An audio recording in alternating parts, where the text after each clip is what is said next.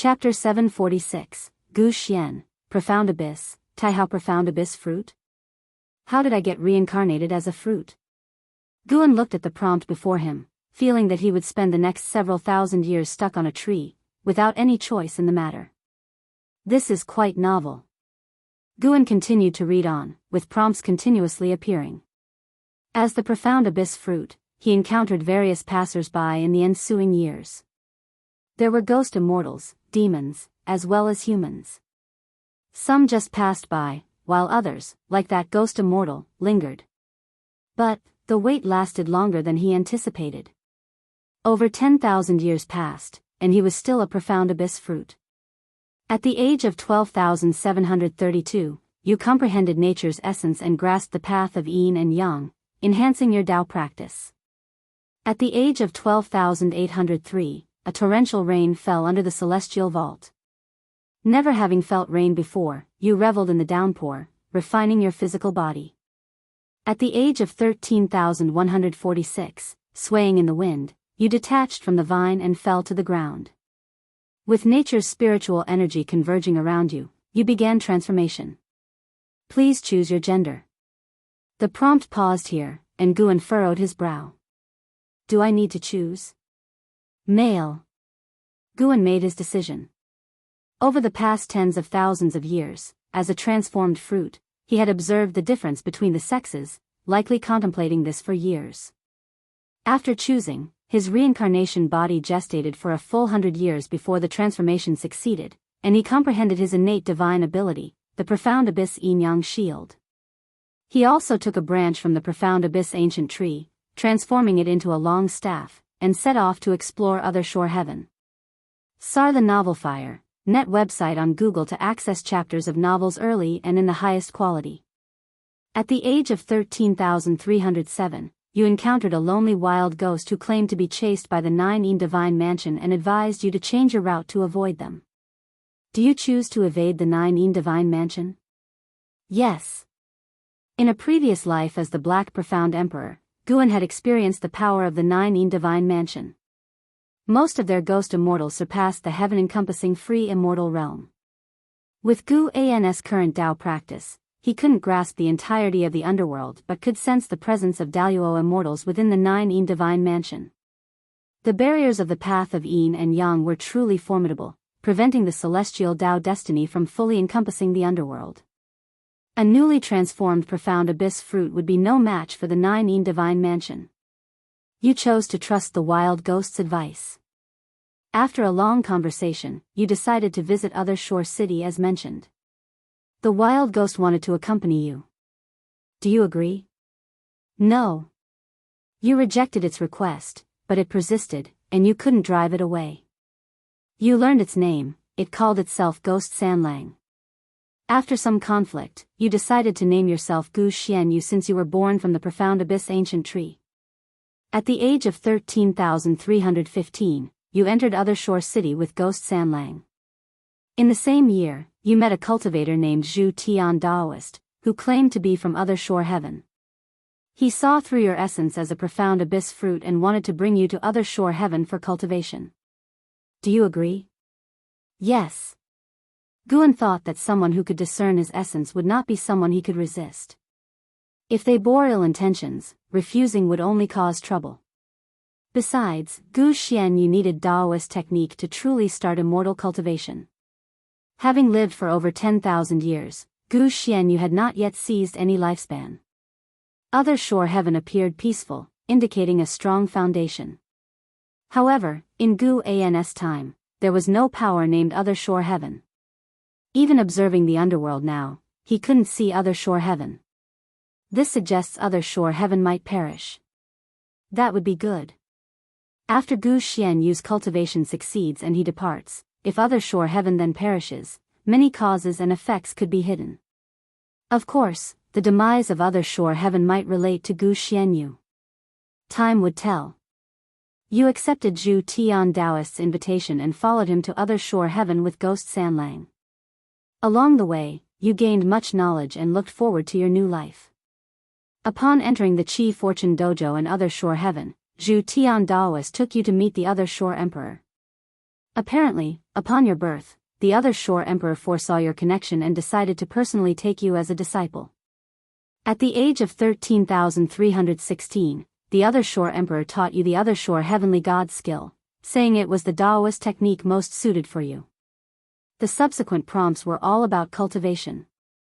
Not only Gu Xianyu but also Ghost Sanlang was cultivating.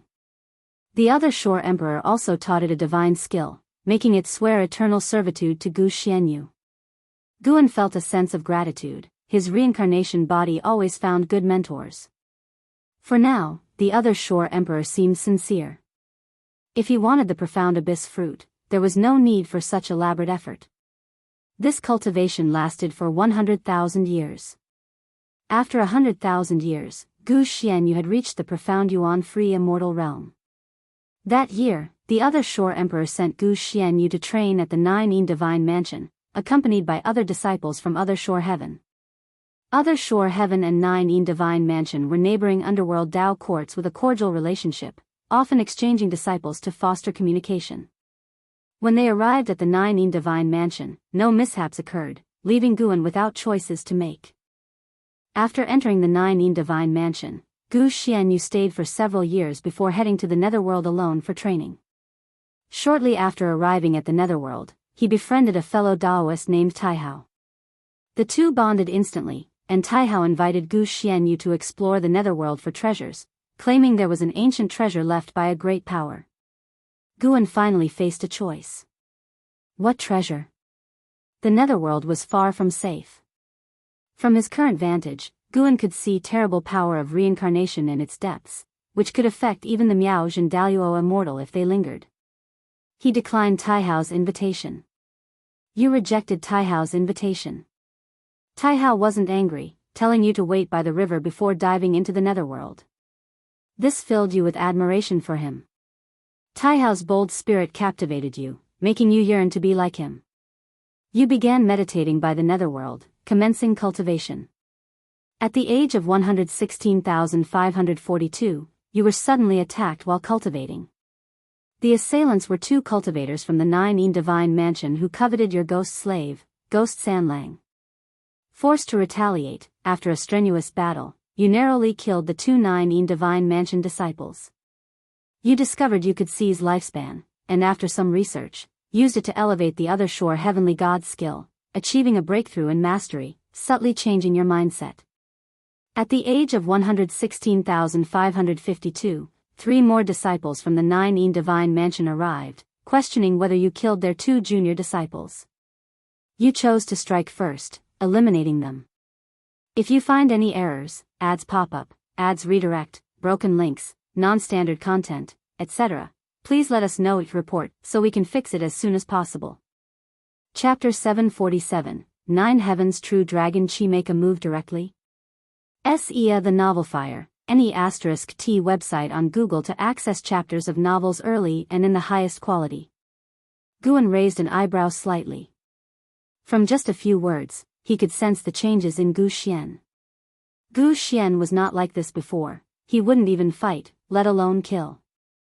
After killing three Nine Yin Divine Mansion disciples again, Gu Xian chose to leave and cultivate in another place. His skill broke through in the same year, obviously using his lifespan evolution ability. It seems Gu Xian is becoming obsessed with the ability to evolve his lifespan. In the subsequent years, beings from the Nine Yin Divine Mansion came to investigate the deaths of those two disciples constantly. As long as Gu Xian heard their questions, he would kill them directly. There were even times when people knelt and begged for his mercy. Although Guan did not agree with his change, it had come to this, and killing was the only option left. Gu Xian had thoroughly opposed the Nine Yin Divine Mansion. By the time Guan had a choice, he had already killed more than 10 disciples of the Nine Yin Divine Mansion. Even if he chose to show mercy then, the Nine Yin Divine Mansion would not have spared him. It looked like Gu Xian was set to become the next Long Zhan, but countless times stronger. Guan carefully monitored the prompts. If Gu Xian's killing spree continued, he would have to find a way to end his life. But unfortunately, all he could do was choose yes or no. He couldn't decide Gu Xian's life and death directly. Fortunately, Gu Xianxian was not as evil as he had imagined. At the age of 116,722, you encountered a group of people being pursued by evil spirits. You chose to save them, and later learned from them about another half of the world. You were filled with curiosity about the mortal world, so you left the underworld with them. At the age of 116,726, you arrived at the Taoyuan great world of the mortal world, and at the invitation of those people, you visited the Erosion Moon sect.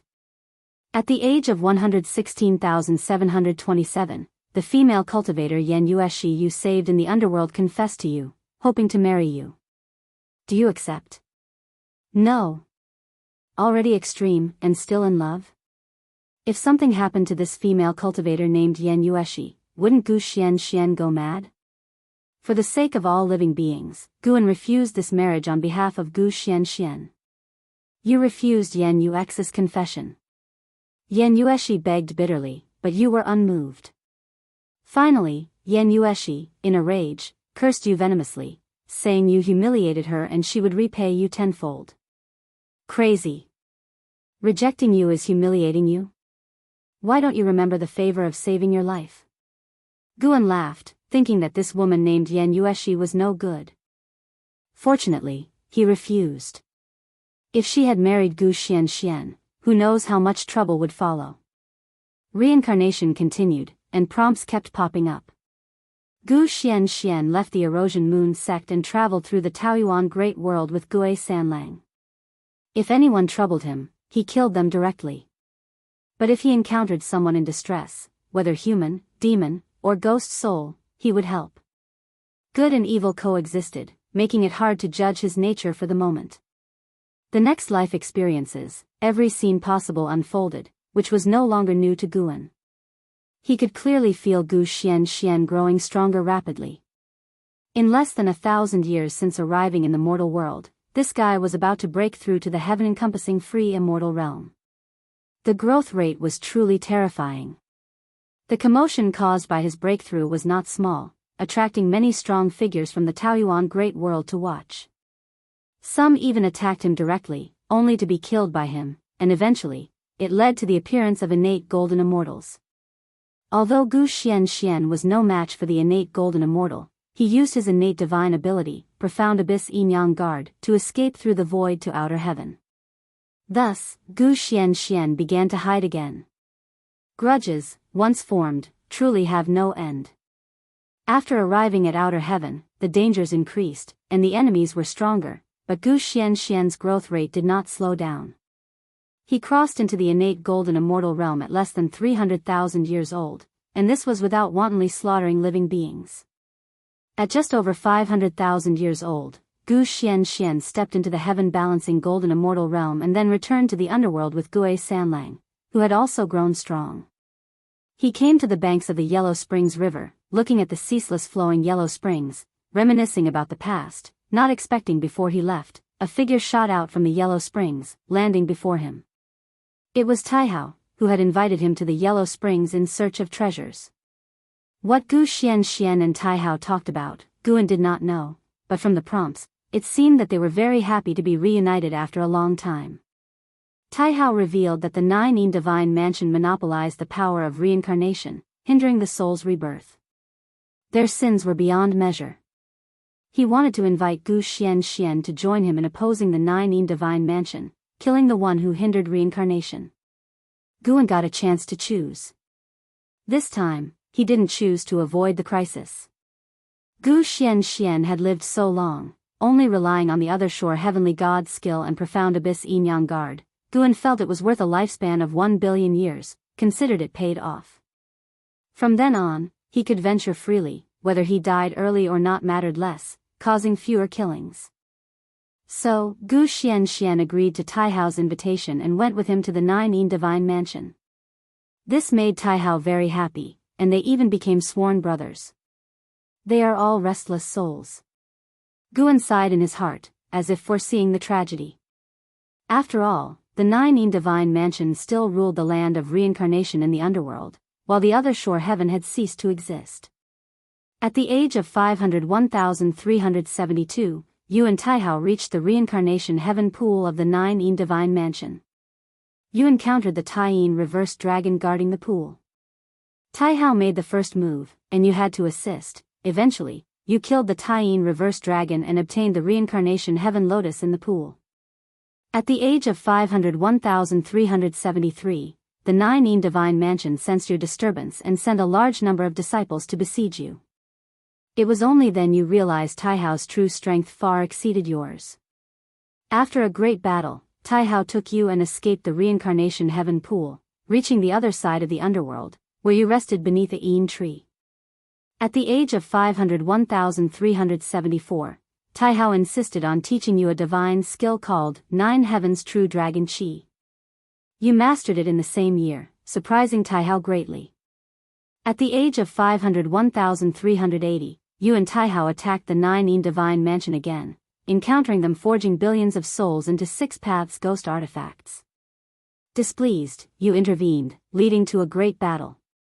During the battle, you chose to break through, and a massive lightning from the Great Tao descended upon the Nine Divine Mansion. You reached the Tai Ching Golden Immortal Realm but also attracted the strongest of the Nine Divine Mansion. Despite you and Taihao's best efforts, you were subdued under a great array. At the critical moment, a powerful mana transported you away. You fell into a coma, and upon waking, you were shocked to discover the powerful being who saved you and your brother was your master, the Other Shore Emperor. The Other Shore Emperor revealed that the Nine Divine Mansion had committed countless atrocities, disrupting the Six Paths order. The Other Shore Heaven decided to overthrow the Nine Divine Mansion's rule. He had already appealed to the Tsangtian, requesting help from immortal gods. Before the immortal gods arrived, he hoped you and Taihao would cultivate first and not act rashly. If you find any errors, ads pop up, ads redirect, broken links, non-standard content, etc., please let us know each report so we can fix it as soon as possible. Chapter 748, Against the Immortal Gods. After being saved by the Other Shore Emperor, Gu Xian and Taihao no longer ventured out, focusing on their cultivation steadfastly. However, when it involved immortal gods, Guan always felt things wouldn't be simple and surely wouldn't go smoothly. The facts were as he anticipated. Gu Xian and Taihao cultivated for 1,000 years, and then immortal gods descended upon the land of reincarnation. At the age of 52,392, immortal gods descended upon the land of reincarnation. The Other Shore Emperor led you and Taihao to invade the Nine Divine Mansion. As the battle commenced, disciples from Other Shore Heaven also joined in, causing the Nine Divine Mansion to fall into a passive state. You began a killing spree, continuously enhancing your comprehension of the Other Shore Heavenly God's skill. In the same year, the immortal gods suddenly turned against you, joining forces with the Nine Divine Mansion to besiege Other Shore Heaven. Before your master, the Other Shore Emperor, died, he sent you and Taihao away. You and Taihao fell into reincarnation. You landed in a mortal world, regaining consciousness and vowing to avenge the immortal gods. The immortal gods turned against them, indicating it was a plot against Other Shore Heaven. Alternatively, it could be that the Nine Divine Mansion had convinced the Celestial Court during the millennium that the Other Shore Emperor was waiting. Although Gu Xian was involved in the downfall of Other Shore Heaven, it wasn't due to him. It was the result of the power struggle between the two forces with the Celestial Court. Guan had only one feeling after reading it. Weakness is the original sin. The powerful immortal gods showed no mercy, changing their stance without hesitation. Stimulated by this, Gu Xian began to crazily seek power. He destroyed the temples and shrines of immortal gods wherever he went, killing anyone who dared to obstruct him. This naturally led to him attracting the enmity of celestial gods within a few hundred years. Now, no celestial god could match him. His path was paved with slaughter, purely out of revenge, which also offered Guan a choice. Gu Xian started traveling to all heavens and myriad realms, targeting celestial gods specifically, as they were the easiest immortal gods for him to find. They existed in every great thousand world. The title of Immortal Slayer began to spread. At the age of 99,866, you entered Nine Elements' great world for the first time and encountered a group of cultivators besieged by cosmic evil demons. You intervened to save them, and one of the female cultivators called out your name.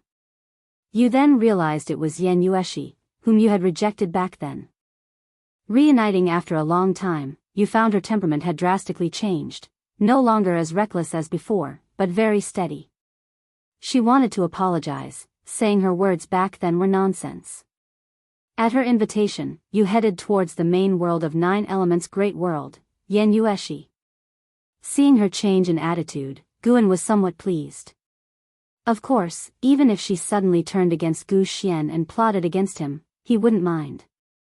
Surviving until now was already profitable, anything further was just a gain.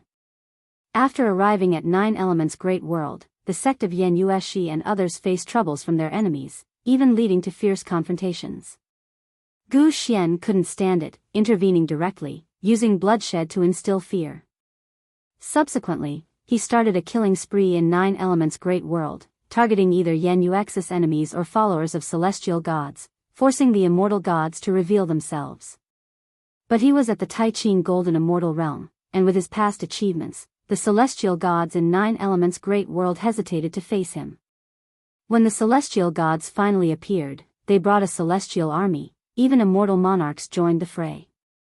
The epic battle shook the entire Great World. In the same year, Gu Xian traversed several great thousand worlds, constantly pursued by immortal gods, locked in relentless conflict. It was only until the following year that Gu Xian astonishingly chose to break through during battle, achieving the heaven-opening Daluo Immortal Realm. The immense thunder of the Great Dao annihilated millions of heavenly soldiers, forcing out an even more powerful immortal god. A mysterious giant hand crossed time and space, seriously injuring Gu Xian, who had just reached the heaven-opening Daluo Immortal Realm. At the critical moment, Tai Hao appeared and rescued Gu Xian, the two of them escaping to the underworld once again. Gu Xian now harbored immense hatred towards immortal gods, beginning a relentless killing spree of any beings that accidentally wandered into the underworld. Tai Hao couldn't stop him but remained by his side.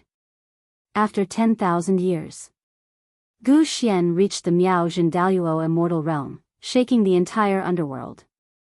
Numerous great powers came to visit him, even the 9 Yin Divine Mansion sent people, who were immediately killed by him. After the visitors dispersed, Tai Hao challenged him, wanting to spar. Guan then faced the choice of whether to accept the challenge. He unhesitatingly chose to accept, believing from previous hints that Tai Hao was extraordinary. Being able to save Gu Xian from immortal gods was evidence enough of his prowess, making it an ideal opportunity to gauge his strength. Thus, Gu Xian began a fierce battle with Tai Hao. This battle lasted over 10,000 years without yielding a winner. During their combat, they also wreaked havoc upon the 9 Yin Divine Mansion and eventually fell into the netherworld. During the combat, Gu Xian's other Shore Heavenly God's skill, Profound Abyss Yin Yang Guard, and 9 Heavens True Dragon Chi continuously improved, evidently utilizing lifespan to evolve abilities. Yet despite this, Gu Xian didn't gain an advantage over Tai Hao according to the prompts. This guy is indeed strong, his name carries Hao, CTH Nell Fire. And a website on Google to access chapters of novels early and in the highest quality. Guan raised his eyebrows, deep in thought. Sharing a name isn't much, but at higher realms, the taboo becomes greater. Someone at Tai Hao's realm wouldn't easily use Hao as part of their name. Could Tai Hao have a connection with the celestial court? The more he thought about it, the more plausible it seemed. Gu Xian survived 2 immortal god sieges with Tai Hao present each time. At the age of 110,271, Tai Hao halts the battle, declaring it a draw. Do you accept? Yes. You chose to accept. Tai Hao praised your talent and comprehension as the strongest he has ever seen, agreeing to spar again after surpassing the Daluo Immortal Realm. You happily agreed. Afterwards, you two decided to rest for 100 years and then completely flatten the 9 Yin Divine Mansion. At the age of 110,371, you and Tai Hao descended upon the 9 Yin Divine Mansion, destroying it. As you prepared to wipe them out, a Dao Extreme Daluo Immortal arrived. Feeling he wasn't an opponent, Tai Hao pulled you away, and you two left the underworld, arriving in the mortal world. At the age of 110,372, you and Tai Hao arrived at the Taisher Great World, which was being ravaged by chaos evil demons. You chose to intervene, and within less than half a year, you eradicated the chaos evil demons in this world. At the age of 110,399, you and Taihao arrived at Abyss Dao Sea and discovered a spiritual spring by chance. You chose to bathe there, strengthening your bodies. Ghost third brother's ghost body also transformed. At the age of 110,653, you and Taihao left Abyss Dao Sea, entering the path of the Great Dao. You encountered the birth of a Daoist emperor, who, noticing your formidable aura, chose to attack you. You killed him fiercely, offending his sect behind him. With others using divine sense, they threatened to consign you to eternal damnation. At the age of 110,701, the Donglan Emperor clan descended upon the path of the Great Dao, besieging you too. In the end, you and Taihao slaughtered thousands of cultivators from the Donglan Emperor clan. At the age of 110,702, you arrived at Primordial Emperor domain and exterminated the Donglan Emperor clan. In the same year, your other Shore Heavenly God skill reached a new level of achievement. If you find any errors, ads pop up, ads redirect, broken links, non-standard content, etc., please let us know it report so we can fix it as soon as possible. Chapter 749, All Our Reincarnation Bodies Again, the Primordial Emperor Domain. There are indeed many Emperor clans in the Primordial Emperor Domain. Now Guan can see the Primordial Emperor Domain clearly. It indeed has deep foundations, but there are no supreme experts in the Primordial Emperor Domain, not to mention Xian Qi Primordial Immortal. Even the number of Dao Extreme Daluo Immortals is less than 5. Of course, possessing Dao Extreme Daluo Immortals alone is enough to prove the strength of the Primordial Emperor Domain. After exterminating the Donglan Emperor clan, Gu Xianyu and Taihao began to travel through the Primordial Emperor Domain. The days that followed were relatively peaceful, as the Primordial Emperor Domain had no celestial gods to guard it, so Gu Xianyu didn't go on a killing spree. In the subsequent tips, Guan watched them travel around, make many friends, and continuously encounter female cultivators and female demons showing goodwill towards them. Gu Xianyu refused, and Taihao also refused, as if it were a competition. After experiencing so much, the relationship between the two grew closer. After leaving the Primordial Emperor Domain, they still traveled together, traversing the heavens, and more names of the Great Thousand Worlds appeared in the tips. Guzuanius' realm also stagnated. To be precise, it returned to a normal rate of becoming stronger, remaining in the Miaozhen Daluo immortal realm for a long time. The two went to the Dao fields of great powers to listen to Dao, benefiting immensely, and Taihao even created new divine skills, which he passed on to Gu Xianyu. Gu Xianyu wasn't as creative as Taihao. He invested his lifespan evolution into the other Shore Heavenly God skill and profound Abyss Yin and Yang protection. The Nine Heavens True Dragon Chi also improved, but its frequency in the tips was clearly lower than the other two. At this rate, it's hard to die. While rejecting a Miaozhen Daluo immortal female expert for Gu Xianyu, Guan sighed. The sea breeze blew gently, and sitting on the reef, he couldn't help but stretch lazily. The smoothness of this life made him feel somewhat bored, but he could only wait. The age in the tips rapidly increased, and even after tens of millions of years, Gu Xianyu did not encounter any sieges by immortal gods. However, his cultivation realm had reached the Dao Extreme Daluo Immortal. He was inseparable from Taihao, going everywhere together. They visited the endless Dao mountain to listen to the Dao, gaining great fame and receiving exalted titles from the ancient great powers of the endless Dao mountain, being called the two great saints of the great Dao. CTH Novelfire. Net website on Google to access chapters of novels early and in the highest quality. This ancient great power was called the Supreme Sect Master, whose cultivation was unfathomable, and even Dao Extreme Daluo Immortals bowed to him. In the current endless Dao mountain, Guan hadn't heard of this name. The Supreme Sect Master openly declared in the Dao field that Gu Xianyu and Taihao had the potential to become saints. The potential to become saints? Guan was somewhat curious, but from the tips, he couldn't understand what the potential to become saints was. After being bestowed with their titles by the Supreme Sect Master, Gu Xianyu and Taihao's fame spread far and wide. Wherever they went, great powers from various sects and clans came to welcome them, leading to much less conflict. It wasn't until Gu Xianyu was over 100 million years old that he experienced only a few major battles, and his cultivation realm still remained at the Dao Extreme Daluo Immortal. He seemed to be no longer in a hurry and no longer relied on lifespan evolution abilities. When approaching 200 million years old, Gu Xianyu encountered Yan Yueshi again. Even after so many years, her affection for him hadn't changed, and she even wanted to leave her sect to travel the heavens with him. This time, Guan agreed because he saw that Gu Xuanyu's mental state had changed in the tips. Reaching this realm, if he still refused his beloved for fear of trouble, it would indeed be too pathetic. Yan Yuex's joining greatly displeased Taihao, leading to many arguments between the two, often stopped by Gu Xuanyu's words. Yan Yueshi hoped Gu Xianyu could stop, marry her, and become Dao companions. Taihao, however, believed that the Great Dao is long and that one should not stop before seeing the end of the Great Dao. This argument persisted until the arrival of the immortal gods. Countless immortal gods descended, surrounding the three, and even several supreme immortals joined the fray. After fighting for hundreds of years, Yan Yueshi was captured. The immortal gods threatened Gu Xianyu to surrender. This time, Guan had no choice, indicating that Gu Xianyu had no hesitation in his heart. He told Taihao to escape alone, then walked towards the supreme immortals. Ultimately, he was captured by the immortal gods. Guan thought it was the end for him, but the tips continued. He was brought to the celestial court, where a celestial Dao venerable ordered him to be thrown into the heavenly prison. He began meditating and seeking enlightenment in the heavenly prison. During this time, many immortal gods came to recruit him, some for the Son of Heaven, others for the celestial Dao venerable, but Guan refused them all.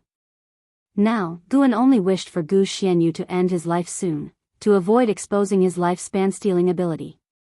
However, the celestial court wouldn't kill him. After being suppressed for tens of millions of years, someone came to visit him, and it was Yan Yueshi. She had already ascended to the immortal class, becoming a celestial god in the celestial court. She persuaded Gu Xianyu to submit, saying the celestial court was invincible, and even the strongest beings had to be bound by the heavenly Dao. Gu Xianyu thought of his deceased master and the slaughtered other shore heaven.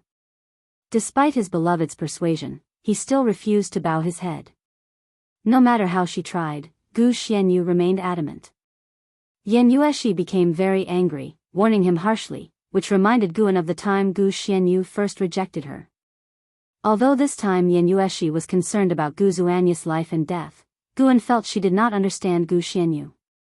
If Guan felt this way, how much more so would Gu Xianyu, who directly faced Yan Yueshi.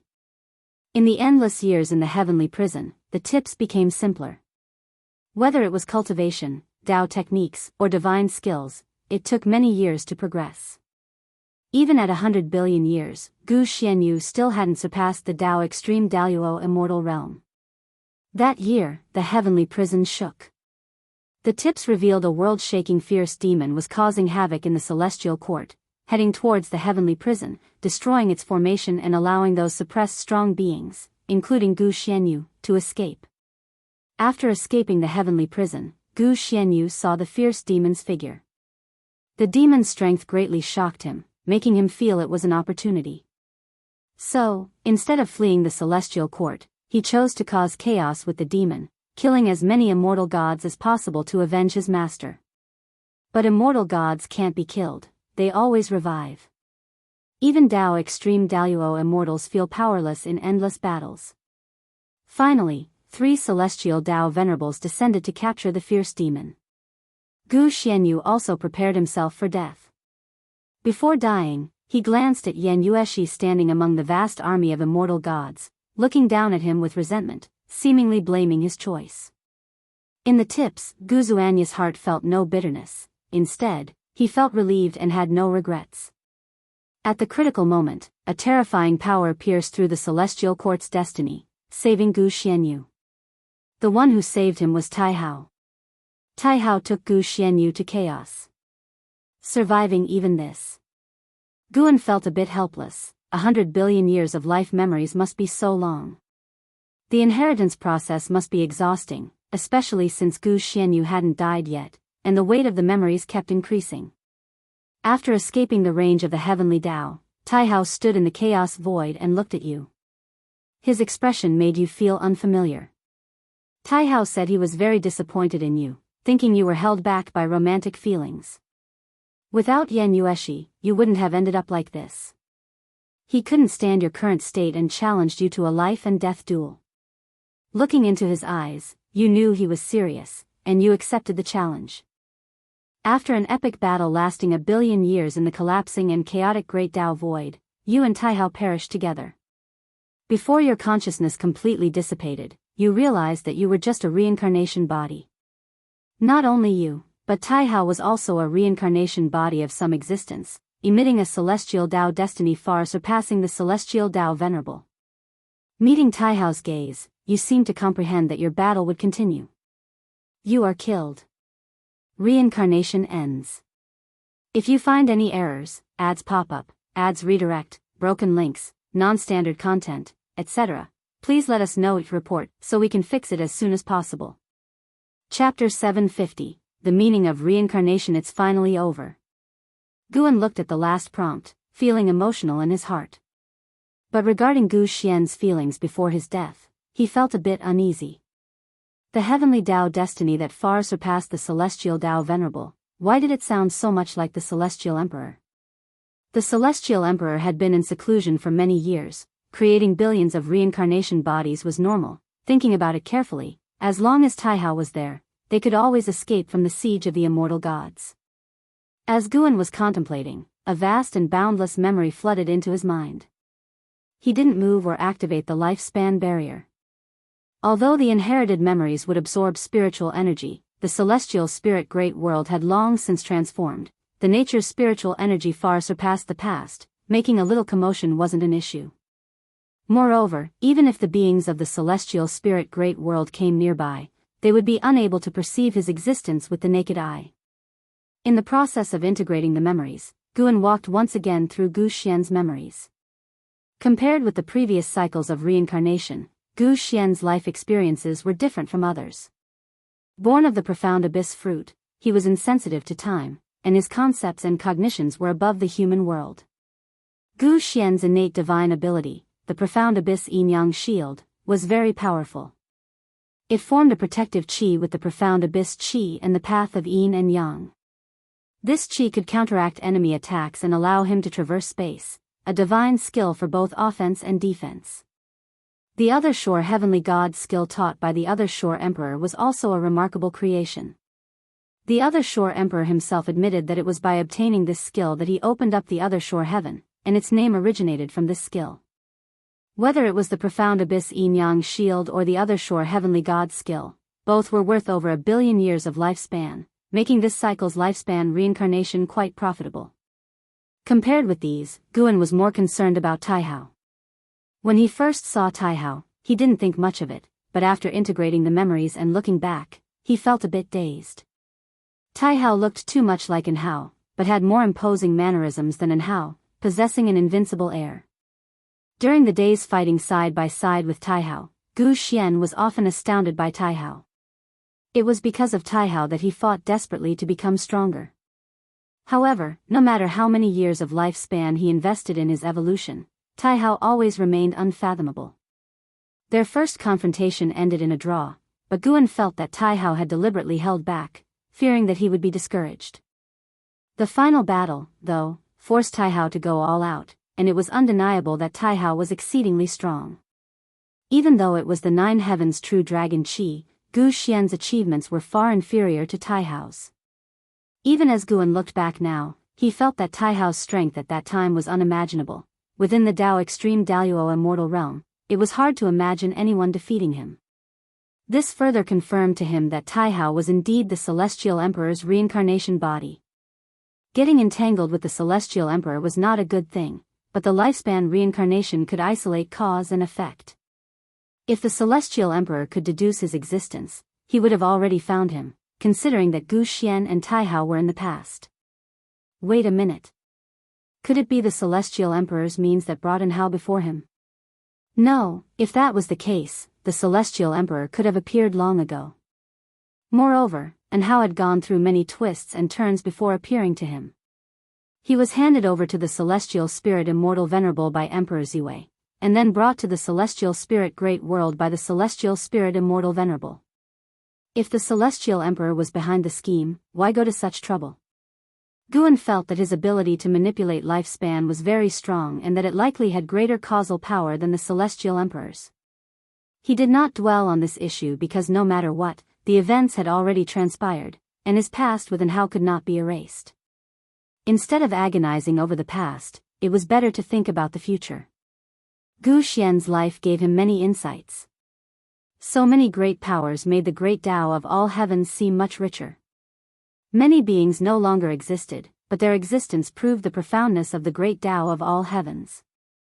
The Supreme Sect Master, who lectured in the endless Tao Mountain, made him feel that his cultivation level perhaps surpassed the Xian Qi primordial immortal. In addition, during that battle in the Celestial Court, he saw the figure of a fierce demon who wreaked havoc in the Celestial Court. Although the demon's cultivation was not as high as his, it could be confirmed that the demon was definitely a Xian Qi primordial immortal. 9 out of 10, the demon had just entered the Xian Qi primordial immortal realm, believing itself invincible on its path, and thus fought its way to the Celestial Court. If it didn't have such cultivation, it wouldn't have been able to break into the Celestial Court.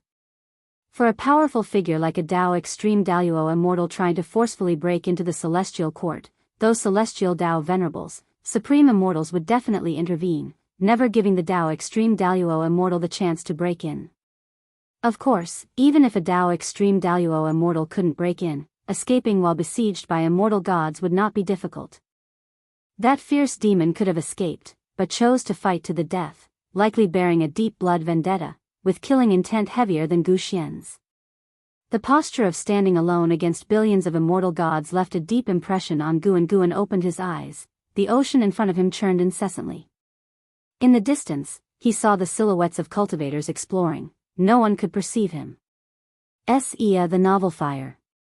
Net website on Google to access chapters of novels early and in the highest quality. He didn't get up immediately. Instead, he raised his right hand, and strands of black qi emerged from his palm, followed by white qi. The black and white qi intertwined, seemingly following some kind of pattern. Profound Abyss Yin-Yang Shield. This divine skill, having been continuously evolved by Gu Xian, had reached an extremely profound level.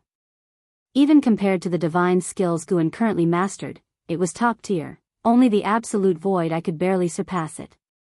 Just mastering the other Shore Heavenly God's skill and Profound Abyss Yin-Yang Shield, Gu Xian could already conquer the all heavens and myriad realms. Originally, Guan planned to undergo more lifespan reincarnations to celebrate breaking the trillion-year lifespan mark, but just Gu Xian's life made him feel pained. He didn't want to undergo lifespan reincarnation again. He decided to rest for a few million years first. Guan stood up and walked towards the Taoist field of the beginningless. In one step, he arrived at the edge of the Taoist field of the beginningless. Following his usual habit, he admired the scenery along the way.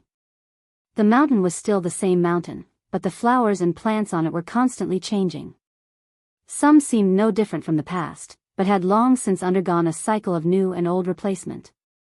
As he walked, Guan was still reminiscing about Gu Xian's life. Gu Xian was different from other reincarnation bodies. Though he performed heroic deeds, he had no humanity.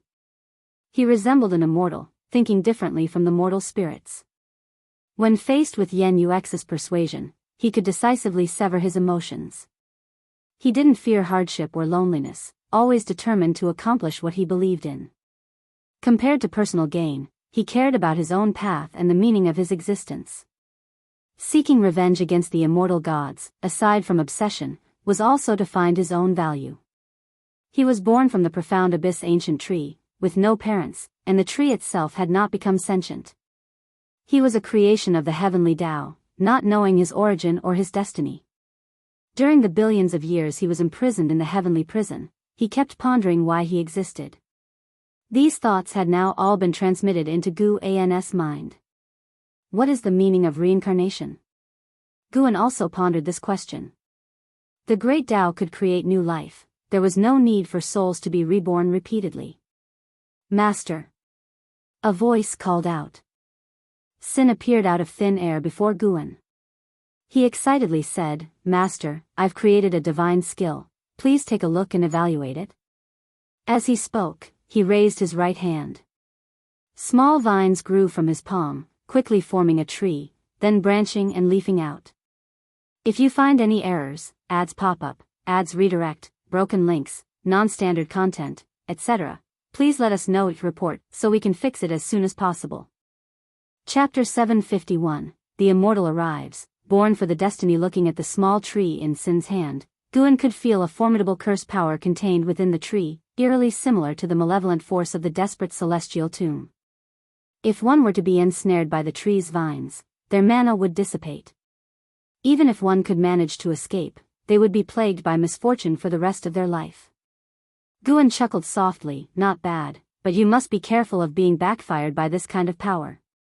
Sin nodded, then began to speak excitedly, describing the inspiration and future plans for this divine skill. In Gu Xian's long life, he had done many things, but never took on a disciple. After merging with his memories, facing his disciple again, he felt a sense of novelty. As he regarded Sin, he suddenly understood the meaning of reincarnation. To the great Tao, reincarnation was of little help, but to those beings with regrets in their hearts, reincarnation was hope. The existence of the path of reincarnation made the world constructed by the great Tao not just one of birth and destruction. Having figured this out, Guan no longer dwelled on the matter. Compared to such questions, there were many other things worth pondering. What shall I do tomorrow? Should I listen to music, or indulge in wine and pleasure? Never mind, I'll combine both. In the darkness, a figure appeared out of thin air, his entire body shining with the strong light of the heavenly Tao, clad in heavy silver armor and wrapped in a long golden scarf, looking extraordinarily divine. He lowered his eyes, his expression cold and indifferent, and within his eyes, specks of starlight appeared, seemingly containing two universes. Indeed, full of life, but alas, everything shall be reshaped. The happiness, pain, hatred, and hope you now possess will become meaningless, yet seeing the presence of immortal gods in one's lifetime is fortunate enough, a life not lived in vain. The silver armor immortal god muttered to himself as he raised his right hand, and a golden scroll appeared in his hand, unfolding it with his left hand. In an instant, the scroll burst forth with brilliant golden light, dazzling like the sun, illuminating the darkness. Strands of golden energy gushed out, increasingly faster, countless in number, all flying toward the darkness below, forming a magnificent river of golden chi. At the same time, deep within the void of the 3,000 great worlds emerged innumerable golden chi, quickly growing larger, surging toward the heavens and the earth of various realms. Guan, standing side by side with Xiaolan, slightly raised his eyes, and through the celestial spirit great world, he saw the conditions of the other great thousand worlds.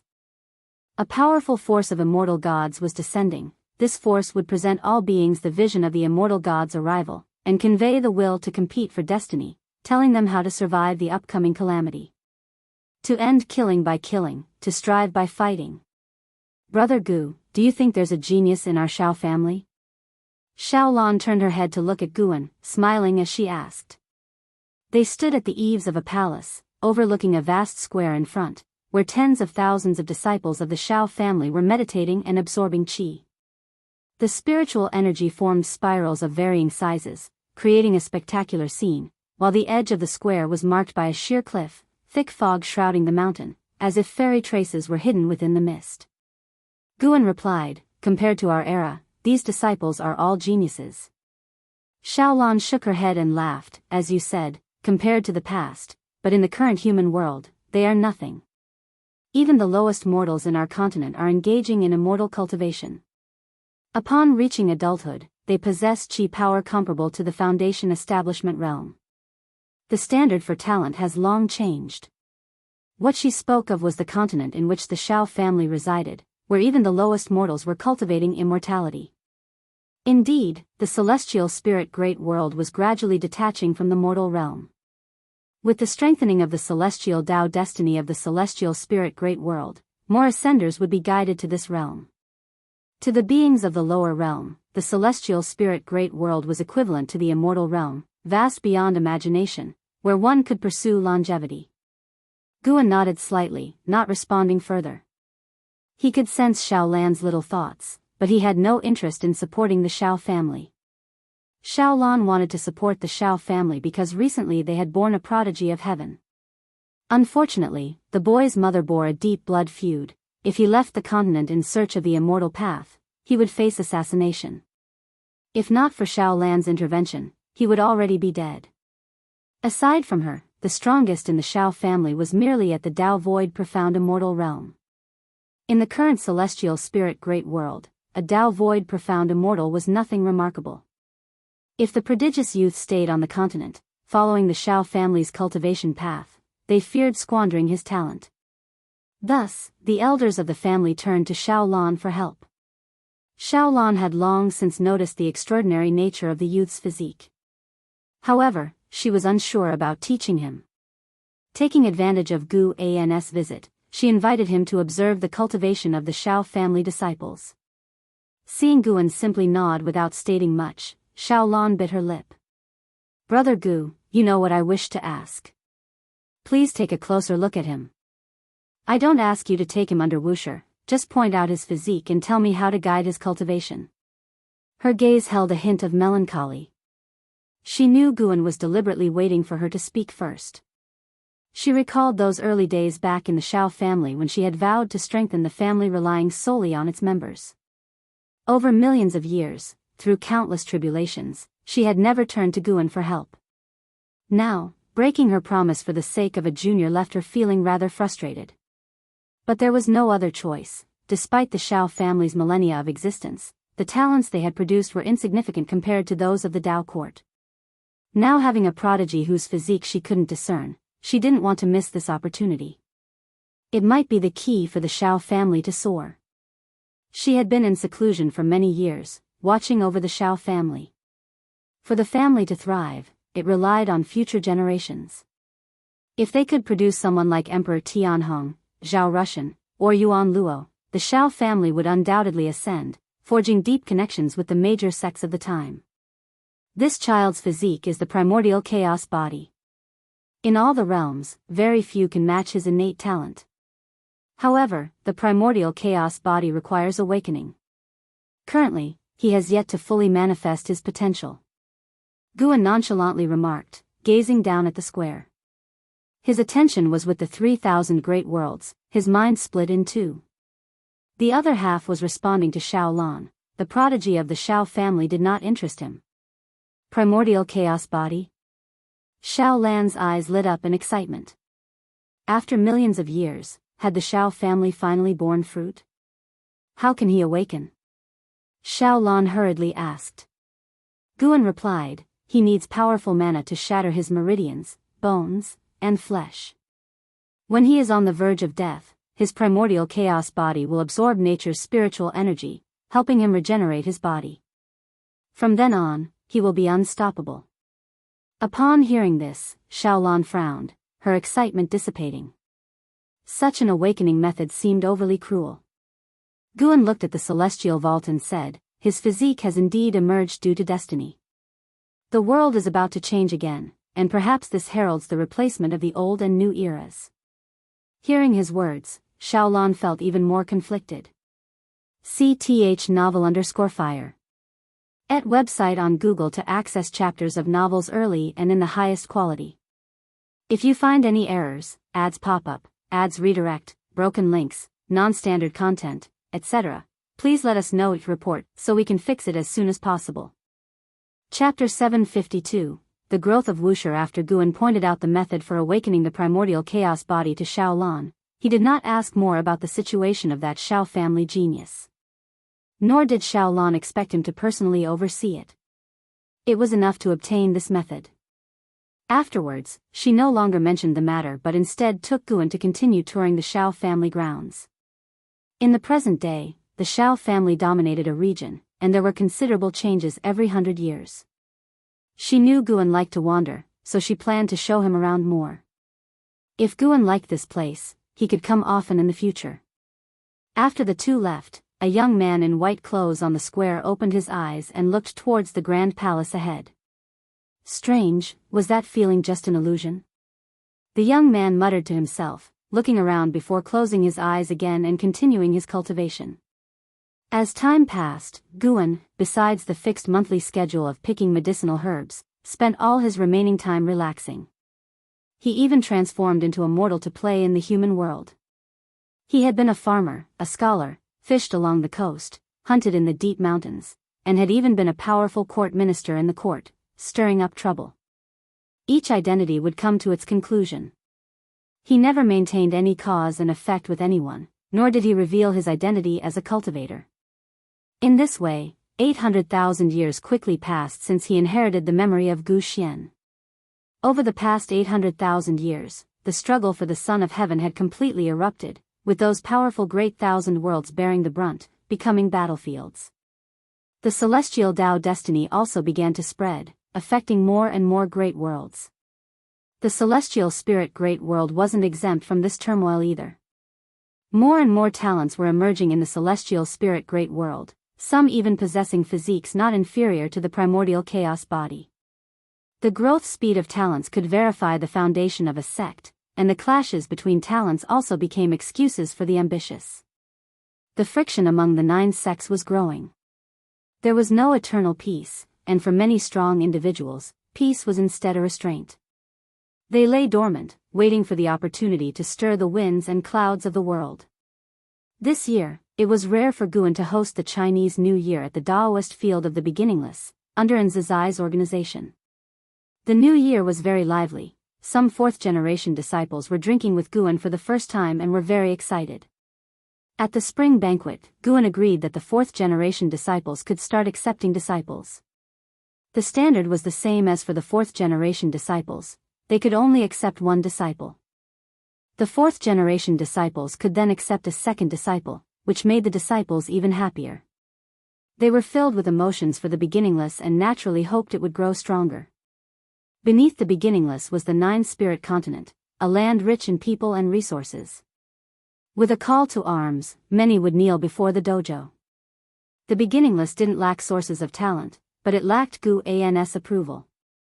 As evening approached, Guan swayed the wine jug, gazing at the sunset. His eyes reflected an earth-shattering battle, one great thousand world invading another.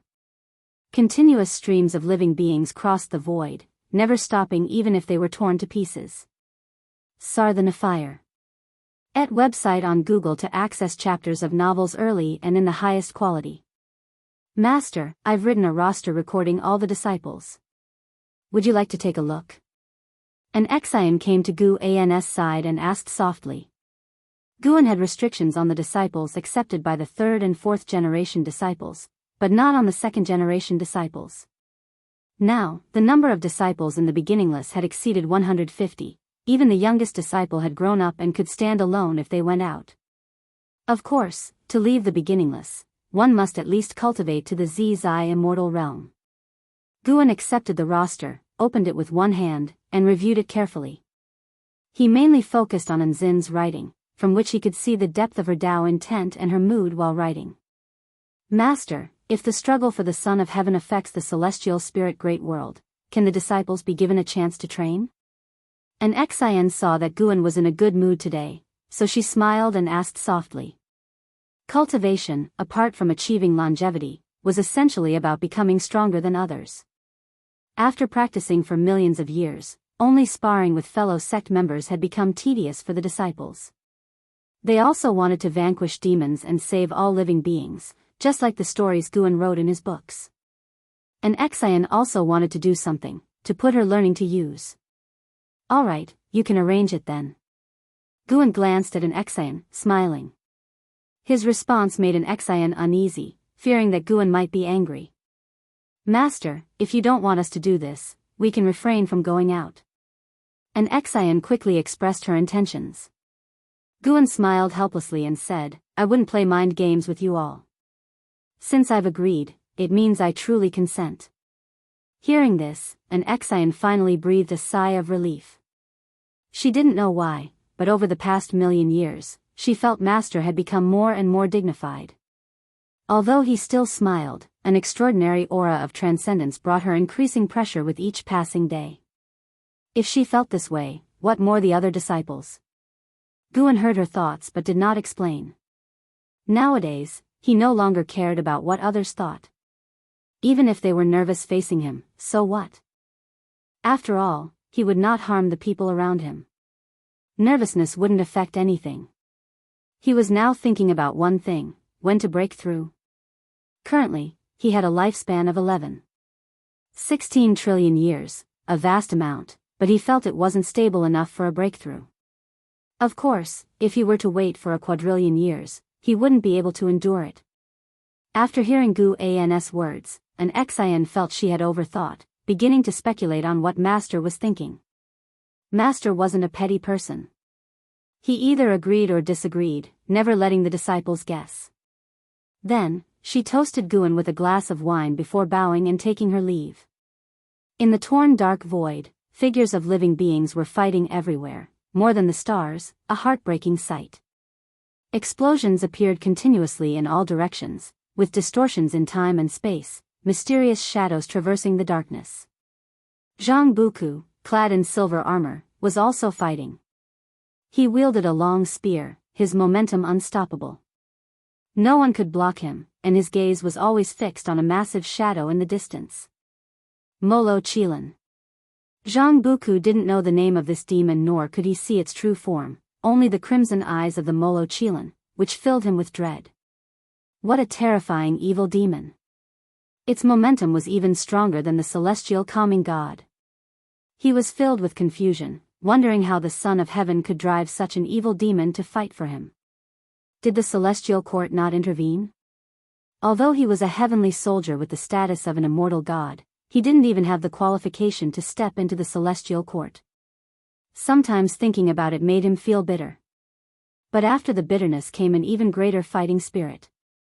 He must ascend the heavenly ascension stairs. He must go to the celestial court. Zhang Buku's eyes grew determined as he cast aside his inner distractions and charged towards the Molo Chilan. The struggle for the Son of Heaven had begun. Their task was to seize this great thousand world. As pioneers, they could not retreat. The celestial court's destiny kept them immortal. Since they wouldn't die, even if the opponent was strong, he would fight fearlessly. Many heavenly soldiers had the same thought, all striving to slay the Molo Chilan. In the exceedingly distant void, atop the gigantic Molo Chilan's head stood a man in black. He crossed his arms over his chest, his face coldly arrogant. He looked down at the heavenly soldiers charging toward him with contempt in his eyes. If you find any errors, ads pop up, ads redirect, broken links, non-standard content, etc., please let us know it report so we can fix it as soon as possible. Chapter 753, The Crazy Immortal. The immortal gods of the celestial court are truly foolish and arrogant. The man in black muttered in a low voice. He raised his right hand and reached forward into the air as if it were a dragon's claw. With a wave, a vast expanse of black energy surged forward, sweeping relentlessly. Within the rolling black mist emerged countless figures clad in black armor, strikingly similar to the heavenly soldiers, but entirely black. As soon as this dark heavenly army emerged, their terrifying murderous intent shook the entire battlefield, drawing innumerable creatures to turn their heads and look. On this void battlefield, apart from the heavenly soldiers and evil demons, there were more Taoists from the two great worlds, from all races, making it extremely chaotic. The battlefield was vast and impossible to judge with the naked eye, yet even so, this dark heavenly army made all beings feel a sense of dread. All heavenly soldiers, follow me and kill. The loud shout of the celestial calming god rang out. As soon as the words fell, tens of thousands of heavenly soldiers shouted in unison. The celestial Tao destiny within them fully erupted, wrapping around them like true sun fire, increasing their momentum dramatically. At this moment, at the edge of the void, Fang Xian and the 6 others who had sworn brotherhood with the blood prison great saint were also fighting fiercely, and from afar, they were all shocked and alarmed. Brother, such a battlefield is not something we can meddle in. These people, and those heavenly soldiers, they are simply insane. Heavenly soldiers are immortal and naturally fearless. Those people are fighting desperately for immortal fate. If second brother were here, he would definitely also fight desperately. Fang Xian listened to his brother's words, without a sound. They kept their distance from each other, seemingly fighting individually, but actually cooperating, full of tacit understanding. Fang Xian's heart was also restless, hesitating whether to retreat. Search * The Oval Fire. Et website on Google to access chapters of novels early and in the highest quality. He remembered that heavenly army, who had previously captured them. If it hadn't been for the intervention of the supporting Dao sword Venerable, the consequences would have been unimaginable. Although these heavenly soldiers were not a match for the supporting Dao sword Venerable, their own strength was very formidable. But such a powerful heavenly army seemed like challengers on this void battlefield. Fang Xian gazed at the terrifying figure of the demonic Qilin, filled with dread and curiosity. Fight at the edge, do not approach. Fang Xian said, and the other 5 naturally had no objections. Unlike the warring factions, they had not decided to join any faction of the Son of Heaven.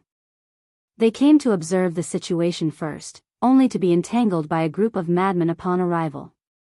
These beings did not know them nor felt the same destiny, directly treating them as enemies.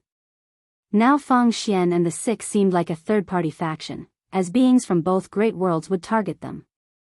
Because they were here for immortal fate, they dared not go all out, rather, they were restricted in their actions. This battlefield was merely a microcosm of the 3,000 great worlds, with hundreds of void battlefields fighting simultaneously, each battlefield featuring demonic Qilins and heavenly soldiers. All of this was in Gu An's eyes. Just the struggle for the Son of Heaven had sent out more than 10 million heavenly soldiers. The celestial court's foundation was deep indeed. In the memories of Gu Xian, Guan had witnessed truly powerful heavenly armies, far beyond what these heavenly soldiers could compare. To enter the celestial court, one must at least be at the Tai-Ching Golden Immortal Realm. Within the celestial court, there was a heavenly army with the lowest cultivation level being Tai-Ching Golden Immortal, which once dispatched 1 million soldiers to besiege those fierce demons. 1 million Tai-Ching Golden Immortals, how terrifying, and they were immortal, destroyed, they could be revived with the celestial court's destiny. When Gu Xian was besieged by the immortal gods of the celestial court, he often felt powerless. Even though the enemies were like insects in his eyes, he couldn't kill them. Over time, these insects posed a great nuisance to him, and moreover, the celestial court did not only send heavenly soldiers to besiege him. Each war in the struggle for the Son of Heaven would last for many years, fighting until one side completely lost their will to fight. Defeat would lead to escape, as many defeated beings, ashamed to face their master, would flee the struggle for the Son of Heaven, escaping to great worlds yet untouched by war. 1,000 years later, several uninvited guests fled to the celestial spirit great world. They did not come through the world gate, angering the celestial spirit god, who directly killed them. This was just the beginning. In order to maintain his celestial authority, the celestial spirit god became the guardian of the celestial spirit great world. But as the invading beings grew stronger, the celestial spirit god of the heaven-balancing golden immortal realm began to feel pressure. Fortunately, the Tai immortal monarch timely assisted, sending the 72 immortals of Jin Dong to help capture the invaders of the celestial spirit great world. Guan was very satisfied with Tai immortal monarch's attitude. He acted even without instructions. Despite past grievances, once becoming allies, he became more and more pleased with Tai immortal monarch, even more so than the celestial spirit god.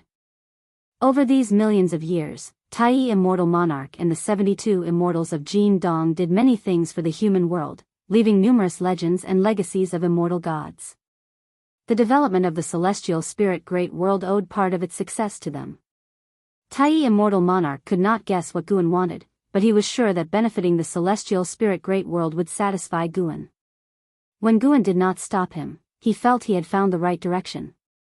As more and more outer heaven invaders arrived, they stirred up increasing chaos in the human world. Some took disciples, whose masters might not reveal their purpose, and when the master died, the disciples naturally sought revenge, snowballing into hatred. This hatred even extended to the celestial spirit god, Tai immortal monarch, and other immortal gods. The immortal gods were indifferent, but they underestimated human nature. Another 50,000 years passed. The celestial spirit great world erupted in conflict, the 9 sects began to battle individually, and other sects quickly chose sides, starting to fight. Though the Tao court had dissolved, its legends remained, with many aspiring to achieve world unity. Stirred by or aided by outer heaven invaders, they could no longer suppress their ambitions. To the invaders, the more chaotic the world, the better they could hide. Above the sea of clouds, a magnificent giant red pavilion floated, with clouds rolling below. Occasionally, there were ridge-like grand Chilan horns undulating, sparking imagination. Li Xuanmiao and the celestial destruction god stood side by side on the terrace, gazing into the distance. The celestial destruction god still wore divine armor, sharp and imposing, while Li Xuanmiao exhibited the transcendence of an enlightened immortal. This struggle for the Son of Heaven affects the 3,000 great worlds. Is it really all right? Li Xuanmiao asked, his eyes seeing the chaos in the 3,000 great worlds. The struggle for the Son of Heaven was far more terrifying than he imagined. What baffled him most was that the celestial court was unconcerned with the situation of the 3,000 great worlds. The immortal gods cared more about their own cultivation and were more vigilant about whether strong realms beyond the 3,000 great worlds had offensive intentions. I have heard that the celestial Tao Venerable possesses divine skills to create the 3,000 great worlds. Even if they annihilated, the Supreme would recreate them. The 3,000 great worlds are dispensable to the celestial court. The celestial destruction god said emotionlessly. Li Xuanmiao turned his head towards him and asked, if that's the case, why create the 3,000 great worlds? The celestial destruction god answered, because the 3,000 great worlds are established by the great Tao. If missing, the power of the great Tao would fill the void, affecting celestial Tao destiny. Moreover, the celestial court needs all living beings' worship to enhance destiny. If you find any errors, ads pop up, ads redirect, broken links, non-standard content, etc., please let us know each report so we can fix it as soon as possible. Chapter 754, The Inevitable Conclusion. The celestial destruction god's response made profound mystery think of many possibilities, and he began to suspect heavenly Tao itself. The two fell into silence, each lost in thought. The enormous red pavilion continued its journey, the mysterious ridged armor below subtly visible through the clouds, with a low, thunder-like breathing sound faintly heard. All right, don't overthink it. You are already an immortal god and should no longer view problems from a mortal's perspective. Excessive compassion will only harm you. The celestial court has celestial rules. If you stay in the celestial court long enough, you'll realize that all your current concerns are meaningless. The celestial destruction god spoke. Although his immortal position was one rank lower than Profound Mystery, their relationship was very amiable, and Profound Mystery did not require him to be overly formal and private. Profound Mystery nodded and said, perhaps I really do need to adjust my mindset. Saying this, he still felt a deep dissatisfaction with the immortal gods. The reason he had followed Guan initially was that he believed Guan to be an immortal god. Later, real immortal gods appeared, but they were not like he had imagined. The true protector of all living beings was Guan. When he arrived at the celestial court, he held on to a faint hope that the celestial court internally would be compassionate towards all living beings, but that turned out not to be the case. In the celestial court, let alone compassion for mortal spirits, if he didn't initiate, not a single immortal god would mention the 3,000 great worlds. He heard more about Primordial Emperor Domain, Misty Immortal Court, Endless Tao Mountain, Abyss Tao Sea, and other great Tao realms. The different levels made it difficult for Profound Mystery to adapt. The 3,000 great worlds had so little presence, how could he not feel disheartened? This struggle for the Son of Heaven is likely to last many years. It is said that the cultivation levels of the two sons of heaven are roughly the same, and now they are both in seclusion. No matter which side gains the upper hand, they will eventually face off against each other. The more destiny their camps accumulate, beyond showcasing their talents, it also boosts their own destiny. Once the sons of heaven take action, the 3,000 great worlds are destined to turn to ashes. The celestial destruction god spoke softly and then paused before saying, with the divine venerables around, the struggle for the Son of Heaven should not involve us. You can rest easy. CTH Novel Fire. Net website on Google to access chapters of novels early and in the highest quality. Profound Mystery shook his head and said, I'm not afraid of trouble. Never mind, let's not talk about this anymore. I heard the quota for the 100,000 stars has been opened. Are you really going to try? The celestial destruction god nodded and said, I managed to transfer from under the god of destruction to under the divine venerable. I must now complete the transformation of my divine authority. The stars are good, it allows for peaceful cultivation and easier access to the great Tao. Profound Mystery, being an immortal monarch, had yet to secure a specific immortal authority. However, he was not worried because his master, the radiant divine venerable, had already made arrangements for him. Now, apart from cultivation, he represented his master, walking through the heavenly realm, using his master's name to acquaint himself with various immortal gods. The two began discussing their upcoming travels. The immortal palace they were visiting also had significant backing, and even the celestial destruction god looked forward to this trip. He benefited from Profound Mystery's influence. This kind of visit wasn't just for conversation, they would either get to hear the Tao or receive the other's bounty. Not only did various immortal gods respect the radiant divine venerable, but they also had high hopes for Profound Mystery's future. Anyone who could pass the heavenly Tao's test and ascend had boundless potential. The test imposed by the heavenly Tao was a battle between mortal spirits and immortal gods, its difficulty nearly impossible to overcome. Despite the celestial court owning countless universes, those who could ascend like Profound Mystery were few and far between. Many relied on connections with immortal gods for selection to immortality. A day in heaven is a year on earth, and conflicts in the 3,000 great worlds were rapidly evolving. Another 10,000 years passed, and there was no pure land left in the 3,000 great worlds, filled everywhere with slaughter and war. This year, in the celestial spirit great world, sects were contending for supremacy externally, while evil demons invaded from outside. Even the celestial spirit god guarding the world gate experienced defeat. Disciples of Wuxia began to emerge, rescuing the suffering beings. In the imperial palace on the Taitsang continent, Guan was playing chess with Li Xiandao. The weather was cool, and a gentle breeze stroked their hair. At this moment, Li Xiandao frowned deeply, pondering. Guan casually waved a folding fan in one hand and held a teacup in the other, feeling utterly at ease. Even the 10 or so shooting stars streaking across the sky did not catch his attention. Li Xiandao took a deep breath and said, I lost. He lifted his eyes to Guan, wanting to speak but hesitating. You have something on your mind. Speak up, don't hold it in, Guan said with a smile. As long as he didn't deliberately avoid it, anyone's inner thoughts would directly reach his ears. However, some words still needed to be said by the other party. Li Xiandao stared at Guan intently and said, there are unified sects in this world, but no unified imperial dynasty. Even the bygone Holy Court focused primarily on the immortal cultivation realm, disregarding the safety and well-being of common people. I want the Taitsang dynasty to become the ruler of the world. I want to be an unprecedented emperor. Over the years, Li Xiandao had always been cautious, considering Guan in every decision to avoid disapproval, which was why the Taitsang dynasty had remained problem-free. With Guan around, Li Xiandao never acted recklessly. But over time, he too would feel weary and needed a greater goal to invigorate himself.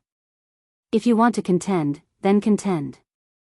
I've never restricted or obstructed you, have I? Guan said with a shake of his head and a laugh. Li Xiandao breathed a sigh of relief. It was good that Guan didn't mind. Then I will strive for it. Over the years, the Taitsang dynasty has been accumulating power. Since Yang Jian left, Longteng has taken on the responsibilities. He is even stronger than Yang Jian. Speaking of this, pride filled Li Zuando's face. Longteng was the son of Long Qing, equivalent to Gu An's grand disciple. By virtue of this relationship, Li Xiandao treated Longteng very well, even allowing the Long family to grow strong. Longteng did not disappoint him, never overstepping bounds. In both the court and among the people, there was just that Longteng was more like a crown prince. Longteng had indeed grown significantly, achieving the title of primordial Tao Emperor in his youth. Now, he had reached the cultivation level of Taoist Zhang Zizai Immortal. He was the face of the Taitsong dynasty, and even if he did not take action, no force dared to offend the Taitsong dynasty in the surrounding seas. He had come this far with considerable help from Guan Longting's magnanimous and upright character greatly aligned with Gu An's preferences. Now, Guan spent more time visiting him than Long Qing.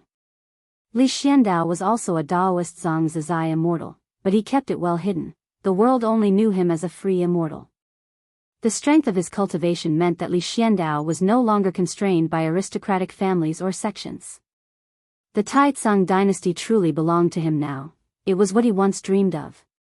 Guan smiled and said, "Then let me see how far you can go. Anyway, I won't be helping you.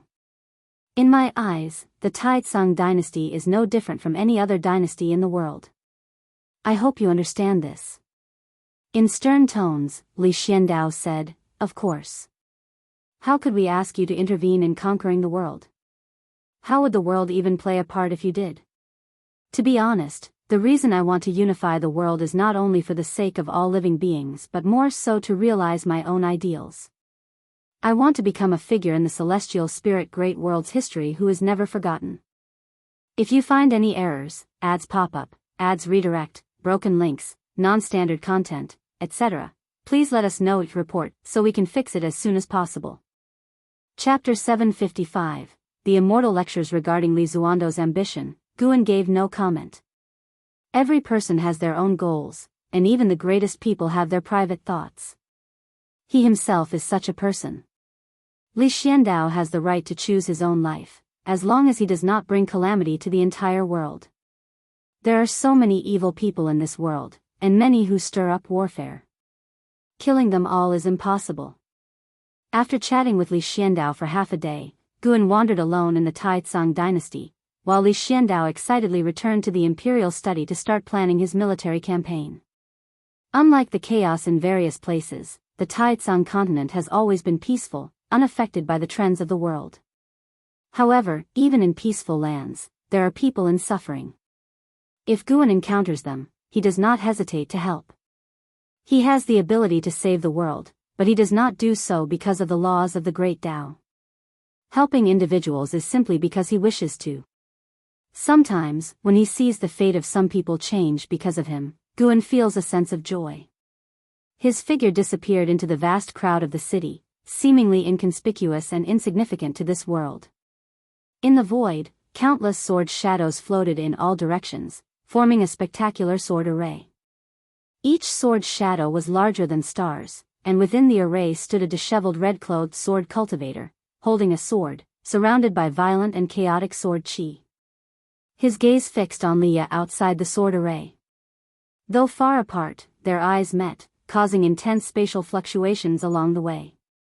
Leah, dressed in black, pointed his finger like a sword, his sword intent emanating naturally. In the dark void behind him, a dreadful sword shadow stood, formed by his sword intent. Such powerful sword intent. Clearly, your cultivation level is just beginning to enter the Daoist collection freedom immortal realm, but the strength of your sword intent grants you the ability to excel within your realm.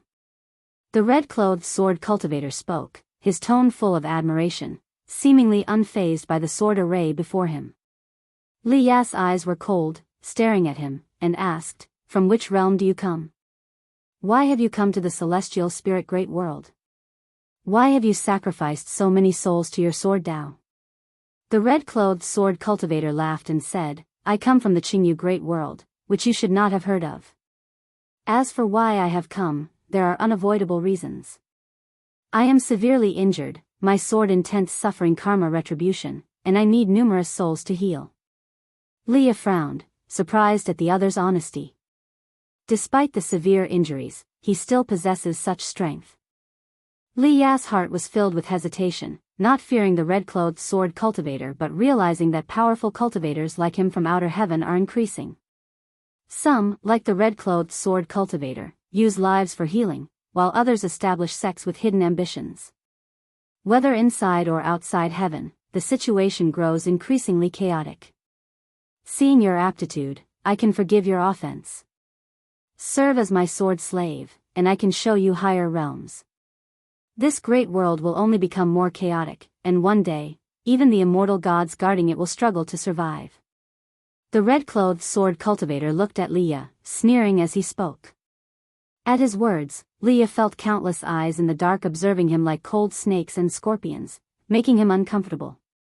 Boom! A terrifying impact came from the dark depths, stirring the Tao's spiritual chi along the way, causing Leah's black clothes to flutter, making him instinctively turn to look. CTH Novelfire, any *T website on Google to access chapters of novels early and in the highest quality. He saw two figures exuding terrifying auras rapidly colliding in the distance, their movement techniques far surpassing his perception, making him heart-poundingly fearful. One of those auras should belong to the legendary celestial spirit god. The celestial Tao destiny and the celestial Tao light layer of the celestial spirit great world were completely alike, only more oppressive. Even the celestial god is entangled? Leah thought secretly, and at that moment, a fierce wind blew towards him, making him instinctively turn back. His pupils dilated as he saw the red-clothed sword cultivator penetrate his sword array, killing towards him. The red-clothed sword cultivator had a grim and horrifying smile, reaching out his right hand for Li Ya's head, like a vengeful ghost extending its hand. Under the bright sun, in a bustling and prosperous city, Guan leaned against a courtyard wall, holding a large chicken leg. As he chewed, he said indistinctly, Zhao Zilong marched through an army of millions, relying on a long spear and a white horse to charge in and out, staining the baby in his arms with blood. In front of him stood a dozen children, both boys and girls, the oldest no more than 13, the youngest just over 5, all nervously watching Guan, waiting for him to continue. Guan stopped, swallowing hard as if he choked and gently patted his chest. Meat alone isn't enough. Who will sneak a jar of wine from home for me? Guan asked with a smile, causing the children to burst into an uproar. You already spent a lot of our money on this roast chicken, and now you want a drink? How can you be like that? The chicken isn't finished yet, and you want a drink? Liar. Big liar. Continue the story. How can you stop here? The children were anxious, some raising their small fists as if they wanted to hit Guan. The people playing in the street looked over curiously. Most found it odd that Guan, who dressed richly, would argue with a group of children.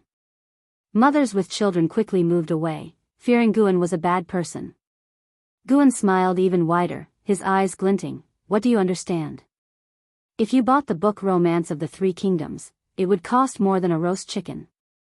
If you hired a storyteller of my caliber, it would cost even more, far beyond the price of a jar of wine or a chicken. You've got a good deal. An older boy argued angrily, Stop lying.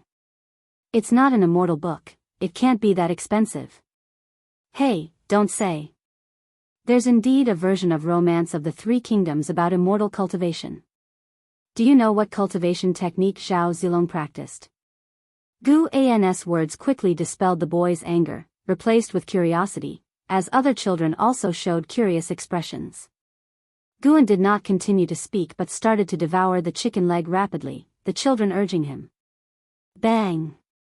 A figure fell from the sky, landing on a nearby street, raising rolling dust and a strong wind, scaring the children in front of Guan into screams. The people in the street began to flee, turning everything into chaos. As the dust settled, two figures appeared. It was the red-clothed sword cultivator and Leah. The red-clothed sword cultivator held Leah by the neck with one hand, raising him in the air, covered in blood and very miserable. Still refused to submit? I've been very restrained, otherwise this city would have turned to ashes. If you don't agree, I'll extract the souls of everyone in this city before your eyes to offer as sacrifices, the red-clothed sword cultivator sneered, then his gaze swept around and quickly focused on Guan and the group of children gathered by the courtyard wall, making them stand out conspicuously. Leah faced away from Guan, unable to sense his presence, but noticed the red-clothed sword cultivator's gaze, glancing with his peripheral vision. His pupils shrank, and a strange smile appeared on his face. If you find any errors, ads pop up, ads redirect, broken links, non-standard content, etc., please let us know each report so we can fix it as soon as possible. Chapter 756, Unknown Threat. Leah was delighted when he saw Guan, so a smile appeared on his face, but this delight was quickly replaced by embarrassment. Saw the Novel Fire, NE*T website on Google to access chapters of novels early and in the highest quality. Every time he met Guan, he bragged about how free he was outside. Previously, Li Xianyu had exposed his lies in front of Guan, saying he often got injured. It was hard for him to cope with that, and this time, he got caught red-handed by Guan. How could he not be embarrassed? The red-clothed sword cultivator noticed the change in Li Ya's expression. He squinted at Guan, who was surrounded by children, and sneered, "You know this person?" Li Ya replied with difficulty, "I advise you not to act recklessly, or else." Before he finished speaking, the red-clothed sword cultivator grabbed him and appeared out of nowhere, standing before the children, scaring them away with cries. The red-clothed sword cultivator scrutinized Guan and asked, "Did you come specifically to rescue him? How could there be such a coincidence? He descended from the sky, chose a random city, and yet, he encountered the captive's acquaintance." Guan looked at the red-clothed sword cultivator and smiled, "I could be, or maybe not. If you put him down now, there might still be room to settle the conflict between you two." "Humph." The red-clothed sword cultivator snorted coldly and suddenly reached out towards Guan, moving as swiftly as lightning. Boom! A gust of wind arose out of nowhere, shaking everything on the street. The robes of the red-clothed sword cultivator and Li Ya fluttered violently, their eyes widened with fear. Impossible. His hand was blocked by an invisible force, unable to touch Guan. What astonished him the most was that the aura he released should have been enough to obliterate everything within 1,000,000 miles, yet apart from the strong wind, nothing was destroyed around him. In a split second, he realized the vast difference in power between him and his opponent. Even if he wasn't seriously injured, he wouldn't be a match for this person. "Senior." The red-clothed sword cultivator hurriedly spoke, but before he could finish, Guan's eyes turned cold, and he turned to ash. Thud. Li Ya fell to the ground, half kneeling, and touched his throat, feeling the cold mana dissipating. He turned to Guan and couldn't help but ask, "Did you come specifically to rescue me?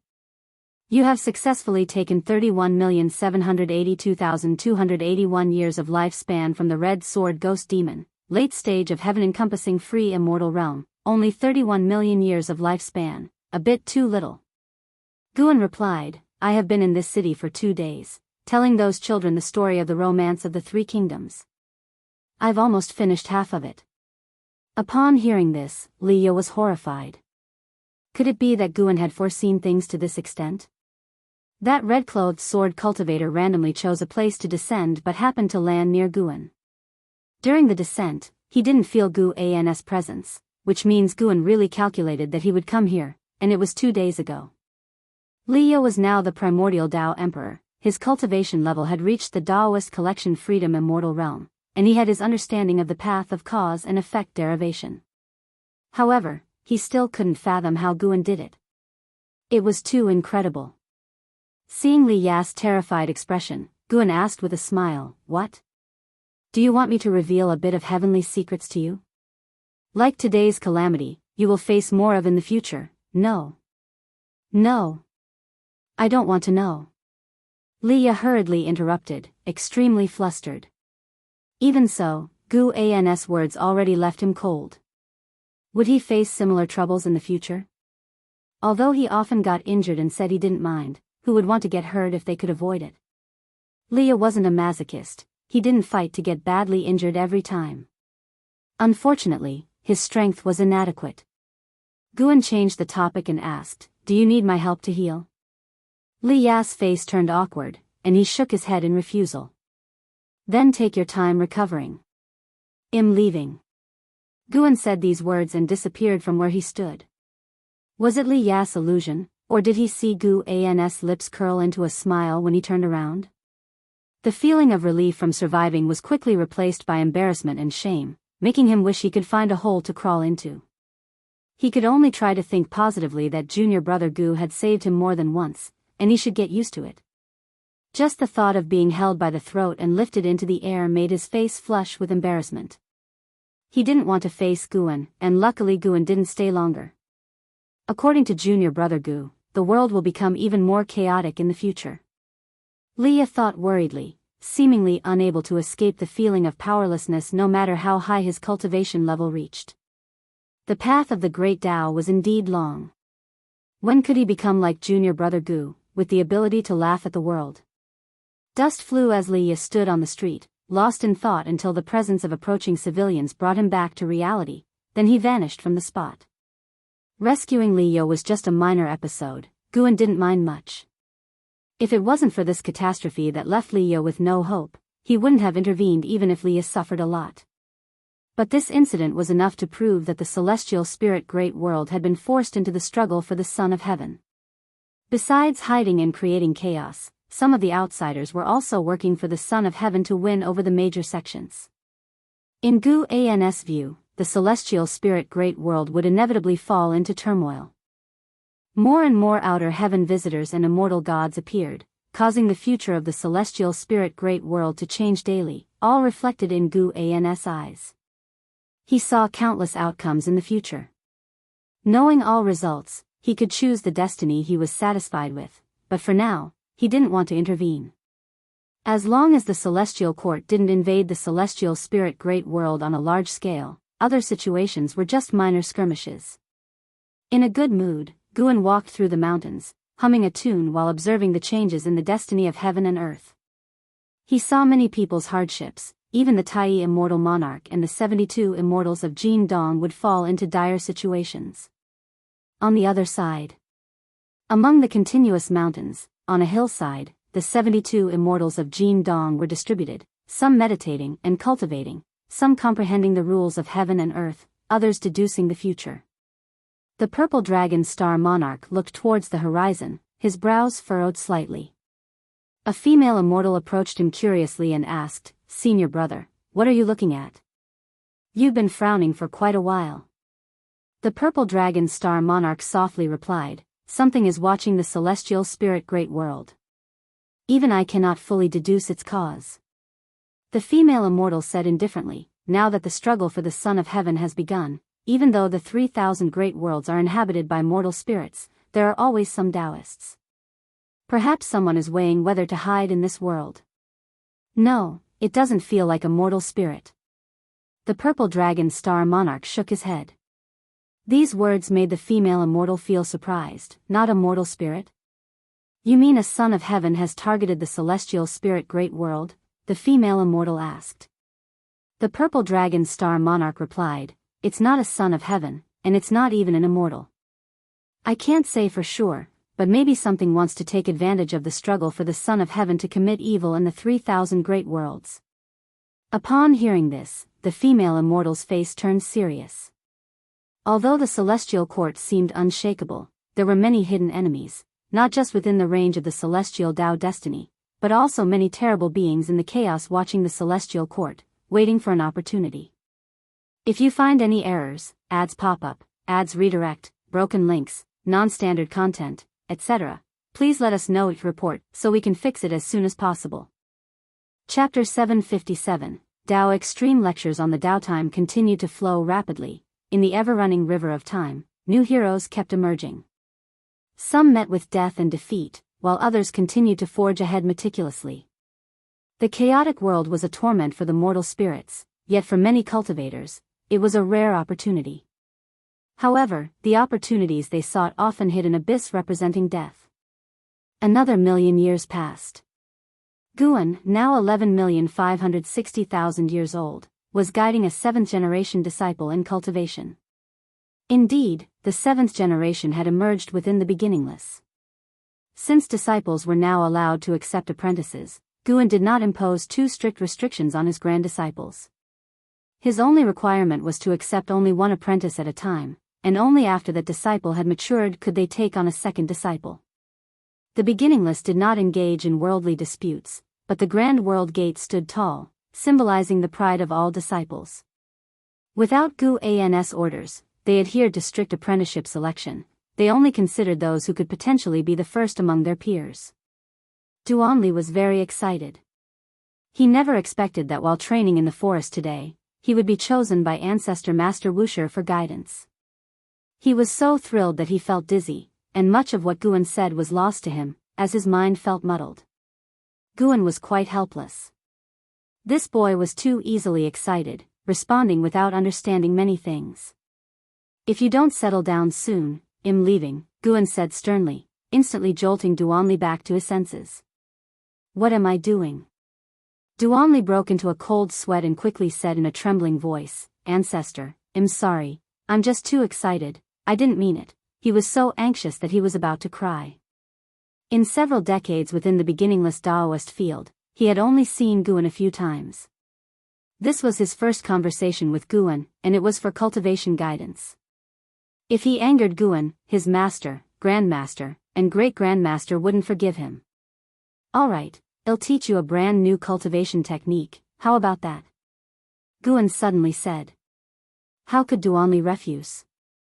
He quickly bowed to thank Guan. Guan allowed Duanli to kneel. He raised his right hand and pointed his index finger at Duanli's forehead. Just as Duanli looked up, his pupils suddenly dilated, and he fell into a daze. S.E.A. the Novel Fire. Enter website on Google to access chapters of novels early and in the highest quality. Guan retracted his hand, walked past him, and headed out of the dojo, thinking about picking some matured medicinal herbs today. After an hour, Duanli trembled and woke as if from a dream. He hurriedly stood up, looking around and calling out for the ancestor. Why are you shouting? Do you think you can call for the ancestor so casually? An impatient voice came, and Duanli saw a figure emerge from the depths of the forest. Upon seeing the person's face, Duanli quickly bowed respectfully. Grandmaster L.V. Duanli said respectfully, his body tense. L.V. Xian walked up to him, looking displeased. Why were you calling out for the ancestor?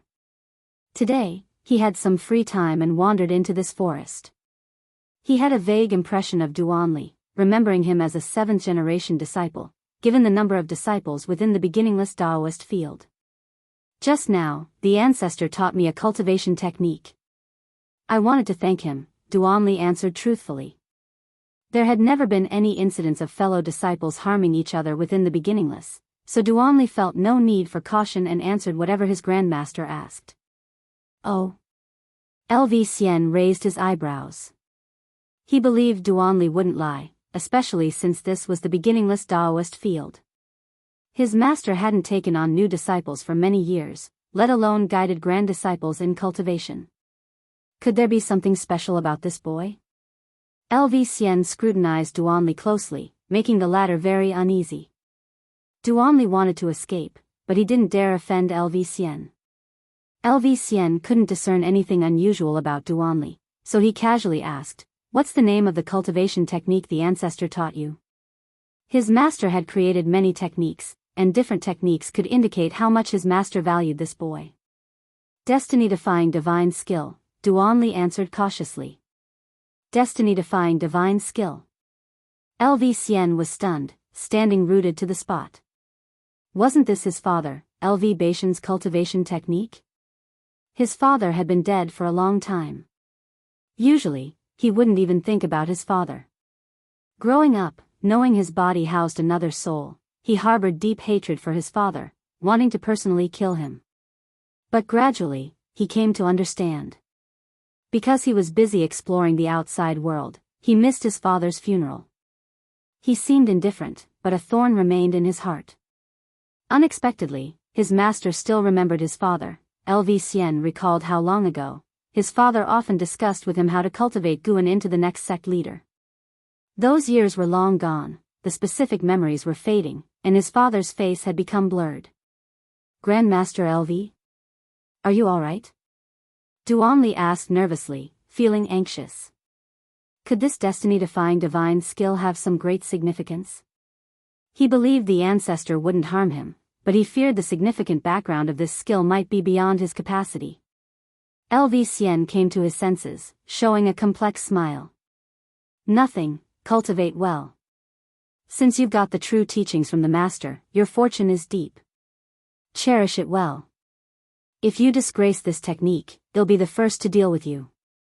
These words made Duanli's legs tremble, making L.V. Xian shake his head with a smile before turning to leave. He needed to reflect on the past, to avoid forgetting his origins. Lv Xian suddenly understood why his master often daydreamed. Perhaps it was to recall the past, to always remember who he was. In the following days, the news of Duanli receiving teachings from Guan spread throughout the dojo, arousing curiosity among all disciples. Even second-generation disciples summoned him to observe his talents and comprehension. Unfortunately, Duanli did not exhibit greater aptitude than other disciples. However, this did not disappoint the disciples. Instead, it heightened their anticipation. The master couldn't possibly mistake, even if Duanli didn't seem exceptional, received by the master, he would certainly excel in the future. Thus, 10 years quickly passed. Since imparting the skill to Duanli, Guan had not sought him out again. This morning, he heard of a great power preaching at the endless Dao mountain, which piqued his interest, and he decided to attend. The great power was a Dao extreme Daluo immortal, with profound Dao practice. Listening to the teachings would definitely be beneficial. However, Gu An's true self needed to pick medicinal herbs, so he sent a clone, suppressing its cultivation level to the heaven-opening Daluo immortal realm. The clone moved at great speed, soon entering the endless Dao Mountain's domain. In the dim sky, the majestic Dao Mountain peaks loomed amidst the spiritual fog, mysterious and solemn. Guan flew towards an old acquaintance, Hongya, who had been very hospitable during their first meeting, introducing him to many fellow Taoists. Since Hongya was also here, it was natural to go see him. Approaching the Dao Mountain of the great power preaching, Guan soon spotted Hongya. As before, he was chatting and laughing with several cultivators, enjoying the moment. Hongya was the first to notice Guan, exclaiming with joy, "Fellow Daoist Meng Lang, long time no see. If you find any errors, ads pop-up, ads redirect, broken links, non-standard content, etc., please let us know each report so we can fix it as soon as possible." Chapter 758, Zhang Rulai, Beyond the Heavenly Dao. Looking at Hongya, Guan smiled and nodded at him. Hongya, after saying a few words to those around him, flew towards Guan. It had been millions of years since their last meeting, and Hongya was as enthusiastic as ever, holding Gu An's hand and having endless things to talk about. Guan knew that the misty immortal court had had a rough time over the years. The Son of Heaven had been putting pressure on them, hoping they would participate in the struggle for the Son of Heaven, but the misty immortal court had its own pride and repeatedly refused. The Son of Heaven's patience had worn thin, and this put great pressure on the misty immortal court. Hongya came to unwind and had no intention of getting involved in the matters of the misty immortal court. The two chatted for a while and then ascended Dao Mountain together. Along the way, Hongya introduced Guan to this Dao extreme Daluo immortal named Zhang Rulai, who was born in the primordial emperor domain. He had once been part of the immortal class, later reincarnated and started his cultivation anew, breaking free from the celestial court's destiny. No one knew how long he had lived. When Hongya was young, he had heard of Zhang Rulai's name. His admiration for Zhang Rulai clearly surpassed that for the white-haired ancestor. After ascending the mountain, the two arrived at Zhang Rulai's dojo, which was vast and already filled with many people meditating. They found a corner and sat down. Listening to Hongya recount Zhang Rulai's deeds, Guan looked forward to seeing Zhang Rulai even more. Although Gu An's cultivation level was higher than Zhang Rulai's, he likely had not lived as long as Zhang Rulai. Even the venerable Gu Xianyu had lived through accelerated periods to achieve enlightenment, which requires the accumulation of years. Perhaps the conversation grew deeper, as Hongya couldn't help lamenting the misty immortal court's stance towards the celestial court. Many of their fellow immortals who had ascended urged them to submit, but if the misty immortal court became the lackeys of the Son of Heaven, their status would surely decline, unless this Son of Heaven truly became the celestial emperor. Otherwise, the path in the celestial court for the misty immortal court would only get narrower. Hongya couldn't understand what those fellow immortals were thinking, being so bold as to gamble the fate of the misty immortal court. Perhaps they have their reasons, Guan comforted him. Hongya thought the same but was still filled with dissatisfaction towards those fellow immortal gods. Time passed quickly. A full 100 years passed before Zhang Rulai descended. By then, the dojo had gathered hundreds of thousands of listeners, a grand scale with the lowest cultivation level being heaven-balancing golden immortal. Jiang Rulai was enveloped in Tao light, with only Guan able to see his true form. This person had skin like white jade, a face difficult to distinguish between male and female, with an extreme coldness between the eyebrows. Wearing a golden robe and a crown with golden horns resembling a flood dragon, he appeared like a supreme divine king descending, with a dharma aspect of the world behind him, exuding overwhelming dominance. Because of the Tao light surrounding him, other listeners could not see Jiang Rulai's true form, but this did not prevent them from being shocked by his aura. The moment Jiang Rulai appeared, the entire dojo fell silent. I have traveled through chaos and Hongmeng and gained much insight. Today, I will expound the Tao of creation for you all. Jiang Rulai's voice resounded, his tone indifferent but carrying immense authority that left no room for doubt. Creation? Guan was intrigued and began to look forward to Jiang Rulai's lecture. Without further ado, Jiang Rulai began his lecture. The vast Tao intent, as immense as the ocean, enveloped the entire dojo, making all the listeners feel as if they were journeying through chaos along with Jiang Rulai. Chaos was even more vast than the Tao universe, with chaotic spiritual energy surging, everything appearing bizarre and fantastical, and seeming to have immortal spirits traversing without leaving any traces. Guan was also immersed in it. This lecture lasted 30,000 years. After 30,000 years, all the listeners felt as if they had been abruptly pulled out of a dream, feeling a sense of loss. Guan looked up at Jiang Rulai, who still sat high on the Tao platform, radiating boundless Tao light, unrivaled in the world. Sitting beside him, Hong Yezi opened his eyes, and after a brief moment of confusion, showed a look of longing. Such vast creation Tao. If I could obtain even 1/10 of his achievement, I could surpass my current realm obstacle, Hong Yezi praised, and Guan nodded slightly, not saying a word. Sar the Oval Fire. Net website on Google to access chapters of novels early and in the highest quality. He noticed that Jiang Rulai was gazing at a certain place outside Endless Tao Mountain with a serious look, seemingly on guard against something. Far away in the Taoist field of the beginningless, Gu An's true self followed Jiang Rulai's gaze, crossing countless universes and arriving outside the heavenly Tao, close to the void near chaos, where a deep red mist was approaching the heavenly Tao. Oh! Gu An's true self raised an eyebrow. He could sense the incredibly terrifying power within that deep red mist. It should be noted that he was now at the peak of the Xian Qi primordial immortal realm. If something could make him feel threatened, it was certainly not simple. Looking towards the celestial court, as expected, a large number of immortal gods were flying towards the palace of the Polestar, obviously startled by this mysterious force. Since the celestial court was already paying attention, Guan did not need to worry too much. The celestial spirit great world was located at the edge of the 3,000 great worlds, not within the range of the celestial Tao destiny. For this mysterious force to threaten the celestial spirit great world, it would first have to break through the celestial court's layer of destiny. For the celestial court, destiny was its lifeblood, and it would certainly not let it have its way. Vaguely, Guan saw some unseen and untouchable threads of cause and effect within the deep red mist, connecting with the 3,000 great worlds of the heavenly Tao. With his cultivation level, it was difficult to perceive these threads of cause and effect without careful observation. It must be known that he primarily cultivated the way of cause and effect. No wonder I have always felt there would be changes in the struggle for the Son of Heaven. It turns out the changes come from outside the heavenly Tao, Guan thought silently. Although this crisis was not directed at him, he still believed it would be wise to break through as soon as possible.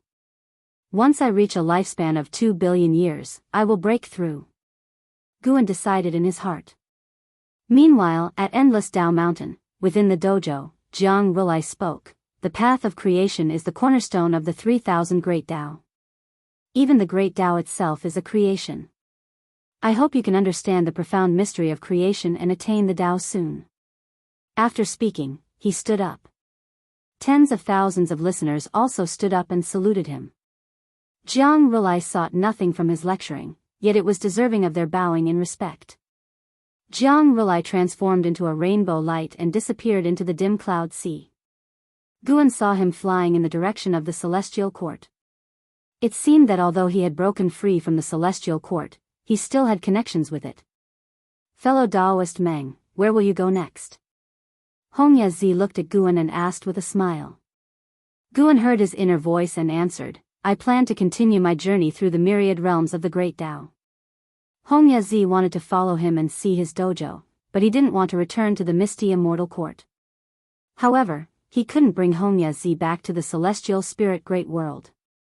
In that case, why don't we travel together? Hong Yazi suggested with a smile. Guan had no objections and nodded in agreement. After all, he was just an avatar. Where he went and what he did would not affect his true self harvesting medicinal herbs. Seeing Guan agree, Hong Yazi was even happier. He grabbed Guan's wrist and asked, then let's go, fellow Taoist Meng.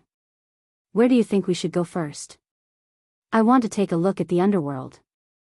Just as well, I have acquaintances in the Nine Divine Mansion of the underworld.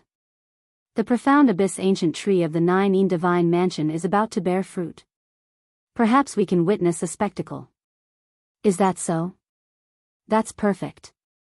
If you find any errors, ads pop up, ads redirect, broken links, non-standard content, etc., please let us know each report so we can fix it as soon as possible. Chapter 759, Dark Divine Sect. When Guan's avatar traveled to the underworld with Hong Yazi, Guan's true form maintained his usual life rhythm, occasionally glancing at the deep crimson mist beyond the heavenly Tao. The sweeping speed of the deep crimson mist was fast, yet slow compared to the vastness of the great Tao, and it wouldn't touch the boundary of the celestial Tao destiny in a short time. It was worth noting that the celestial court hadn't taken any action against the deep crimson mist. Guan saw numerous immortal gods fly into the palace of the Polestar, then scatter away together as if nothing had happened. Could it be that the deep crimson mist involved some great cause and effect that made the celestial court cautious? Guan couldn't help but think of Taihao. It was unknown when the ethereal celestial emperor would emerge from seclusion.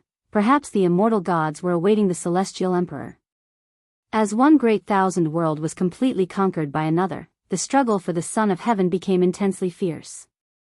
Both camps were utterly ruthless, casting these 3,000 great worlds into an era of dark turmoil. The greater the survival pressure, the more it would stimulate the birth of exceptionally talented beings. 27,000 years had passed since Jiang Relay's teaching concluded. On this day, just past noon, Guan rested in the courtyard, his body lying on a rocking chair, gently swaying. I am the true monarch Qitian, today I shall rescue the demon emperor. I dare anyone to try and stop me. A domineering roar resounded throughout the world, startling Shenzhen, who opened her eyes before the artifact refining cauldron. Not just her, all the disciples in the dojo heard, which piqued their curiosity.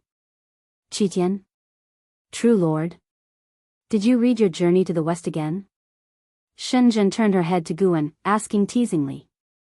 Guan didn't open his eyes, his face covered by a round fan, softly saying, who knows, to yell while rescuing someone, either arrogant or foolish. Shenzhen laughed, whether successful or not, at least all living beings will remember his name, and know of his act to rescue the demon emperor.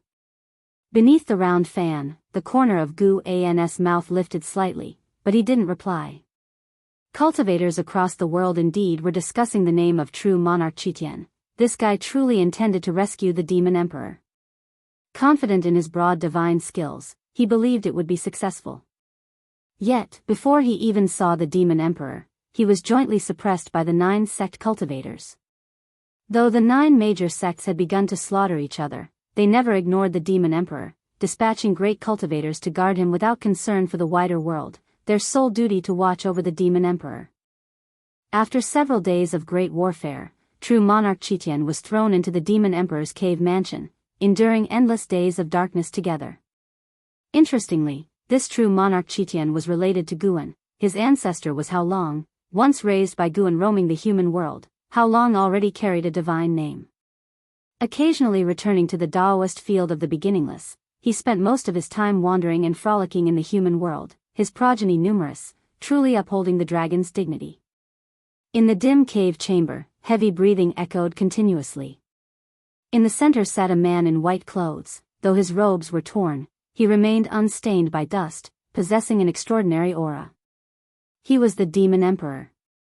In the corner of the cave loomed a curled shadow, like a fearsome giant serpent, from which the breathing came.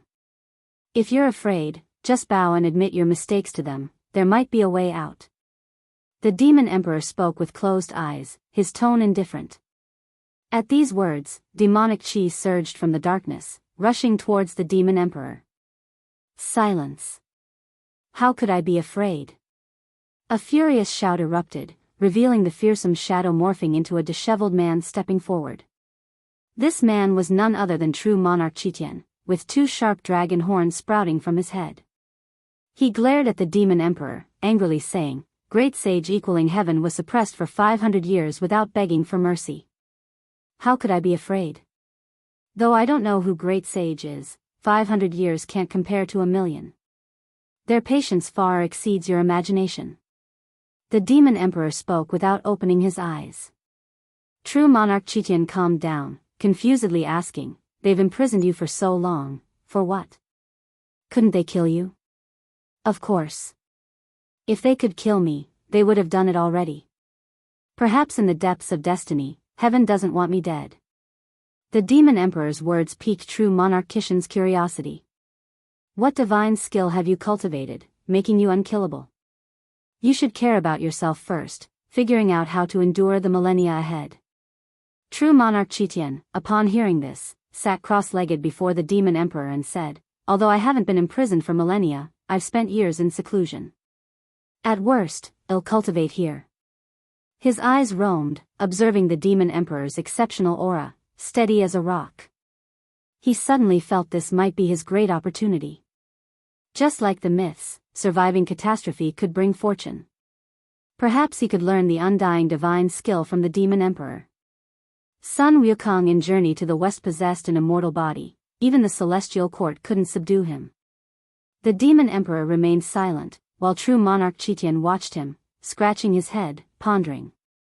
The days of suppression were far harsher and more despairing than true monarch Chitian had anticipated. Endless hopelessness would be a form of extreme torment. SAR the Novel Fire, net website on Google to access chapters of novels early and in the highest quality.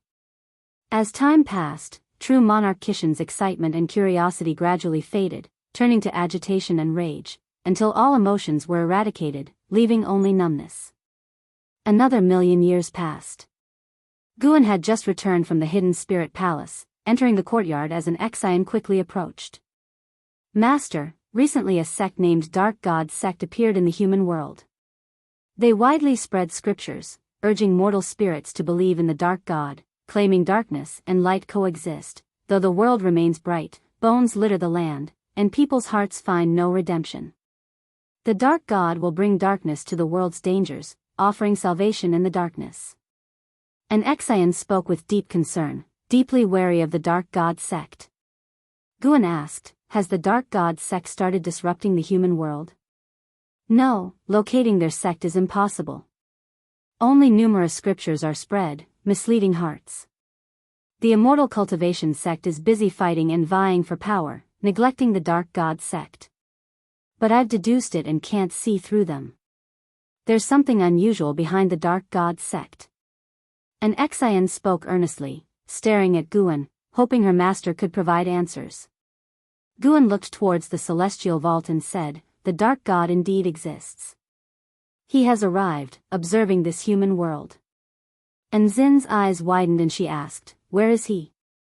What does he look like?" Guan didn't respond, calmly watching the celestial vault. Beyond the celestial spirit great world, in infinite darkness, sat a skeletal figure. Leg bones supported the hand bones, within the palms burned green flames, manifesting countless worldly scenes, rapidly transforming.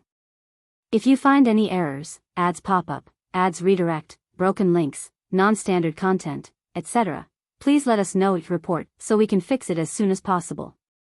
Chapter 760, The Calamity from Beyond the Heavenly Tao. The white skeleton in the darkness sat motionless, only the green flame in its palms flickered continuously, looking bewitching and eerie.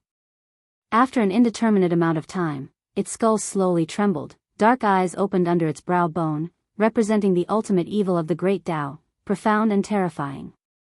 It slowly lifted its right hand, its bones spread apart, and 7 small bones wrapped in black mist flew out, disappearing into the darkness in the blink of an eye. Having done all this, it closed its eyes again and continued to fall into slumber. Far away in the celestial spirit great world, Guan did not tell an Exian about the origin of the dark divine sect, but said that the dark god resided in the outer heaven, making an Exian frequently look up to the sky, but she could see nothing, which only increased her desire for a higher realm. Under the background of world conflict, the dark divine sect, although drawing some attention, was not yet powerful enough to participate in the struggle for supremacy, so the major immortal cultivation sects did not pay much attention. Unbeknownst to anyone, the dark divine sect rapidly developed, eventually infiltrating various major sections. Those who were disillusioned and consumed by hatred were attracted to the ideals of the dark divine sect, and they even saw the divine presence of the dark god in their dreams, which obsessed them and drove them to madness. 50,000 years later, the dark divine sect had become an unignorable force in the human world, with followers in every sect. However, the dark divine sect could not stop the wars in the human world. Years of fighting had built up irreconcilable hatreds among the sects, and even if the dark divine sect stirred up trouble within them, they could not put aside their immediate enmity and interests.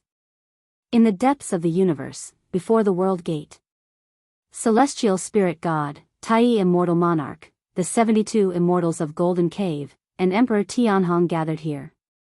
Having regained his immortal position, Emperor Tianhong radiated with immortal light, brighter than the distant stars. At this moment, the faces of celestial spirit god, Tai immortal monarch, and the 72 immortals of Golden Cave were extremely grave. They surrounded Emperor Tianhong, all remaining silent. Celestial spirit god was the first to break the silence and asked, "Are we sure this is related to the chaos evil demon beyond the heavenly Tao?" Emperor Tianhong nodded and said, "The chaos beyond the heavenly Tao is vast and boundless. Whether it is truly a chaos evil demon remains uncertain. The only thing certain is that there is an infiltration from beyond the heavenly Tao. Their methods are unbelievable and hard to capture. The celestial court is also observing the changes. One thing I can confirm is that the dark divine sect is a variable from beyond the heavenly Tao." Tai immortal monarch followed up, "The rise of the dark divine sect is indeed too rapid. Without being able to deduce its origin, we can only speculate from the cause and effect beyond the heavenly Tao." The 72 immortals of Golden Cave glanced at each other. Though they remained silent, the worry on their faces grew heavier. As heavenly court immortals, they were indifferent to the beings of the heavenly Tao but held great dread towards everything beyond the heavenly Tao due to numerous stories they had heard.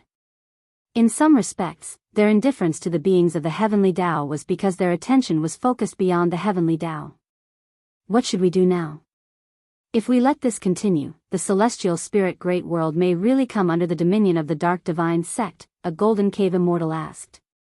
They were not considering the well-being of the celestial spirit great world's beings but were thinking of Guan. They were now serving Guan, and if the celestial spirit great world were taken over by the dark divine sect, it would certainly affect Guan, which would signify their incompetence. Tai immortal monarch pondered, "Perhaps it is not that difficult. That existence has not instructed us, indicating the crisis is not yet substantial enough to disturb him. With his cultivation level, he should be able to perceive threats beyond the heavenly Tao." These words made sense to the assembled immortals. The novel, F. Iyer. And a website on Google to access chapters of novels early and in the highest quality. Guan could face the eternal life venerable, his cultivation level unfathomable. Regardless, although he has not given instructions, we cannot just stand by. "Let's investigate together," Tai immortal monarch ordered. The immortals had no objections and soon dispersed. Celestial spirit god stood at the world gate, watching the departing figure of Tai immortal monarch and could not help but sigh, "Just this composure alone is beyond me." Even knowing the cause and effect related to the dark divine sect beyond the heavenly Tao, Tai immortal monarch did not hastily seek out Guan but continued to act, intending to prove himself. If it were him, he would certainly have sought out Guan, believing Guan possessed greater insight. But then again, if Guan could perceive it, what difference would it make if he asked or not? And if Guan could not perceive it, telling him would not change the already established existence of the Dark Divine sect. According to his understanding of Guan, even if Guan could not fully understand the cause and effect of the Dark Divine sect, he would still not be completely unaware of its presence. Celestial Spirit God no longer thought about it and turned his gaze to the World Gate. Within the Celestial Spirit Great World, the chaotic forces grew stronger, and the matters he could oversee became fewer. Guarding the World Gate was his immortal position, a duty he had to ensure. At the very least, he could not allow intruders to break into the Celestial Spirit Great World through the World Gate. Celestial Court, Guangfa Immortal Palace. In the vast hall, Li Xuanmiao, Celestial Destruction God, and hundreds of other immortals sat, maintaining a certain distance from each other. Each presented their Dharma aspect, resplendent and beautiful, exuding the unique aura of immortals. Guangfa Tai Guang Divine Venerable sat at the head, overlooking all the immortals in the hall. Today's topic: how should the Celestial Court deal with the Dark God from the chaos? Guangfa Tai Guang Divine Venerable spoke, and the immortals, his disciples, fell into contemplation even before he spoke. A white-haired elder at the front spoke first. The Dark God differs from the chaos evil demons we know. He originates from the Great Tao, sharing the same source. Simply eliminating his avatar cannot resolve the problem at the root. Perhaps we should start from what he desires. The Dark God spreads faith, following a path akin to the celestial courts, relying on worship. If all living beings don't yearn for darkness, he has no opportunity. This statement immediately prompted another immortal to respond, easier said than done. The battle for the position of Son of Heaven has already begun. The two candidates will not relent, and neither will the immortal factions backing them. How can we end the catastrophe of the 3,000 great worlds? If it doesn't end, the hearts of all living beings will harbor darkness. At this, more immortals began to speak, each offering their opinions, and some even quarreled, making the atmosphere in the hall intense. Li Xuanmiao sat near the front but remained silent, patiently listening. Celestial Destruction God sat at the back and dared not speak lightly, knowing this was a test by Guangfa Tai Guang Divine Venerable, requiring cautious handling. After a long time, Guangfa Tai Guang Divine Venerable interrupted, "None of your strategies can avoid the struggle for the position of Son of Heaven. In your opinion, which is the greater calamity, the one brought by the Dark God or the battle for the position of Son of Heaven?" As soon as he finished, the hall fell silent. No immortal or god dared to speak. If you find any errors, ads pop up, ads redirect, broken links, non-standard content, etc., please let us know each report so we can fix it as soon as possible. Chapter 761, Lifespan of 20 quadrillion years. In the Grand Hall of Guangfa Immortal Palace, it was silent. Those previously impassioned disciples were all silent, each with an unsightly expression, tinged with a bit of embarrassment. Guangfa Taiguang Divine Venerable swept his gaze over everyone in the hall, his eyes indifferent. Sir the Oval Fire. @ website on Google to access chapters of novels early and in the highest quality. Clearly, the disaster of the Tianzi contest is much more significant. How many beings can the Dark God harm? How many beings will the Tianzi contest affect? Even if the 3,000 great worlds can be reopened and remodeled, what about the beings that died? They will merely be replaced by new life. If the Tianzi contest is not resolved soon, other evil gods will continue to emerge. Suddenly, a voice echoed throughout the great hall, catching the attention of the immortal gods. Celestial Destruction God raised his eyebrows, showing a surprised expression, for the speaker was none other than Li Xuanmiao. Li Xuanmiao, a person who had ascended, had the least experience among the immortals present, yet he dared to utter such blasphemous words. Wasn't he afraid that some immortal gods among them were subordinates of the Son of Heaven? While being surprised, Celestial Destruction God also felt a sense of admiration. From a young age, he considered his bravery unparalleled in the world, but after arriving at the Celestial Court, he became cautious, gradually losing his sharpness and becoming like those detestable immortal gods, bullying the weak. Li Xuanmiao's comments voiced his thoughts, but he could never say them aloud. Under the gaze of hundreds of immortal gods, Li Xuanmiao was unafraid, staring directly at Guangfa Taiguang Divine Venerable. From this moment, the subject was no longer Guangfa Taiguang Divine Venerable testing the disciples but rather Li Xuanmiao testing Guangfa Taiguang Divine Venerable, at least in Li Zuanmiao's mind. Even if the disaster of the Tianzi contest is greater, how will you change it? In this celestial court, only the celestial emperor can alter everything. Seeing the celestial emperor is harder than becoming a supreme immortal. Even if you see him, what makes you think you can convince him? Do you think no immortal in the long years has ever suggested the same as you? Guangfa Taiguang Divine Venerable calmly asked while staring at Li Xuanmiao. Li Xuanmiao frowned, and the other immortal gods all let out a sigh of relief. At least Guangfa Taiguang Divine Venerable hadn't lost his mind. Although the two current contenders for the Son of Heaven might not shake Guangfa Taiguang Divine Venerable, once the Tianzi contest ends, that might not be the case. Historically, once the contest concludes, one side always rises, even if their final fate is tragic. In that stage, it isn't impossible for one to have the power to challenge Guangfa Taiguang Divine Venerable. Guangfa Taiguang Divine Venerable said, instead of complaining about the Tianzi contest, why not think about how to solve the chaos caused by the Dark God? You know, it's much easier to deal with the Dark God than to end the Tianzi contest. You bring up the Tianzi contest because you don't want to address the chaos caused by the Dark God, right? The immortal gods showed awkward smiles, not daring to refute. Li Xuanmiao calmed down. Although he felt Guangfa Taiguang Divine Venerable made sense, he also thought Guangfa Taiguang Divine Venerable was avoiding the issue. While they thought about how to deal with the Dark God, would great powers like Guangfa Taiguang Divine Venerable consider how to solve the Tianzi contest? He didn't receive an answer, and Guangfa Taiguang Divine Venerable didn't continue on that topic but instead began discussing the great Tao origins of the Dark God. Using this topic, he continued preaching, deeply immersing the disciples in Tao intent, gradually making them forget their troubles. Guangfa Taiguang Divine Venerable looked at Li Xuanmiao. Li Xuanmiao had already closed his eyes, and Guangfa Taiguang Divine Venerable's gaze was full of appreciation and worry. Disciple, the waters in this celestial court are much deeper than you think. Your arrogance can help you soar higher or cause you to fall harder. Guangfa Taiguang Divine Venerable raised his eyes and looked outside the hall at the celestial vault, his expression turning worried. He sighed in his heart, Dark God, are you coming back? 150,000 years later. Although the human world was still embroiled in conflict, the sky remained blue. On this day, Guan returned from Human World Peak, feeling quite upbeat because his lifespan had reached 20 million billion years.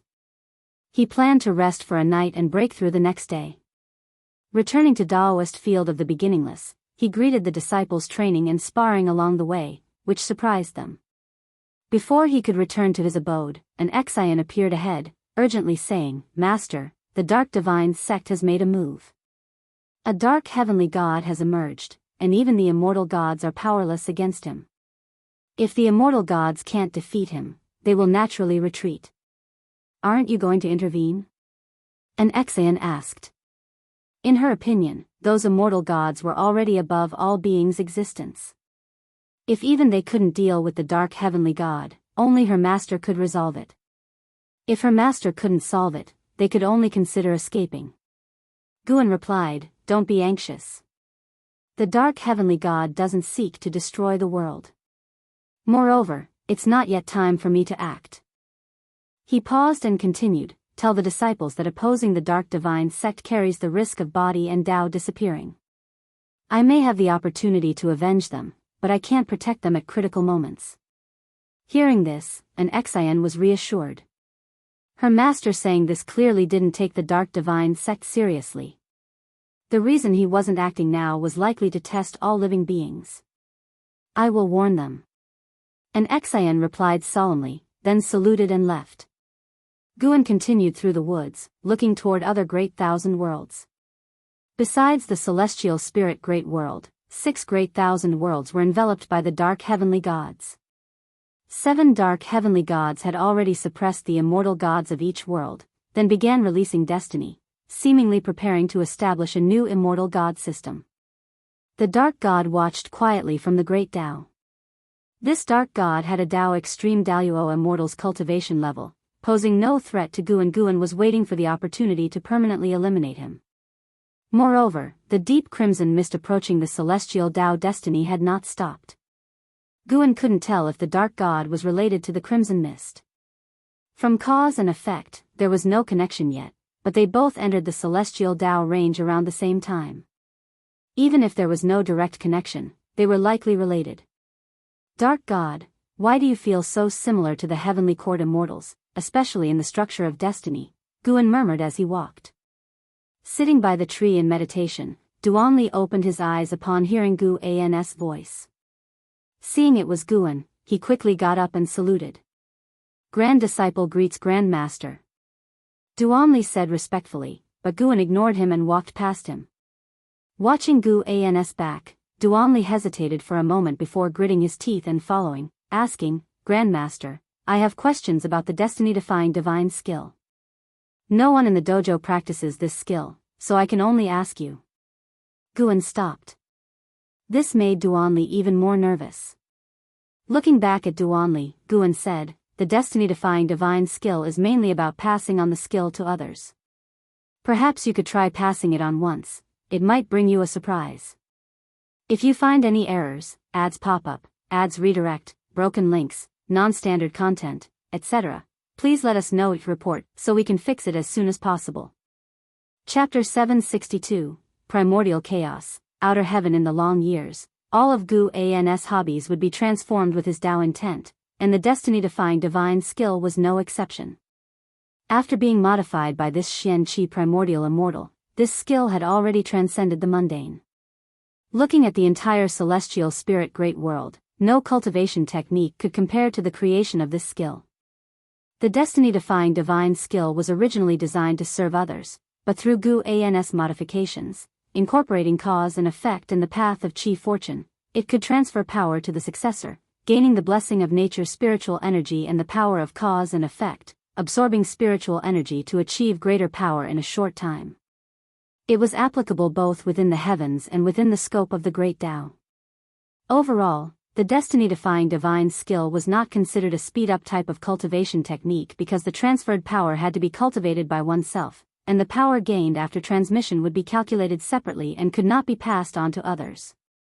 Although it was not a speed-up technique, it could constantly raise a cultivator's upper limit, or rather, transcend the limit. For cultivators with mediocre talent and not outstanding comprehension, the destiny-defying divine skill was a very good path to ascension. Now the spiritual talent of the beings on the 9-spirit continent was very high, but that was only within the celestial spirit great world. On the level of the Tao, it was nothing remarkable. Duanli's talent allowed him to achieve the Tao fruit realm smoothly, but it was almost impossible for him to reach the golden immortal realm. The destiny-defying divine skill was tailored by Guan for him, and the reason for treating him this way was that Guan had waited for him for many years, involving a cause and effect, an old acquaintance. Surprise, Duanli watched Guan leave, pondering his words in his mouth. He believed the ancestral master would not deceive him, but whom should he pass on the power to? Should I also take on disciples? Duanli thought silently, but then he felt he couldn't act recklessly, passing on the power randomly just to become stronger. The person who could inherit his mana had to be someone with both moral integrity and quality. This required careful consideration. Coincidentally, he could set an example for all living beings on behalf of Wuxia. Even if the talent was insufficient, good deeds would always bring good fortune. Duanli's thoughts were suddenly activated, his eyes became bright, and the more he thought, the more excited he became. He felt a sense of finding the meaning of his life's value. The Wuxia disciples harbored no grudges, cultivating for themselves, without contests for power and profit within the dojo, allowing the disciples more time to contemplate the meaning of their cultivation. Mere strength improvement no longer satisfied the Wuxia disciples, they had greater ideals. Protecting all living beings was too vast and empty. This world was so immensely vast that it didn't need their protection yet. What they had to think about was what they could do for this world. Duanli's thoughts were not enough to gratify Guan. He helped Duanli not because he hoped Duanli would become great or accomplished. Compared to Duanli's thoughts, Guan was now fully focused on breakthrough. He was considering whether to first enhance a Daoist technique for the upcoming breakthrough. So far, he felt that his cultivation technique and divine skills were sufficient. For instance, the myriad Dao extinction skill remained inexhaustibly useful to him as this Xian Qi primordial immortal realm's perfection, bringing him new insights from time to time. The last time he broke through, he even advanced his physique in advance. He felt his physical aspects were not lacking, he was missing only the sediment of years and experience. Even adding Gu Xian's life experience, his experiences couldn't compare to those of Xian Qi primordial immortals, let alone Dao extreme Daluo immortals. Those great powers would all undergo reincarnation to attain enlightenment, having experienced unfathomably long years beyond mortal spirit's imagination. Their time of cultivation and attaining the Dao far exceeded Guan had been pondering a question all along. Would the celestial tribulation become stronger as his strength grew? From the perspective of the celestial spirit great world, it was true. Within the same realm, the stronger the talent and the higher the strength, the stronger the tribulation the prodigies faced. But one couldn't neglect strength because if the strength wasn't enough, dying under the celestial tribulation would be too tragic. In reality, many cultivators indeed died under the celestial tribulation. Additionally, the stronger the tribulation one faced, the more one gained post-tribulation. This was also why many prodigies strove to challenge stronger tribulations with all their might. After much thought, Guan still decided to enhance a Daoist technique as a gesture of reverence towards the evolving celestial tribulation. After all, the tribulation he faced was not something comparable to reality. This night was even longer than the previous nights. Just at dawn, Guan descended the mountain. As usual, he walked slowly, and the disciples along the way couldn't guess that he was going for a breakthrough. They thought he was heading out to idle in the clouds and wild cranes. After leaving the Wusher Daoist field, Guan arrived at a deserted island, following his usual habit to open the lifespan breakthrough. The breakthrough of 100 billion years of lifespan was nothing for him now, but it could erase the cause and effect of coming and going, which was significant. Even though he hadn't encountered a being stronger than himself, he still chose to remain cautious. You have activated the lifespan breakthrough function. Based on your current realm, the following breakthrough locations have been chosen for you. 1. Path of the Great Tao, 2. Taiqing Deep Realm, 3. Chaos Xian Primordial, 4. Deep Domain, 5. Dao Burial Mountain, 6. Outer Heaven, 7. Boundless Yin-Yang Inverted Realm, 8. Final End, 9. Myriad Dao Divine Source. Many new place names appeared again. That meant these places could nurture existences surpassing the Xian Qi primordial immortal. Guan couldn't help but marvel at the profundity of the path of the Great Tao. No matter which realm he reached, the path of the Great Tao was still a place he could break through. The newly appeared place names were all full of allure. Chaos Xian Primordial must be a chaotic region outside the heavenly Tao, but the specifics were unclear. Dao Burial Mountain, where Dao is buried. Outer Heaven, this name was too domineering, making one want to see it. Myriad Dao Divine Source was profound, its mystery couldn't be discerned for the moment. Guan was also greatly interested in the previously appeared Boundless Yin-Yang Inverted Realm and Final End, which made him a bit perplexed. Where would be the best place to break through? After much thought, he felt he could go to Chaos Xian Primordial. At least this place could be pinpointed outside the heavenly Dao scope. Moreover, if he made some noise, it might even distract that deep crimson mist, buying more years for the beings of the heavenly Dao.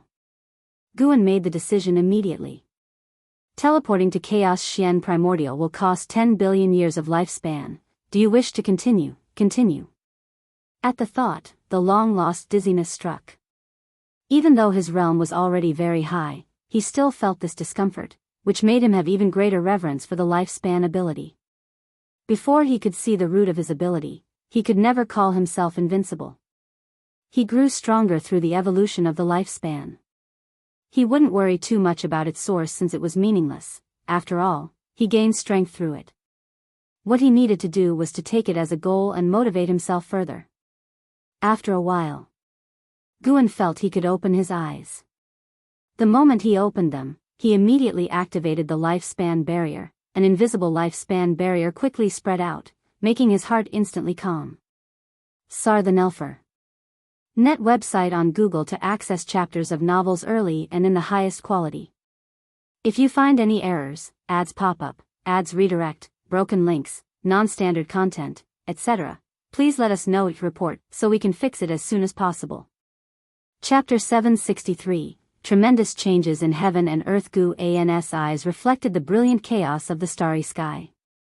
Though he often peered into chaos, the sights here in the Tai Chu chaos still stunned him. He stood atop a cloud of stars. Ahead of him the multicolored sky spread out, with the 3,000 great Tao transforming into rivers that surged forth, each sparkling with countless stars, as if containing fragments of the starry sky, beautiful and mesmerizing, mysterious and mystical. Here, the cosmos was vast beyond measure, larger than the starry sky anywhere else. The depths of chaos exceeded his expectations in beauty, even surpassing the heavenly Tao universe. The Tao's spiritual qi here was superior, making it an ideal place for high-realm cultivators to seek enlightenment. The 3,000 great Tao here differed from those in the heavenly Tao universe. While they remained great Tao, they seemed more lively, as if possessing life, yet without their own will or rules. They flowed incessantly, resembling a pattern, though undetermined. Guan gazed into the distance, faintly perceiving the direction of celestial Tao destiny, far, far away. He couldn't discern everything within the heavenly Tao from here. He could view it through his incarnation, but that was another perspective. What he did see was a deep red fog, equally distant. Retracting his gaze, he sat down cross-legged on the spot. Sarch * the Nell Fire. And a website on Google to access chapters of novels early and in the highest quality. He prepared to elevate his cultivation technique before beginning his breakthrough. Ultimately, he spent 2 trillion years of lifespan to upgrade the myriad Tao extinction skill to the infinite eternal Tao technique. Fortunately, he hadn't upgraded his technique each time before. 2 trillion years of lifespan during previous breakthroughs wouldn't have been a small amount. Now came the main event. Breaking through to the great realm. For the past dozens of years, he had anticipated the name and fortune of the next realm.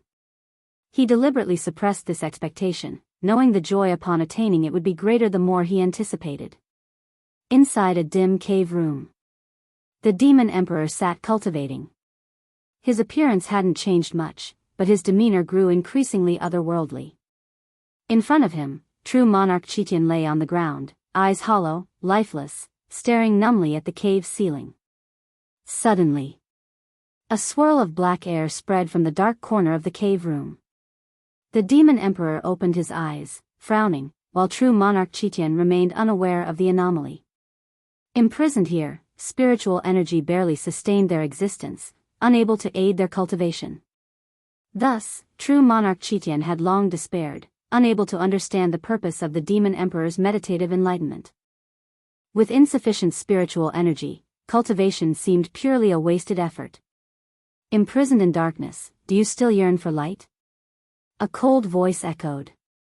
Initially, true monarch Chitian paid it no mind, but after a few breaths, he seemed to realize something. His eyes widened abruptly, and in one swift motion, he jumped up.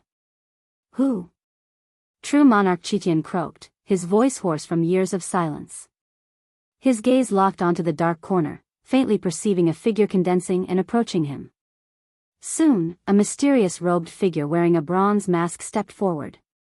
The mask resembled a Chilan's head, ferocious and frightening, exuding immense pressure. True monarch Chitian furrowed his brows, poised for confrontation. The demon emperor didn't rise, simply staring at the mysterious robed figure. I am the dark heavenly god. I can help you escape this place. The robed figure continued, his mask concealing his features, making it impossible for the two to see his expression. Hearing these words, true monarch Chitian was ecstatic and quickly asked, You have no ties with the 9 major sects? After you were suppressed, the human world welcomed the dark god, who brings a new order. If you align yourselves with the dark fortune, I can save you, even lead you to realms beyond your imagination. The robed figure's words excited true monarch Chitian even more. He cared not for the dark god or light god. As long as the figure wasn't from the 9 major sects and could truly help him escape, he was willing. I join. I am willing. True monarch Chitian answered immediately, trembling in excitement. Journey to the west, great sage equaling heaven, he had forgotten them all. In the years without hope, he regretted rescuing the demon emperor. The demon emperor hadn't done him any favors, he merely admired the legends he heard in his youth. The robed figure then asked, "And what about you?" True monarch Chitian urged, "Demon emperor, quickly agree. If we preserve our lives, we'll find opportunities for vengeance. Being trapped here, you'll never have a chance for revenge." Having lost freedom, they recognized its value. Even if not absolute freedom, the ability to roam the heavens and earth was cherished. The demon emperor didn't react with joy or excitement like true monarch Chitian. He gazed at the robed figure expressionlessly and said, "If what you say is true, the 9 major sects will eventually be annihilated by the dark god. We can escape then as well. If you possess the power to destroy the 9 major sects, why sneak in?" Realizing the truth, true monarch Chitian felt uneasy. The robed figure, under their scrutiny, didn't respond. The demon emperor continued, "You immortals and gods undoubtedly want not just dominance through force but the hearts of all living beings. Even conquering the hearts within the 9 major sects is your aim. If we and the 9 major sects become followers of the dark god, how would you manage our grievances?" True monarch Kishan's elation quickly dissipated, his expression changing dramatically. "A new system will naturally arise. If you have good comprehension, you will escape this great 1,000 world." The robed figure's answer did not satisfy the demon emperor. "You," true monarch Chitian began. Suddenly, the robed figure dissolved into black mist, which swiftly retreated to the corner, as if it had never appeared, leaving an illusion of the past moments. True monarch Chitian, eyes wide, called out for the dark heavenly god, but received no response. "Damn! Liar! Accursed liar!" True monarch Chitian raged, his roars resounding. The demon emperor frowned, believing the figure didn't flee due to exposed lies but because something had happened outside. "Dark god," the demon emperor murmured, feeling a pang of sorrow. He had been suppressed for too long. Despite convincing himself, the shifting heavens terrified him. He feared upon escaping one day, the world structure would have radically altered, returning him to the plight before his transformation. Simultaneously, before the world gate, celestial spirit god, Tai immortal monarch, Emperor Tianhong, and 72 immortals of Jin Dong gathered, watching the frenzied surge of dark fortune enshrouding the celestial spirit great world, all feeling vigilant. They saw the dark heavenly god fly towards the upper cosmos, stopping only in the void devoid of spiritual energy. The dark heavenly god gazed upwards, his intentions unclear. "If you find any errors, ads pop up, ads redirect, broken links, non-standard content, etc., please let us know each report so we can fix it as soon as possible." Chapter 764, Breakthrough to the Mixed Element. Profound venerable immortal, what's wrong with him? The celestial spirit god gazed at the mysterious black-robed figure of the dark heavenly god, frowning as he asked. The other's posture seemed to be waiting for someone, which made him uneasy. One dark heavenly god already gave them a headache. If a few more appeared, how could they possibly withstand it? The other immortal gods did not answer him, equally perplexed by the situation. The Tai immortal monarch, with the highest cultivation level, looked in the direction the dark heavenly god was watching, but he saw nothing. Yet, his intuition told him that something was happening beyond the heavenly Tao. At this moment, not only them but those who were monitoring the presence of dark heavenly gods from various realms also realized that something unexpected might be occurring beyond the heavenly Tao. And in the celestial court, an unknown number of immortal gods were fixated on the chaos. The chaos was stirring an immensely terrifying great Tao storm, even affecting the edge of the celestial Tao destiny's domain, making the surrounding universes shimmer with multicolored light. Endless Tao Mountain. Atop each Tao mountain stood a great power, gazing at the chaos, the anomaly in the chaos capturing the attention of the entire heavenly Tao.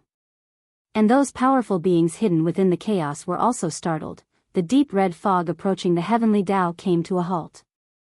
Within that vast red fog, massive figures seemed to rise and fall, looming indistinctly. No one knew what exactly was happening in the depths of the chaos, nor could anyone find the source. Underworld. On a barren land stood a colossal ancient tree, unmoved. This tree was the inheritance tree of the Nine Divine Mansion, known as the Profound Abyss Ancient Tree.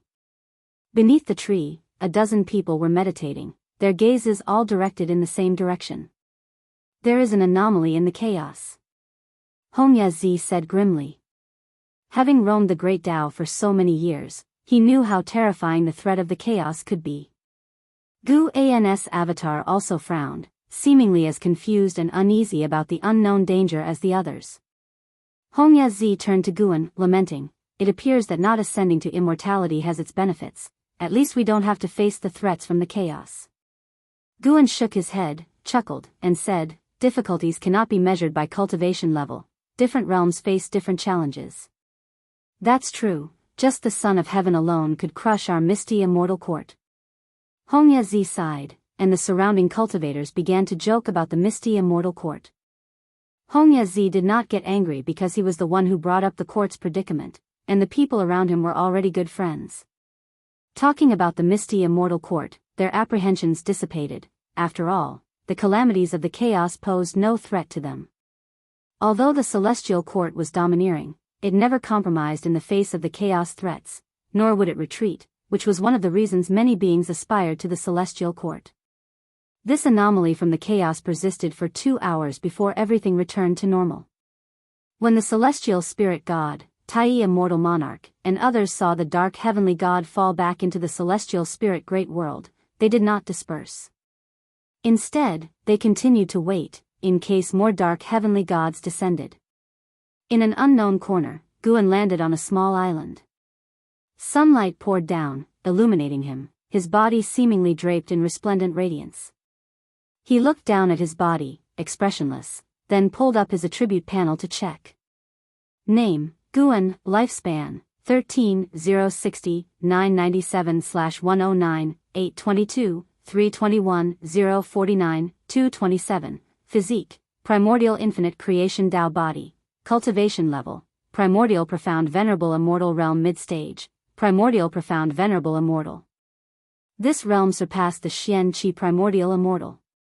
From achieving perfection in the Xian Qi primordial immortal realm to reaching the mid-stage of the primordial profound venerable immortal realm, he expended 1.9 trillion years of lifespan, now left with only 109 trillion years. CTH novel, F. Iyer. Net website on Google to access chapters of novels early and in the highest quality. The results were remarkable. Guan now felt that the mana within his body was about to explode. If he wished, he could turn the 3,000 great worlds to dust in an instant. He could even disrupt the destiny of the heavenly Tao. This realm was incredibly powerful. Profound wisdom, what they spoke of as profound seemed to represent a power surpassing the primordial. Gu An's primordial Tao fruit had already metamorphosed, beyond being measurable by mana. The primordial profound venerable immortal was terrifying. Even just the upheaval caused by breaking through was enough to throw the chaos into disorder, even attracting the attention of the heavenly Tao.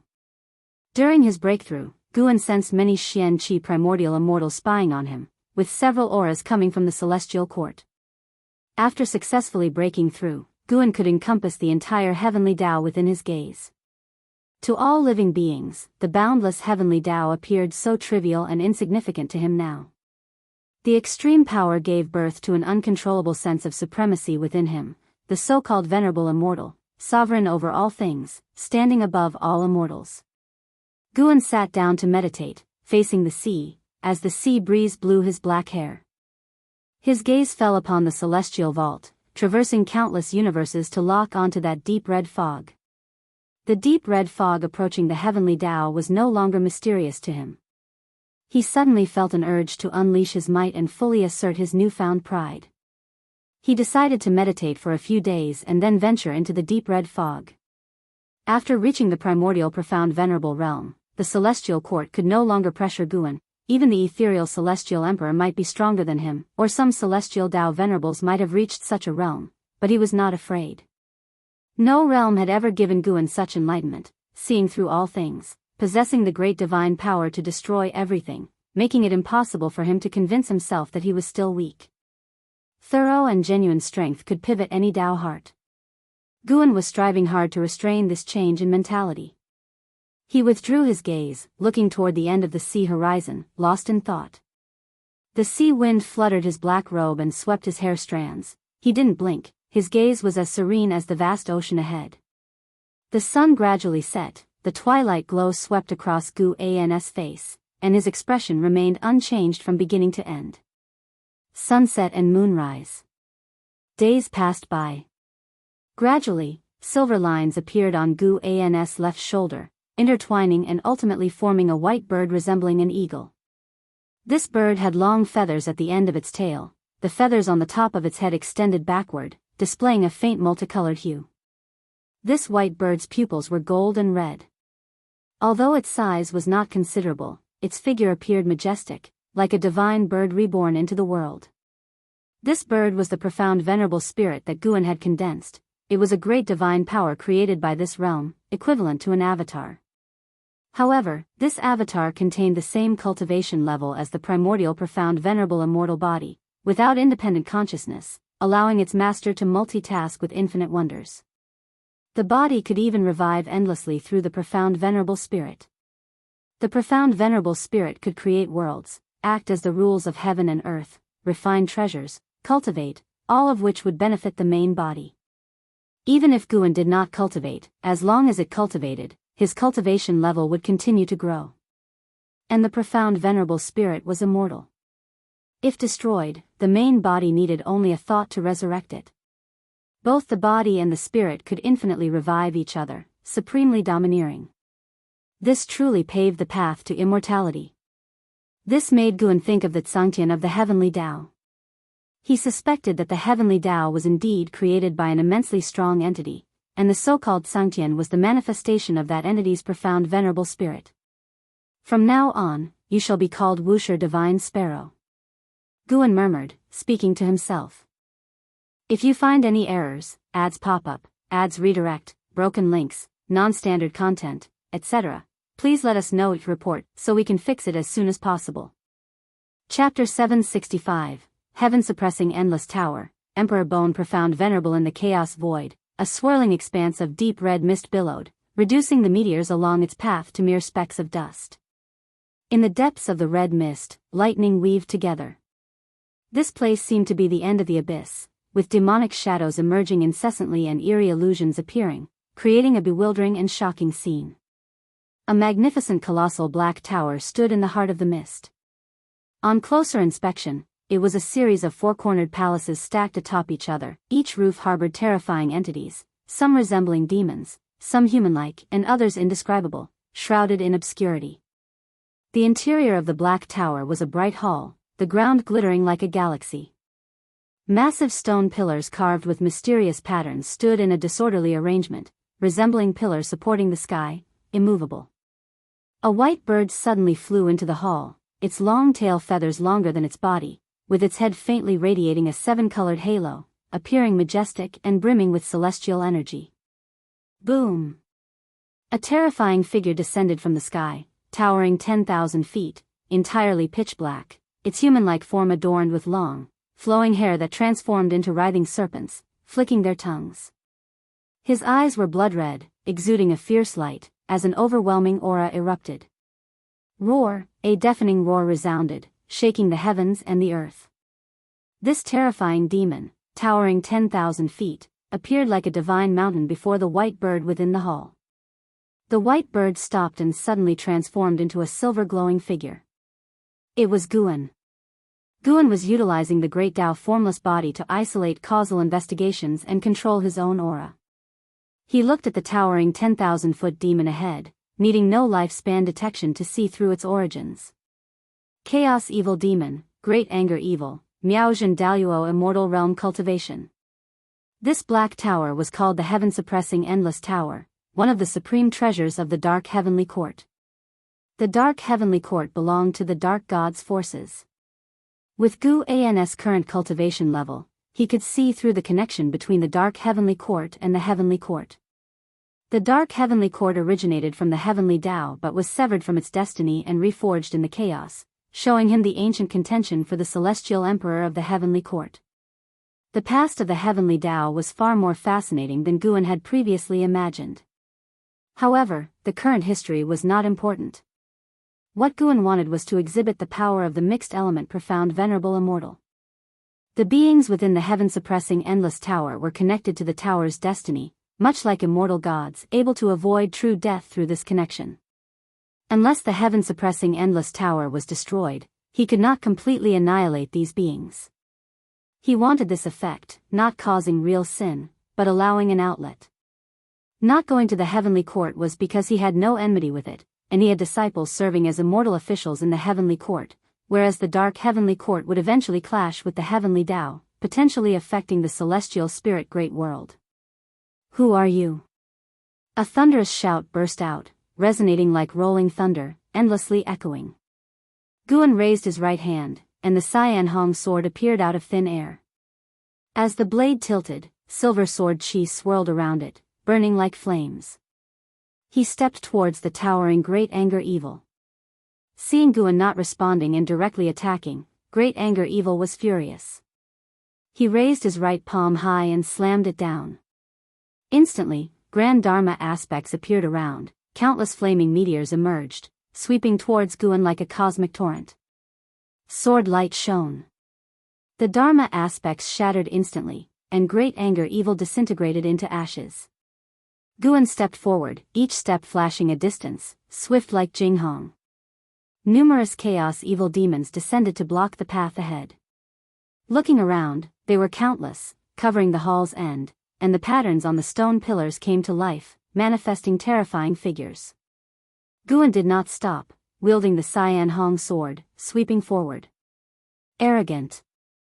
How dare you break into the dark heavenly court, courting death? Stop him. Is he an immortal god from the heavenly Tao heavenly court? Voices filled with shock and anger echoed, but unfortunately, they received no response. They could only watch their companions turn to ash one after another, as the invincible silver sword light approached. Guan used the simplest sword techniques, but with absolute speed and power that none could resist. Even entities of the Tao Extreme Daluo immortal realm in darkness couldn't withstand a single strike from him. These dark beings and chaos evil demons relied on the dark heavenly court's destiny, not truly dying. Though it didn't grant Guan lifespan, he reveled in the slaughter, venting the wrath brought by his immense power. S.E.A. the novel, F. Ire. And a website on Google to access chapters of novels early and in the highest quality. The heaven-suppressing endless tower, true to its name, possessed seemingly endless levels. Each level was connected by special spacetime DAOs, allowing continuous progression forward to ascend higher without flying upward. As Guan rampaged through the heaven-suppressing endless tower, he sensed an immense number of life forces pouring into the tower. The manifested beings were countless. Even after a short battle, millions of enemies had appeared ahead. Though Guan displayed formidable power, the beings of the dark heavenly court were fearless. Their immortality gave them the courage to face even the strongest foes. Sword light pressed forward relentlessly, reducing everything to ash. Guan advanced nimbly, his aura surpassing entities thousands of times larger than him. Be it Tao Extreme Daluo Immortals, Miaozhen Daluo Immortals, Heaven Opening Daluo Immortals, Innate Golden Immortals, Heaven Balancing Golden Immortals, or Tai Ching Golden Immortals, all were reduced to nothingness upon contact with him. A terrifying roar echoed as the resurrected Great Anger Evil leapt over countless dark beings and chaos evil demons towards Guan, utterly enraged, feeling humiliated by Guan. Innumerable divine skills, Dharma aspects, and great Taoist techniques burst forth but were shattered like illusions before Guan's eyes with a single slash. The resurrected dark beings and chaos evil demons rejoined the fight repeatedly, fearless of death. The more they killed, the crazier they grew, their rage and murderous intent surging. Meanwhile, at the top of the heaven-suppressing endless tower was a dim hall, where the only light came from the silver-blue radiance emitted by two stone pillars in front of the steps. Above the steps sat a huge stone chair, embedded with dozens of magical treasures, banners waving, swords refracting light, and long sashes writhing like dragons and serpents.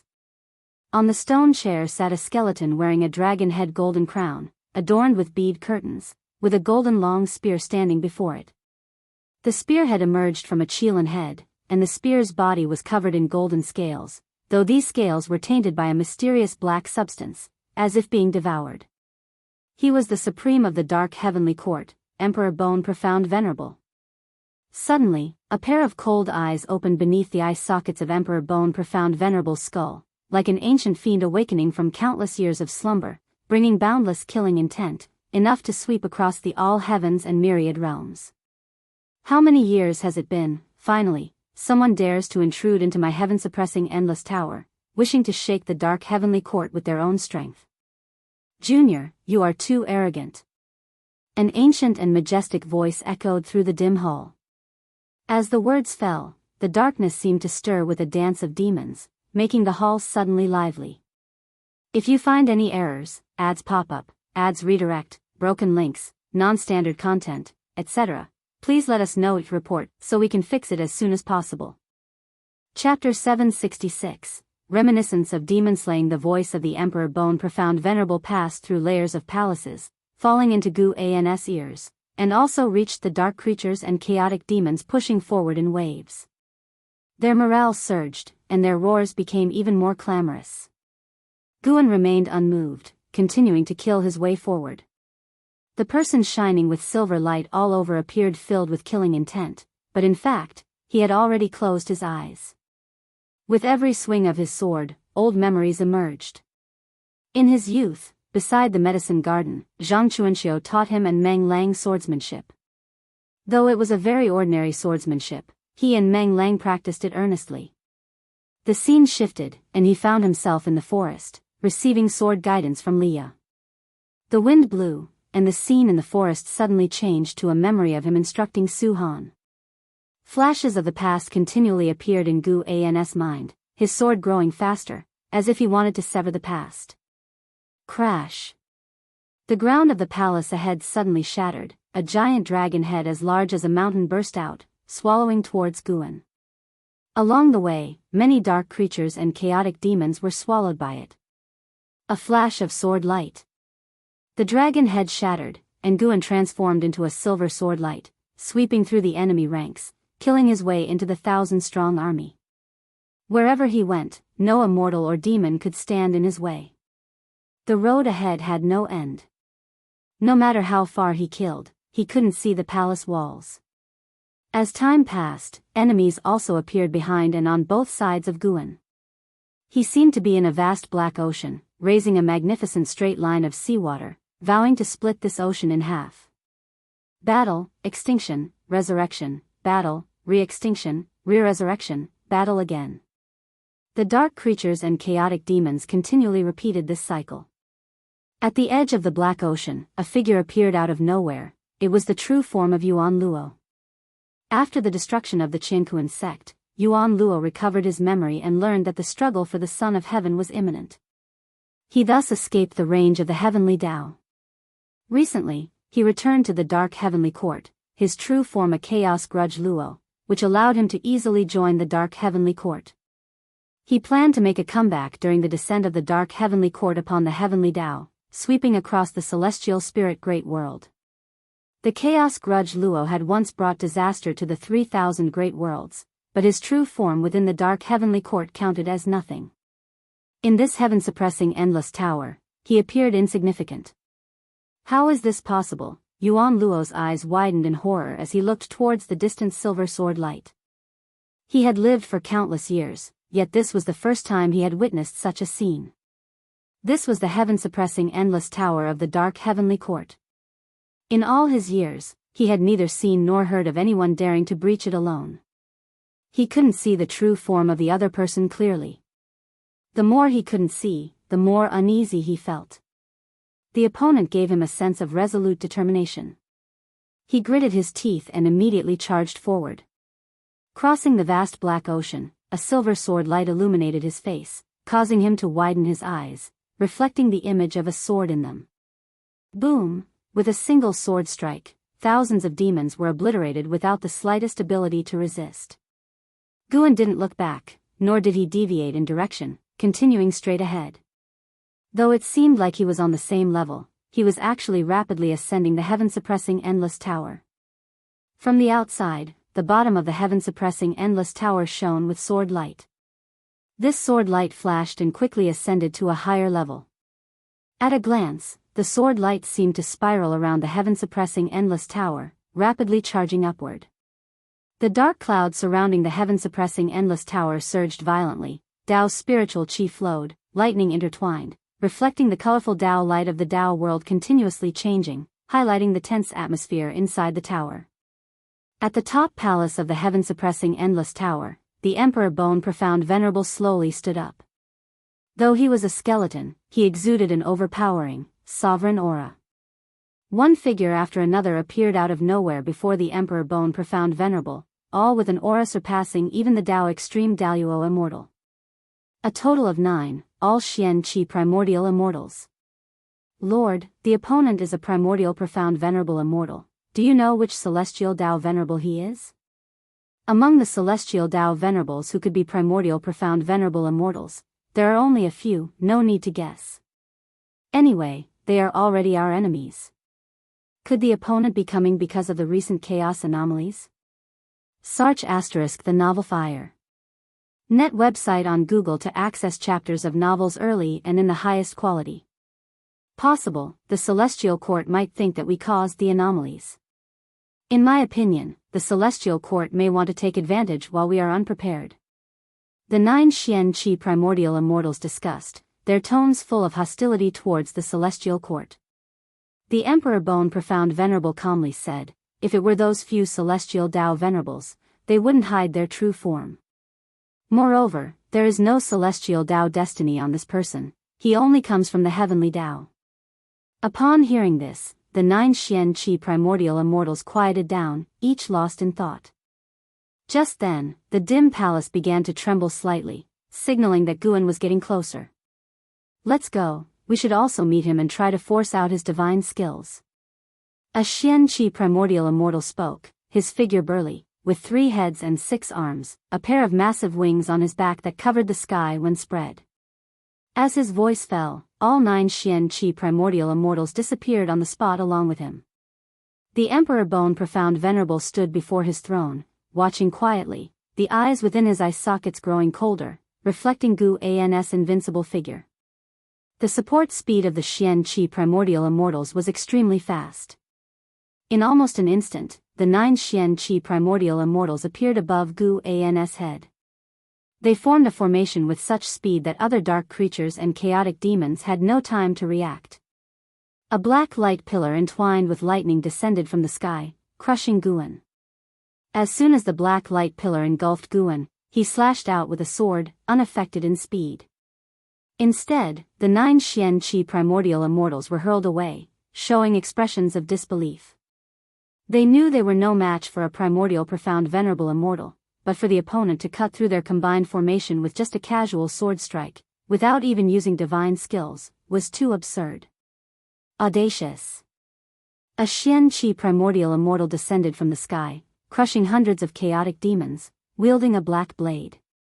With a slash, carrying the terrifying power of cause and effect, the space in front of Guan suddenly shifted, and illusions of myriad worlds rushed towards him. In an instant, countless demons surged from these worlds, all formed from the power of the great Tao, each emitting a presence surpassing that of a golden immortal.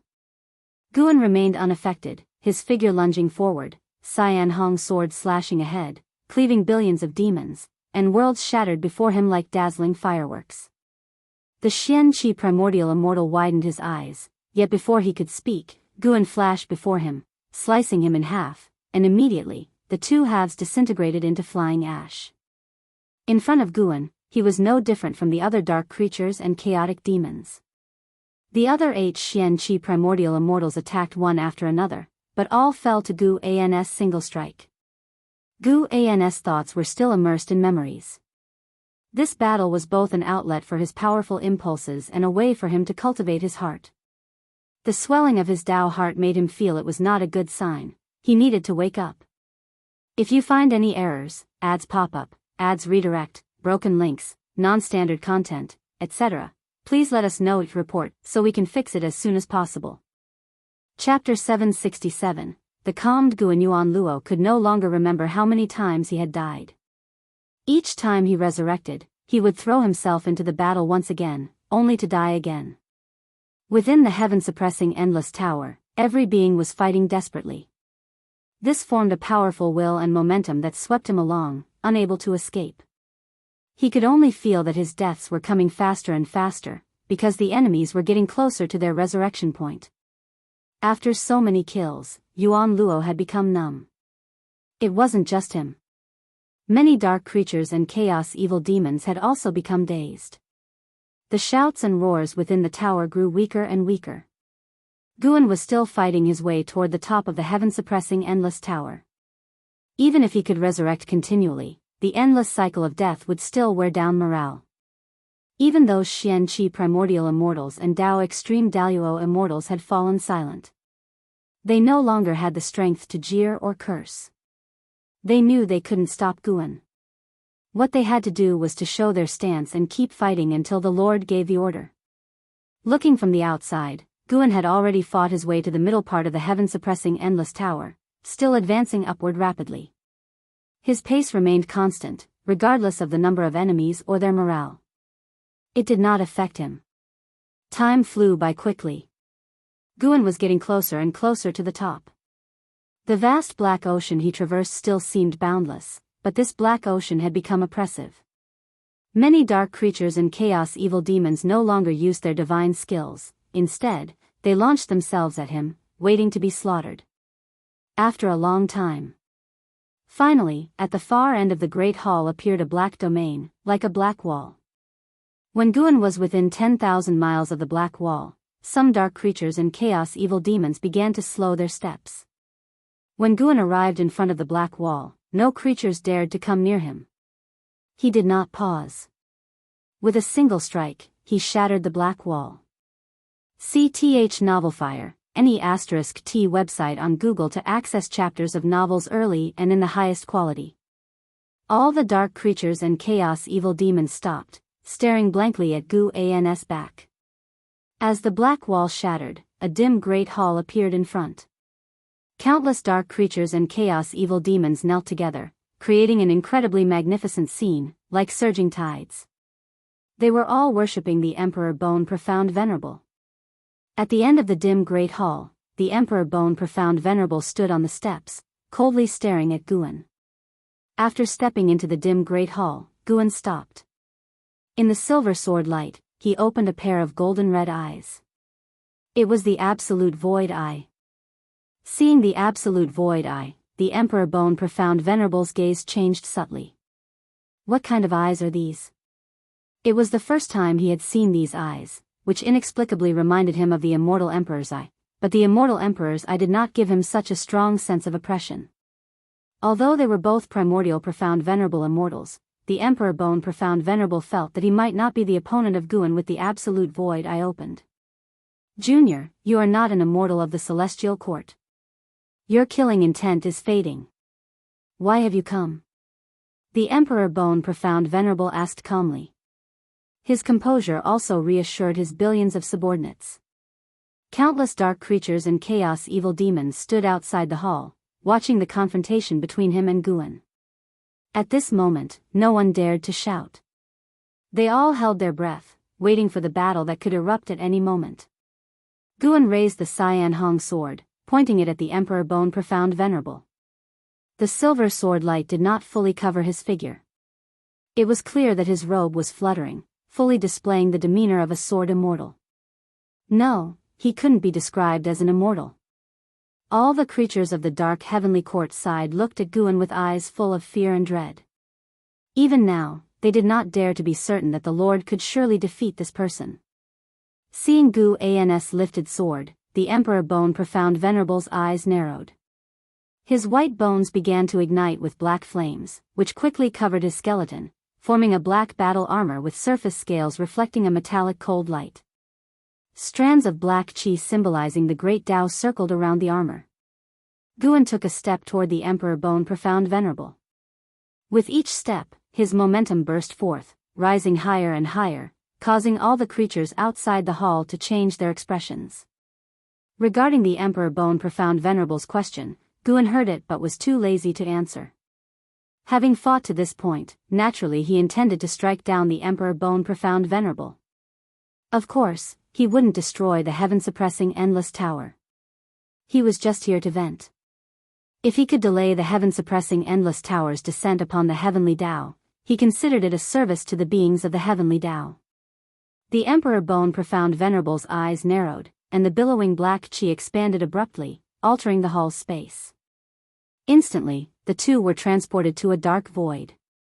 Here, apart from them, nothing else existed.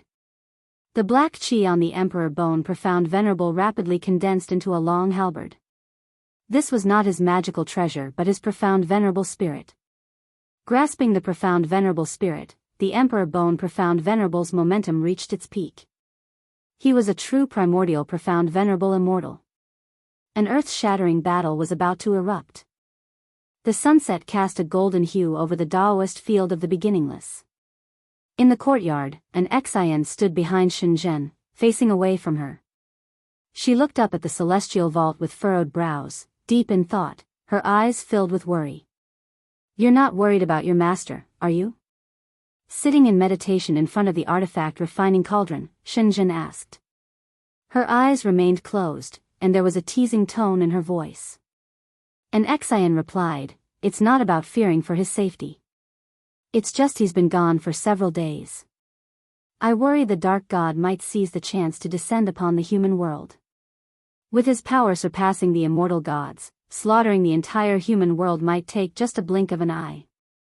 Shenzhen shook her head and laughed softly. If the Dark God wanted to annihilate all living beings, why would he spread the scriptures of the Dark Divine Sect? Hearing this, an Xian felt it made sense. But over the years, she had learned too much about the deeds of the Dark Divine Sect, causing her unease.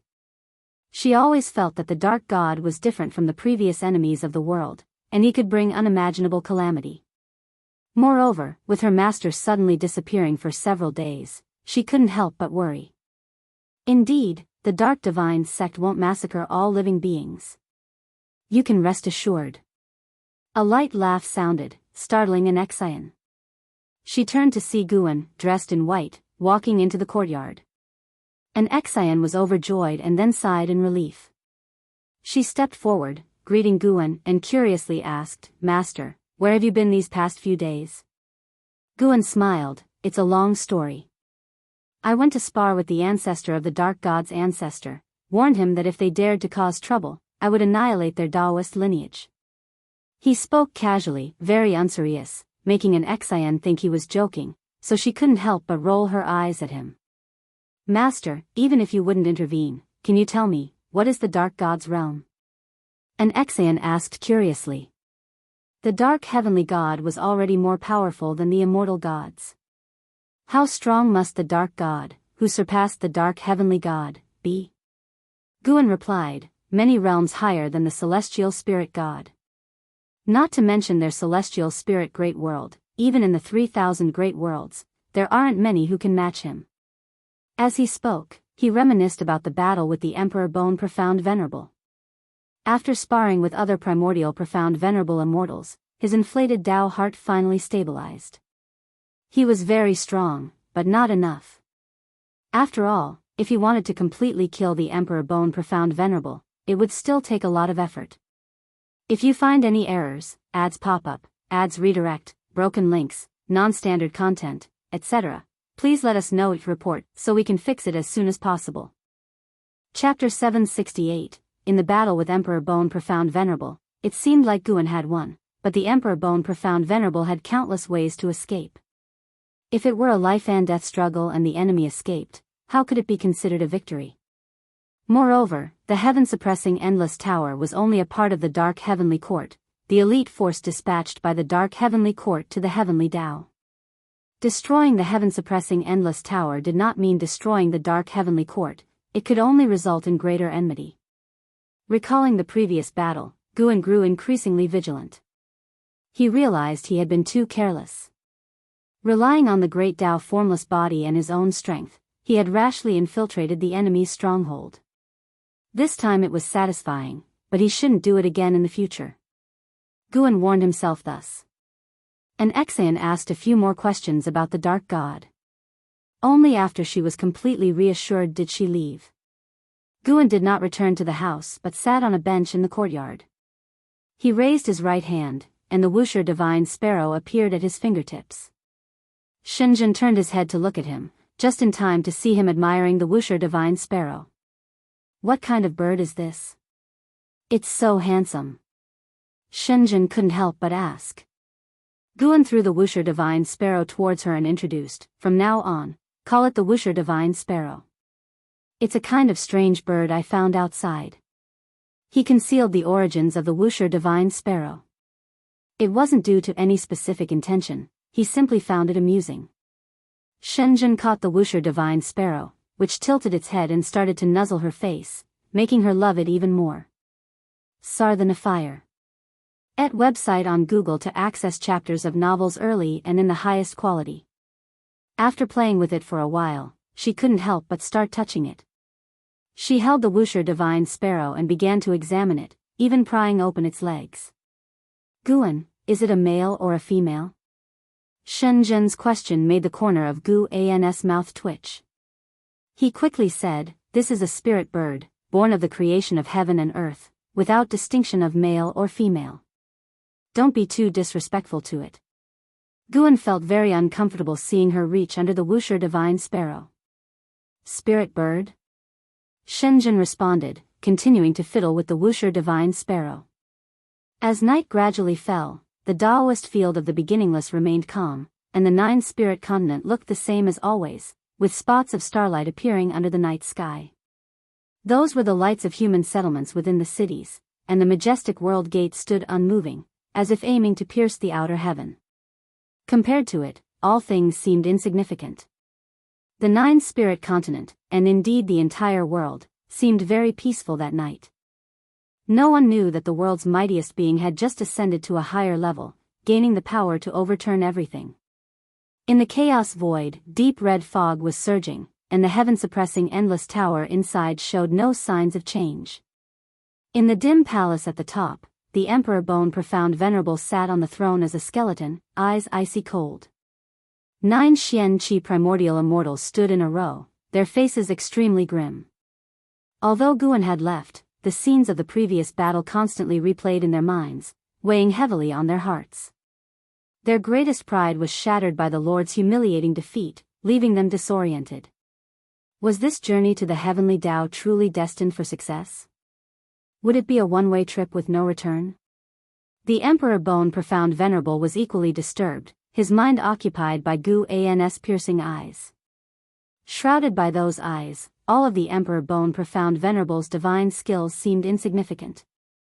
It had been a complete and utter defeat, with no chance of victory. Was it an illusion, or did the opponent truly have the power to annihilate him? Moreover, could his opponent possibly extinguish the dark fortune of the dark heavenly court? This thought made him increasingly uneasy. The palace was utterly silent, oppressively so. For a long time. One of the Xian Qi primordial immortals could not help but ask, Lord, do we still proceed to the heavenly Tao? The Emperor Bone Profound Venerable replied, the other party should have no connection with the celestial court. Our hatred with the celestial court is irreconcilable, and he couldn't have shown mercy.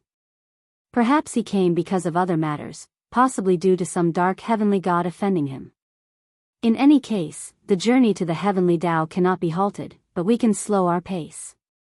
I will discuss this with His Majesty.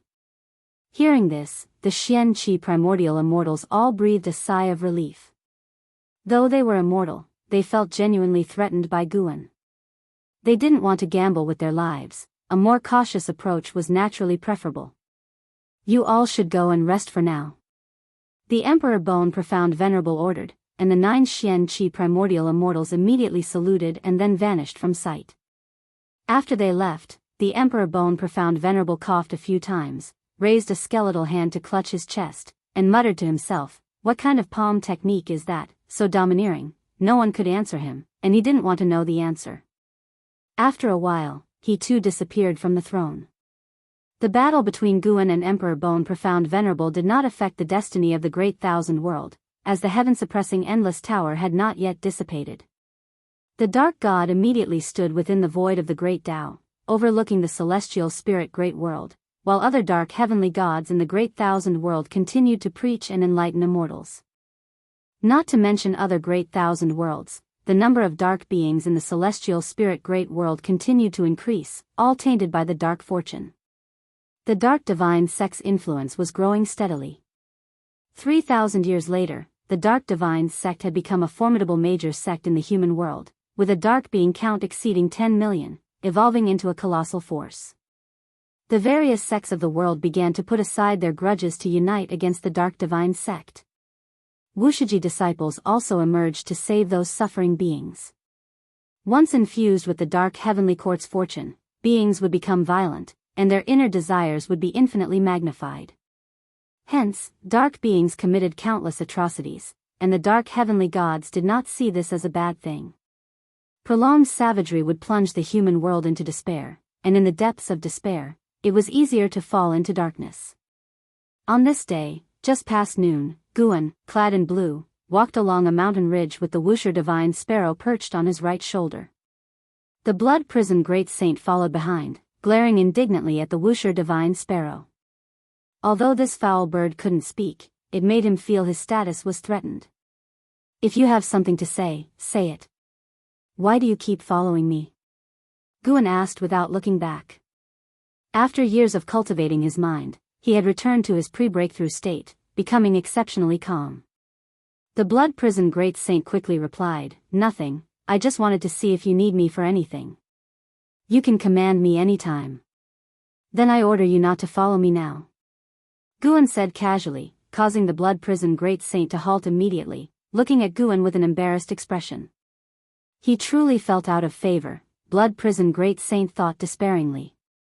The corners of Guan's mouth twitched slightly. He wanted to ask, when had he ever favored him? Go find Zoyer and assist him.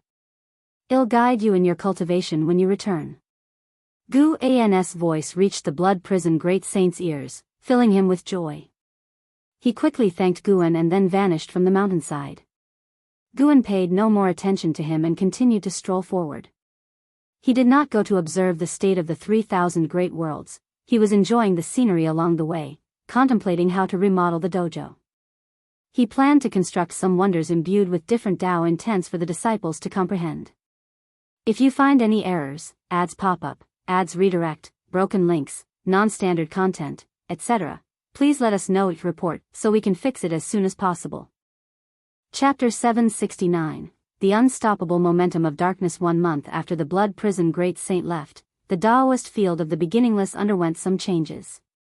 At dawn, sunlight passed over the mountains, shining on a spot between the peaks. In the midst of 2 mountains stood a circular structure with a diameter exceeding a mile. Within the white courtyard walls stood numerous stone pillars, each pillar was intricately carved with complex and mysterious runes. Enzazai, dressed in a white embroidered robe, led dozens of disciples into the structure. His demeanor was elegant now, with a long beard giving him an air of a grandmaster.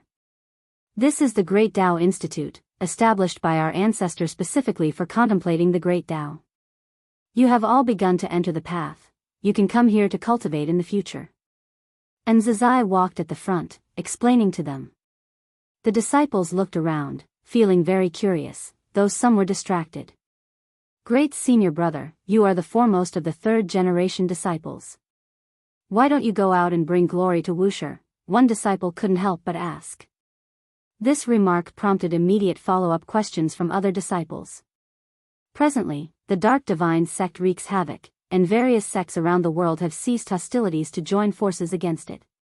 Yet even so, the Dark Divine sect's momentum continues to grow. All Wushiji disciples possess a sense of justice and are frustrated by the Dark Divine sect's unstoppable rise. Unfortunately, Wusher has regulations. To leave the mountain, one must at least reach the Zai immortal realm. With Wushi's foundation and the disciples' talents, reaching the Zai immortal realm is not difficult. However, even so, it requires time. The disciples brought by Zizai to the Great Tao Institute had not yet reached the Zizai immortal realm. They were concerned about the world but unable to venture out, leading to impatience. And Zizai turned to look at them, smiling, "You all are still too young. Do you know how many disasters have occurred before? This time is different. The Dark Divine sect comes from beyond the heavenly Tao. It's said that even the immortal gods cannot defeat them," a female disciple said worriedly. And Zizai replied irritably, "Since the immortal gods can't prevail against them, do you still wish to save the world? We may not be able to defeat the dark heavenly gods, but there are certainly beings within the Dark Divine sect that we can overcome. Moreover, we can save the suffering masses and fulfill our responsibilities," another disciple answered passionately, inspiring others to agree. Born on the nine-spirit continent, they didn't suffer the hardships of mortal spirits. Their immortal cultivation was not for longevity or superiority. From a young age, they were instilled with a sense of mission, to serve the world and its beings. The isolated nine-spirit continent, given the best cultivation conditions by their ancestor, demanded they repay all living beings and extol their ancestors' virtues. And Zizai looked at them, feeling both helpless and gratified.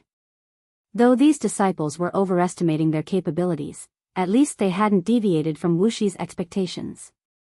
And Zizai himself had endured hardships to reach this day.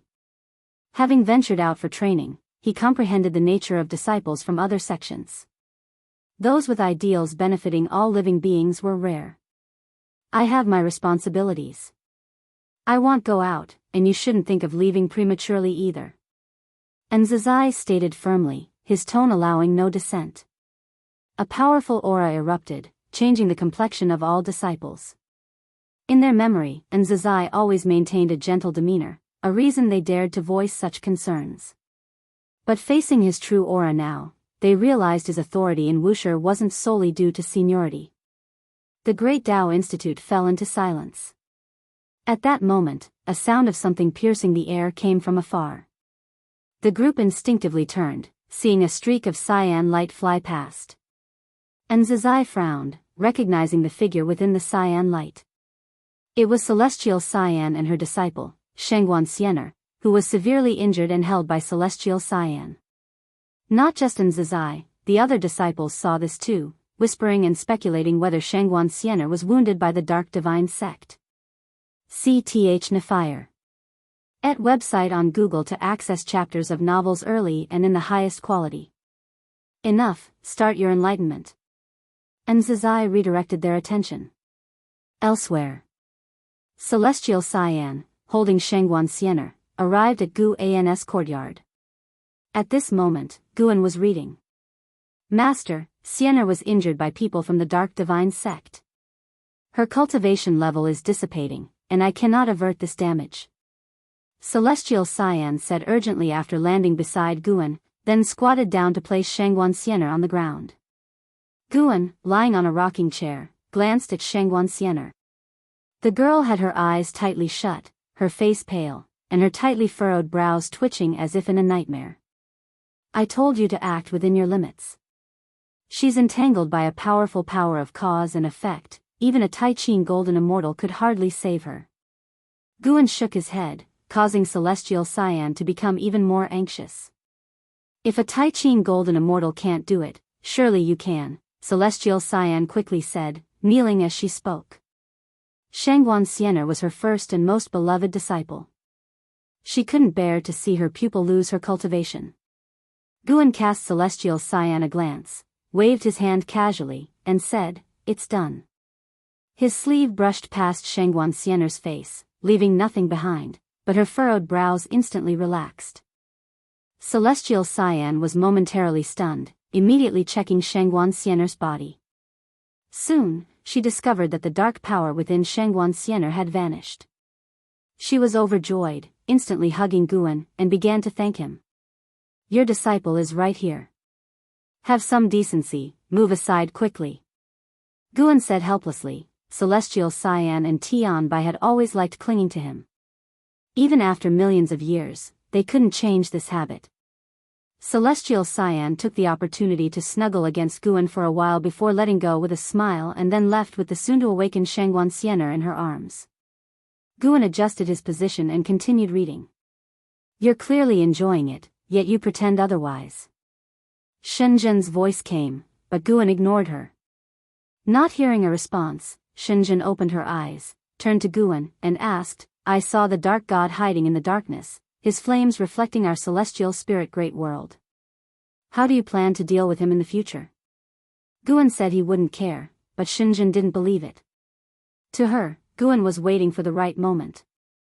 Though the dark god terrified her, making him seem unbeatable, Shenzhen believed that as long as Guan acted, the dark god would definitely perish. How to deal with him? Naturally, by giving my all. If he's so powerful and I slack off, I'll be killed. What then? Guan replied, causing Shenzhen to roll her eyes. Hearing this, Shenzhen was completely at ease. She even began to feel pity for the dark god. The dark god hadn't invaded yet, probably waiting for the dark heavenly gods to probe the celestial spirit great world. Unfortunately, no matter how he calculated, he couldn't fathom Guan's true strength. When the dark god faces Guan, despair will surely follow. Why such a powerful being hides within this world, not seeking conquest, fame, or profit, and isolated on a continent, is simply inconceivable. If you find any errors, ads pop up, ads redirect, broken links, non-standard content, etc., please let us know each report so we can fix it as soon as possible. Chapter 770, Summoning the Dark God amidst the void, a gigantic golden disc was advancing, and upon it, 100,000 heavenly soldiers sat meditating and cultivating. Zhang Buku opened his eyes, gazing towards the mysterious and beautiful end of the void. His thoughts drifted as he reminisced about the previous great battle. As the struggle for the Son of Heaven grew increasingly fierce, this celestial army had already experienced no fewer than 100 great battles. However, that last battle left him in awe. Since joining the celestial court, he couldn't help but feel a sense of disdain for the 3,000 great worlds because many powerful realms existed beyond them. He had never imagined that a great thousand world could nurture an existence that even immortal gods couldn't subdue. Recalling how the celestial calming god was forcefully suppressed with the entire celestial army being helpless, he felt that his path was still long. He couldn't help but think of the supporting Tao sword venerable from the celestial spirit great world. Could that sword venerable also possess the ability to surpass the celestial gods? Still thinking about the previous battle? Such great thousand worlds are rare. If it weren't for the struggle for the Son of Heaven, they wouldn't have surfaced to meddle in cause and effect. Su Yu, sitting beside Zhang Buku, spoke up. He didn't seem surprised by the previous battle. Zhang Buku glanced at him and asked, by now, the struggle for the Son of Heaven has fully erupted, and you still won't reveal your origins? Smiling, Su Yu replied, if you are still alive after the struggle for the Son of Heaven ends, I will tell you. Could it be that you are also a Son of Heaven?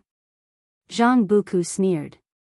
Su Yu retorted with annoyance, some things should not be said carelessly. Zhangtian above might just bestow celestial punishment upon you. Instinctively, Zhang Buku raised his eyes.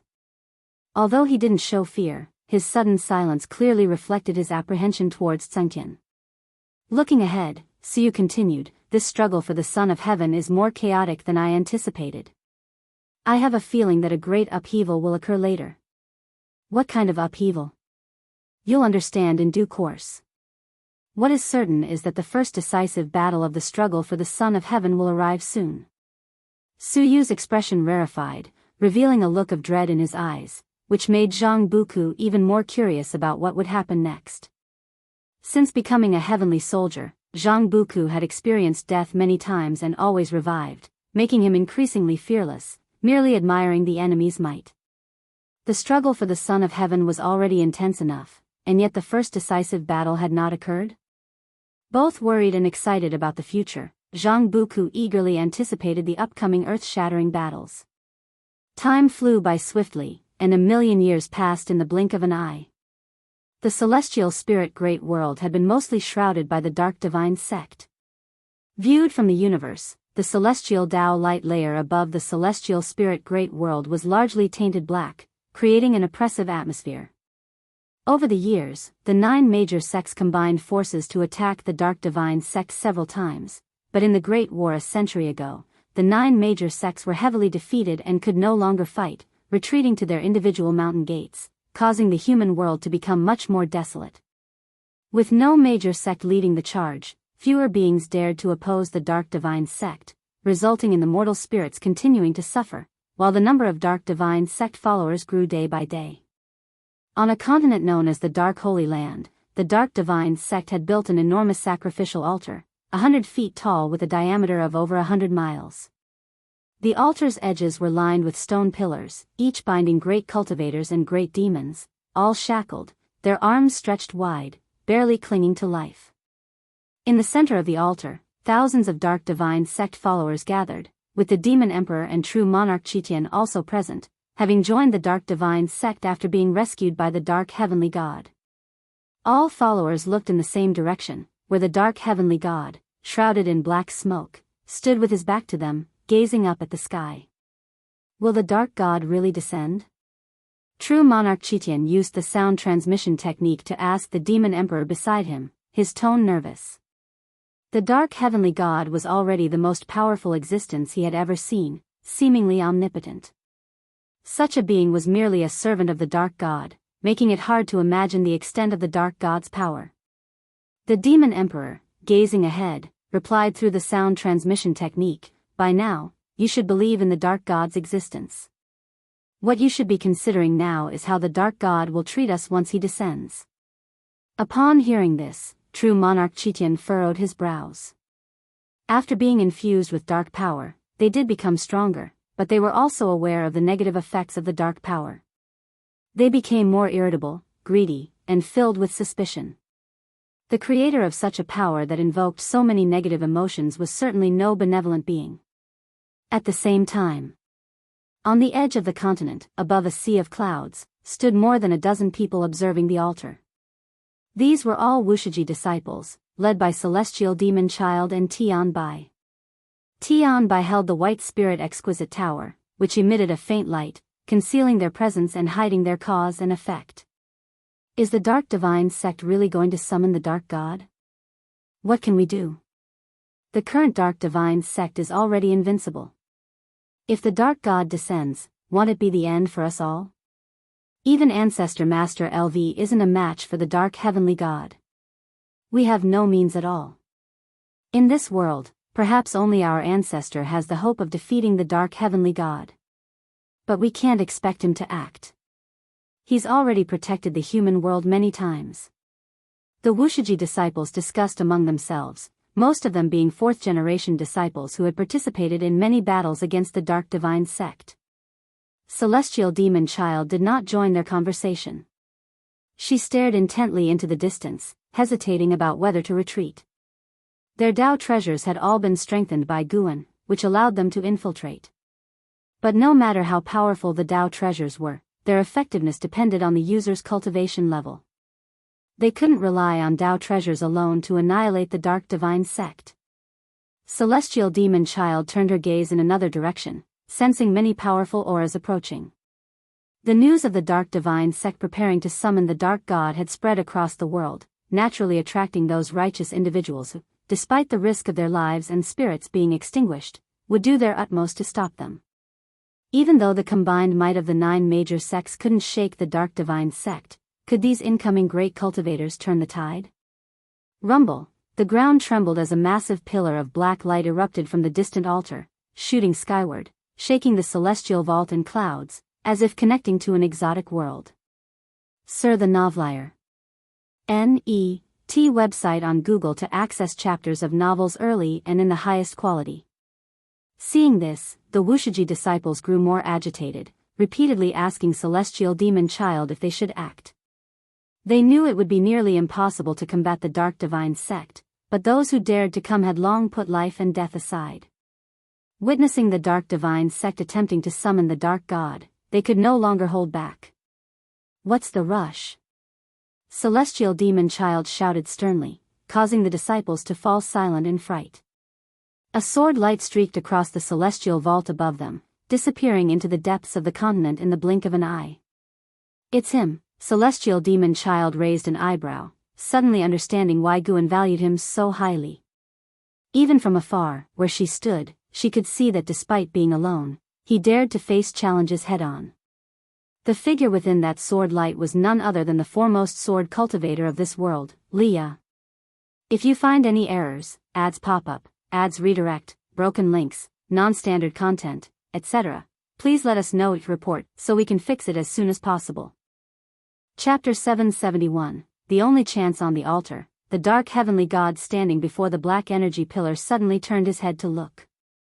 Immediately, thousands of followers of the dark divine sect followed suit, witnessing a sword light rapidly approaching. As the sword light dissipated, Li Ya's figure emerged, swinging his sword to strike. A sword chi akin to Jinghong attacked with such speed that the cultists of the Dark Divine sect had no time to react, yet the Dark Heavenly God did not intervene. Boom! The sword chi struck the black energy pillar and dispersed directly, causing no damage at all. Dressed in black, Leah remained suspended in the air, his expression unchanged upon seeing this scene. Sword God Leah, we meet again. You refused my invitation before. Do you still wish to become my enemy this time? The dark heavenly god looked at Leah from afar and asked, his tone indifferent and devoid of any emotion. Leah calmly replied, our paths differ, so we cannot conspire together. You are invaders. From the moment you set foot in this great thousand world, you were destined to be my enemies. The dark heavenly god said no more, only waving his hand lightly. In an instant, dozens of figures rose like arrows, charging towards Leah. Thus, a fierce battle erupted.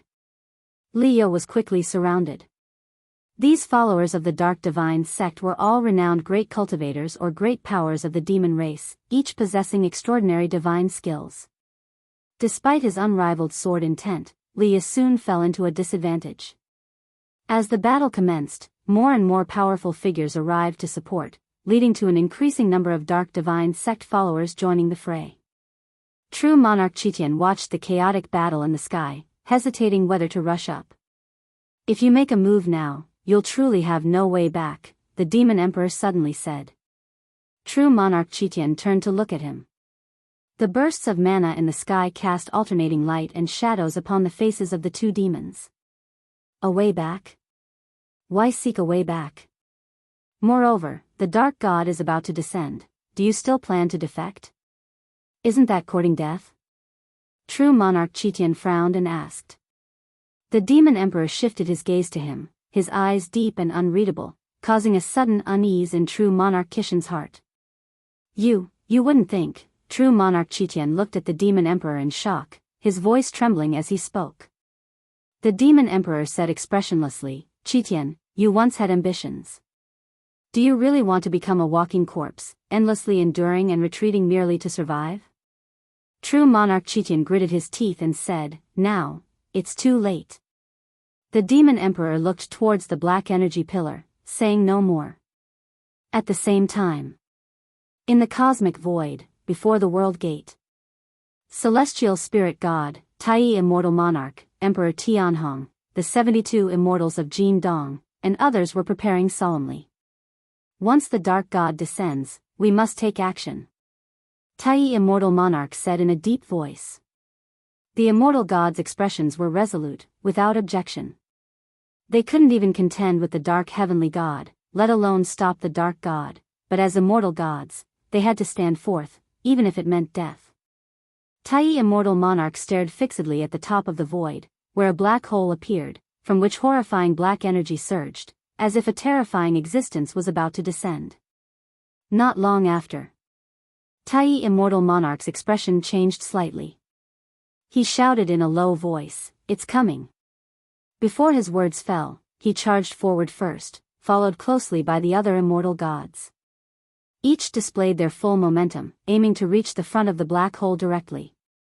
However, during the relocation, an unimaginable oppressive force enveloped them, causing them to stop instantly, unable to move. Tai Immortal Monarch's expression changed dramatically. Before he could react, his body instantly exploded and disintegrated into ashes, followed by the other immortal gods. All were obliterated. Meanwhile, in the human world, the celestial vault above the altar was covered by rolling dark clouds. The sea of clouds churned, forming a vortex scene. In the midst of his fierce battle, Leah looked up, sensing trouble.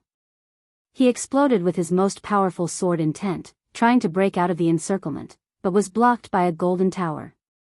This golden tower, 100 feet tall, continuously emitted golden light that shook the soul, sealing off the surrounding space, making it impossible for Leah to break through in a short time. Just as he was restrained, powerful enemies from all directions attacked, forcing him into a defensive posture. Those fighting on the scene were all free immortals and Daoist Zhangzhizai immortals. Their battles shook the heavens and earth, yet the altar below remained incredibly solid and unmoved. Celestial Demon Child and Tian Bai also led Wushiji disciples into battle, but the growing number of Dark Divine Sect supporters prevented them from approaching the altar. The Dark Heavenly God, standing before the black energy pillar, surveyed all around, seemingly admiring the futile resistance of the living beings. Boom! The black energy pillar behind him suddenly expanded, the wild wind wreaking havoc, sweeping away the cultists on the altar who hadn't engaged in battle. Sea the Oval Fire.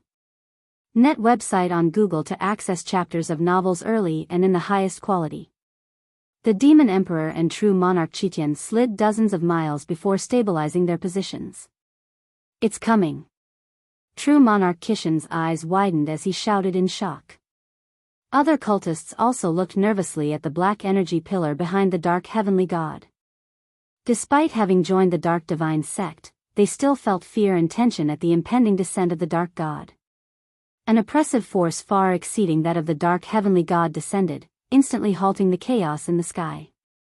All beings, both earthly creatures and Dark Divine Sect followers, stopped fighting. They struggled to turn their heads, their gaze fixed on the black energy pillar. At this moment, everyone felt the breath of death, as if they could be annihilated at any moment. Gradually, they all began to descend, being suppressed and forced to lower their stance. Leah gritted his teeth, attempting to resist the oppressive force, but found himself unable to. When his feet touched the altar, the force surged, causing his expression to change drastically, his knees crashing onto the altar. Not just him, but all living beings experienced the same. Whether falling on the altar or not, all were pressed onto their knees, hands bracing against the ground, looking in disbelief at the black energy pillar. The black energy pillar's diameter continued to expand, eventually resembling a black sky curtain hung between heaven and earth, making the Dark Heavenly God in front of it seem insignificant. Who? A heavy breathing sound echoed, causing all living beings to feel unease. Kneeling on the ground, True Monarch Kishan's eyes widened, his pupils trembling as he saw a white skeleton gradually emerging from the black energy pillar. This skeleton was vast, larger than a mountain, visible from all over the continent. When it stepped out of the black energy pillar, the terrifying oppressive force abruptly vanished, leaving the world in sudden silence. Leah tried to get up, but found himself unable to. Despite the absence of oppressive force on his body, he couldn't stand as if his body no longer belonged to him. This eerie feeling only intensified his fear. He gazed up at the imposing white skeleton of the Dark God, feeling a deep sense of helplessness. Such an existence was beyond his capability to contend with. I offer you all a chance, your only chance. Who among you is willing to sacrifice themselves to continue the existence of this world? An icy voice rang out, clearly transmitted into the ears of every living being on the continent. If you find any errors, ads pop up, ads redirect, broken links, non-standard content, etc., please let us know each report so we can fix it as soon as possible. Chapter 772, Stand Up Sacrifice Myself? All living beings on the continent shivered at these words, including the followers of the Dark Divine Sect. The Dark God possessed overwhelming power, yet still proposed this test, clearly intending to mock them. For the followers of the Dark Divine Sect, their god's enjoyment of toying with the weak was itself a dangerous sign. The Dark Heavenly God stood motionless in front of the Dark God's bones, silent like a ghostly figure. If your will to sacrifice is strong enough, you can resist the suppression of the dark power, you can stand up. Whoever stands up first will get this chance. Let's see who wants to be the savior and who can achieve it. The voice of the dark god resounded again, deafening all living beings. The vast majority did not feel a sudden urge to sacrifice but rather despair. The previous oppressive force of the dark god was too strong, so strong that it snuffed out their will to fight. Yet, Leah wanted to sacrifice himself. He tried to get up with all his might but could not. Get up, Leah roared inwardly. At this moment, he could only believe in the dark god's words. In the face of absolute power, he thought the dark god had no need to toy with them. Even if it was false, he wanted to prove to the dark god that someone would stand out in this world and would not be looked down upon. However, no matter how hard he tried, he just couldn't stand up. His will could not break through the shackles of the dark.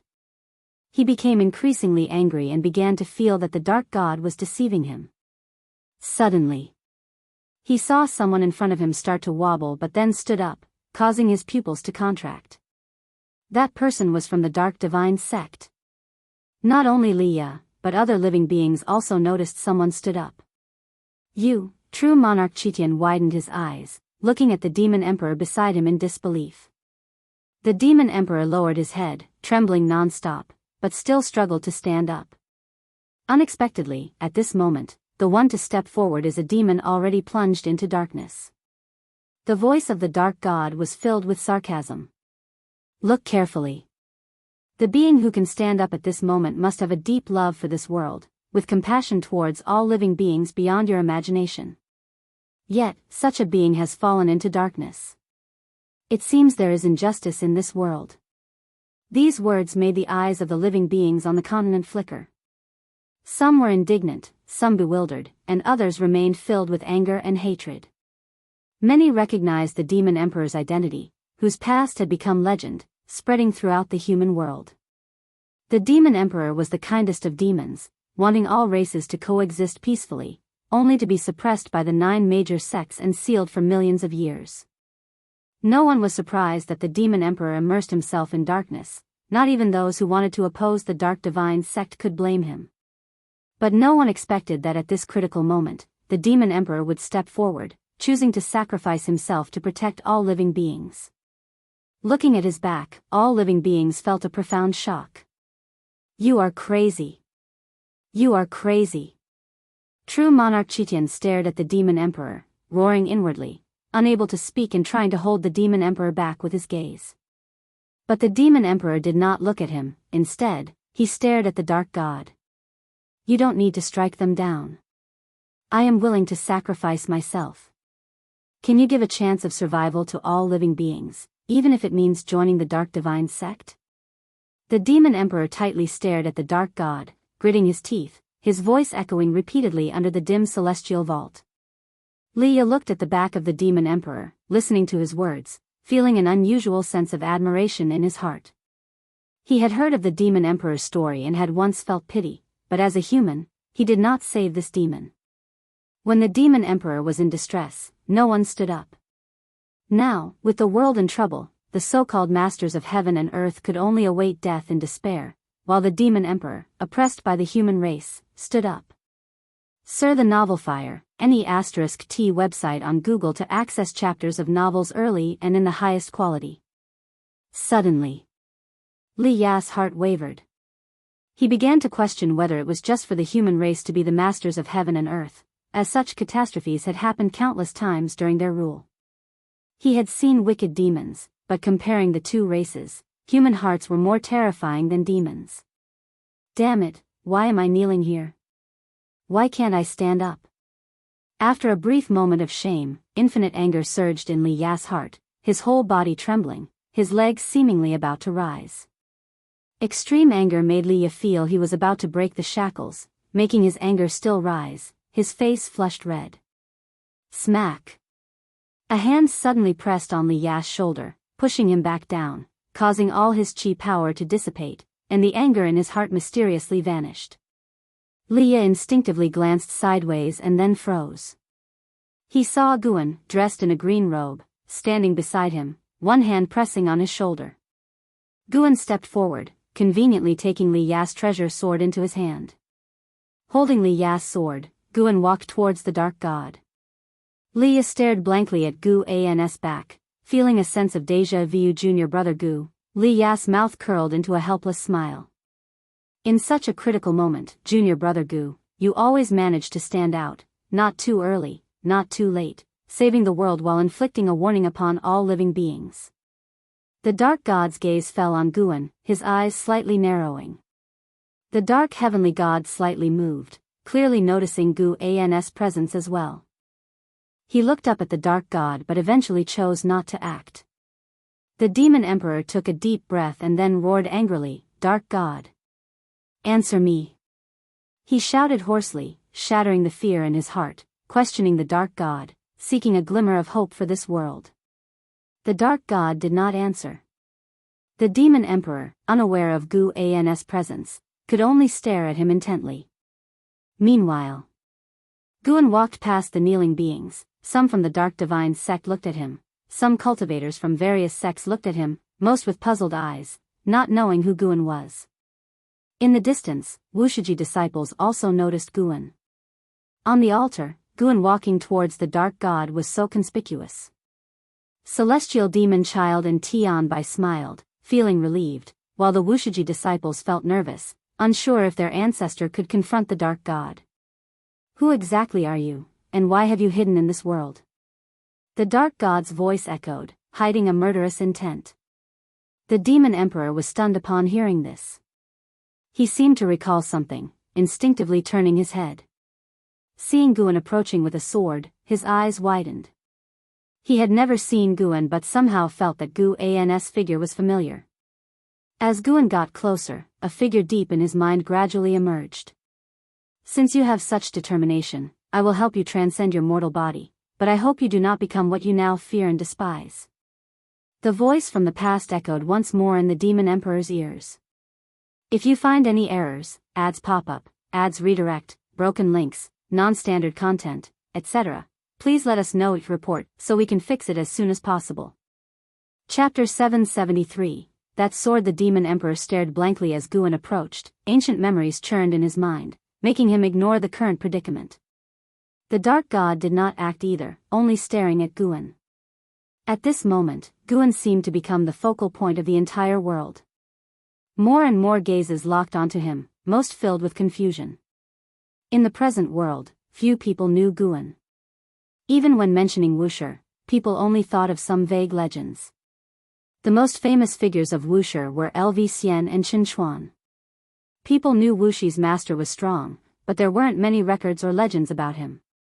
The world was silent, all living beings stared at Guan, wanting to see what he would do. From the dark god's inquiry, this man should be very strong. But, no matter how strong, can he be powerful enough to contend with the entire Dark Divine sect? Guan was holding Li Ya's sword, ignoring the gazes from all directions. This time, he did not deliberately hide his true face, allowing everyone to see. He wanted to tell all beings that the celestial spirit great world could rely on self-rescue. He was neither an immortal god nor an outer heaven demon, he looked just like an ordinary human. Many great powers from outer heaven assumed Guan came from another great world, hidden here. Little did they know, Guan was born and bred in the celestial spirit great world, which was why he was willing to stay. The dark god saw Guan not responding, his expression grew increasingly cold, his killing intent almost solidifying. He raised his right bone claw, and as he did, the entire world suddenly changed. Darkness swallowed the celestial vault and the earth, making all beings feel suffocated. It was at this moment Guan moved. He swiftly threw Li Ya's treasure sword, its cold light dazzling, illuminating the demon emperor's face. His eyes widened. The dark heavenly god's black robe fluttered violently. He too could not react. Boom! The sword pierced the dark god at an unbelievable speed, without any flashy divine power or fierce sword intent. This sword was very ordinary, yet exceedingly forceful. The darkness enveloping the world shattered suddenly. The sword light traversed the sacrificial platform, directly shattering the dark god's massive white bone, fragmented bones flying in all directions. This scene left all beings dumbfounded, including the followers of the Dark Divine sect. They had already estimated Guan as highly as possible. After all, Guan could advance, holding his head high under the dark god's pressure. They had expected a stunningly fierce battle but did not anticipate Guan shattering the dark god's white bone with just one sword. Search * the novel Fire. And a website on Google to access chapters of novels early and in the highest quality. Could the dark god be testing him? All beings harbored such thoughts. In past years, the dark heavenly god established an invincible and powerful image. His worshipped dark god could not possibly be weak. Based on this, none of them believed the dark god had truly been defeated. The demon emperor turned to look, gazing at the fragments of bone scattered across the sky, stunned. The dark heavenly god turned to look too, sharing the same thoughts as other beings, believing the dark god was intentionally testing Guan, thus he did not panic. Guan raised his hand and pulled. Lia's treasure sword traced a perfect arc in the air, landing before Lia. The sword blade plunged into the sacrificial platform's ground, continually vibrating. Unlike other beings, Lia believed the dark god was truly dead. He looked at his sword, never imagining his sword to be so powerful. The sword just now lacked sword intent and sword chi, giving him a sense of the great Tao's simplicity. The sacrificial platform fell into silence. After a few breaths, slowly, some began to realize something was off. Could the dark god really be dead? This speculation sparked hope in more and more beings, while the dark divine sect's side found it unbelievable. They worshipped the power of darkness. In their minds, the dark god was the strongest, omnipotent. How could he be killed by a single sword? That sword was swift, but this completely contradicted their expectations of a great battle. The dark heavenly god came back to his senses too, realizing something was wrong, wanting to move away, but an extremely terrifying power suppressed him, rendering him immobile. He looked at Guan in horror. Guan kept walking towards him. The sacrificial platform remained silent, but all beings watched Guan. His footsteps seemed to echo in their ears, pounding on their hearts, strong and powerful, striking at their spirits and souls. Guan walked step by step towards the dark heavenly god, bringing boundless fear to him. He deliberately walked slowly, and as time passed, the dark god never reappearing, made more and more beings begin to believe the dark god was truly dead. He died abruptly, without any resistance. If they hadn't previously felt the terrifying pressure of the dark god, they might suspect the dark divine sect to be a lie, and the so-called dark god not worth mentioning. But now, their hearts were filled with infinite shock and reverence. Who was this person? Why was he so powerful? The disciples of Wuxia were even more excited, standing up and looking at Guan from afar, not daring to disturb him. Other beings also gradually realized the dark god's pressure was gone.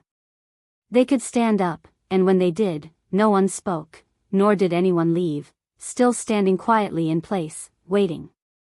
Guan walked past the demon emperor, getting closer and closer to the dark heavenly god.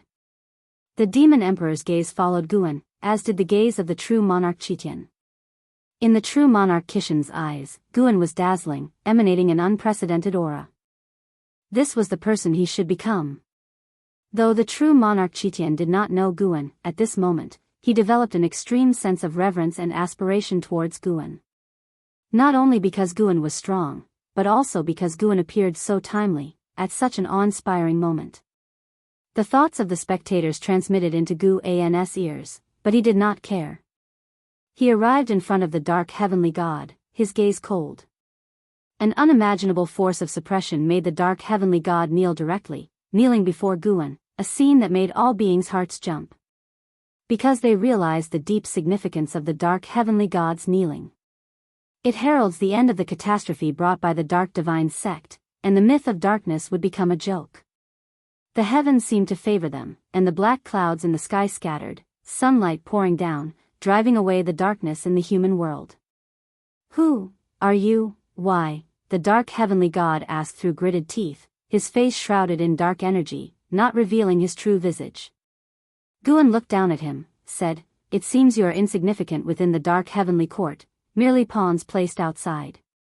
He had already been to the heaven-suppressing endless tower, and the speed of the heaven-suppressing endless tower had slowed considerably, indicating the Emperor Bone Profound Venerable hesitated greatly. Given this situation, the Dark God dared to come. It was evident that the Dark God was not worthy of mention in the eyes of the Emperor Bone Profound Venerable. Not only the Dark God but other dark beings placed into the heavenly Tao were also the same, mere pawns to the Emperor Bone Profound Venerable.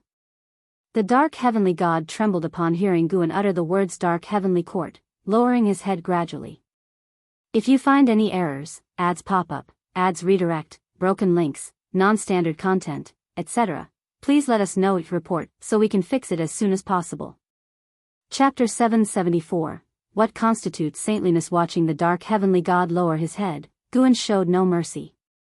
With a flick of his right hand sleeve, the Dark Heavenly God instantly recovered.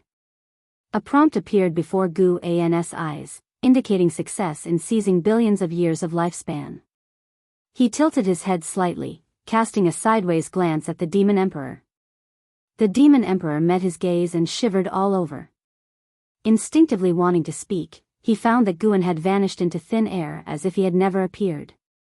The wind from afar swept across the heavens and earth, blowing past every living being on the sacrificial altar. The followers of the Dark Divine Sect felt the dark power within them dissipating, causing them confusion. If the Dark Divine Sect were to truly dissolve, how would they carry on in the future? He is truly a deity. I wonder who that senior was? A great cultivator sighed sincerely, his face somewhat dazed, feeling as if everything was a dream. That senior was the patriarch of our Wuxia who has saved the human world multiple times. You all were fortunate to encounter him in action. A disciple of Wuxiji laughed loudly and proudly, his words causing an uproar among the other beings. The patriarch of Wuxia? Isn't that the legendary great power? The Demon Emperor also heard these words. A fighting spirit ignited in his eyes, and his whole demeanor transformed as if he became a different person. True Monarch Qitian, who had been watching him, noticed his change. Could the Demon Emperor know the ancestor Master Wuxia? True Monarch Qitian speculated secretly, a bold thought emerging in his mind, which instantly thrilled him. Unnoticed, Liya drew his sword and silently departed. Elsewhere, Guan had already returned to the Taoist field of the beginningless. As he walked along the mountain path, he raised his right hand. A mass of black energy emerged from his palm, revealing a pair of eyes. It was the eyes of the Dark God. How could this be? The Dark God was terrified upon seeing Guan. Before he could finish his sentence, his eyes became hollow. Guan began the soul search, understanding his past in the Dark Heavenly Court. The vast memories of the Dark God were nothing to Guan today. With a probe of his divine sense, all the memories poured into Guan's mind. This Dark God was once a being of the heavenly Tao. Like most stories of ascending to immortality, he was born in the mortal world, a peerless genius. He endured hardships, ascended to the great thousand world, created a Taoist lineage there, and accepted numerous disciples, eventually becoming a legendary figure in one of the great worlds. Later, he ascended to immortality, thinking he had fully attained the Tao. However, shortly after his ascension, the War of the Sons of Heaven broke out, and he was forced into it. Wishing to protect the great thousand world and the mortal world he had dwelled in amid the chaos, he ultimately failed, and the celestial court annihilated the 3,000 great worlds, recreating them. His past thus ceased to exist. From then on, a seed of hatred was planted in his heart. When the contest for the celestial emperor arose, he was dragged into the chaos again. Ultimately, the Son of Heaven he supported failed and was exiled by the celestial emperor, alongside his followers into chaos, suffering endless backlash from the great Tao. During those long years of backlash from the great Tao, that Son of Heaven achieved sudden enlightenment, founding the Dark Fortune, establishing the Dark Heavenly Court, and rescuing them from torment. In the ensuing years, the Dark God continuously cultivated, awaiting the day of returning to the heavenly Tao. After the founding of the Dark Heavenly Court, that Son of Heaven proclaimed himself the Dark Heavenly Emperor. He planned to devour the heavenly Tao with dark power to become the true celestial emperor. In the mortal world, he was a favored scion of the heavens. In the great thousand world, he was an unparalleled myth. Yet from the moment he ascended, he was insignificant. Whether in the celestial court or the Dark Heavenly Court, he remained little more than a speck of dust.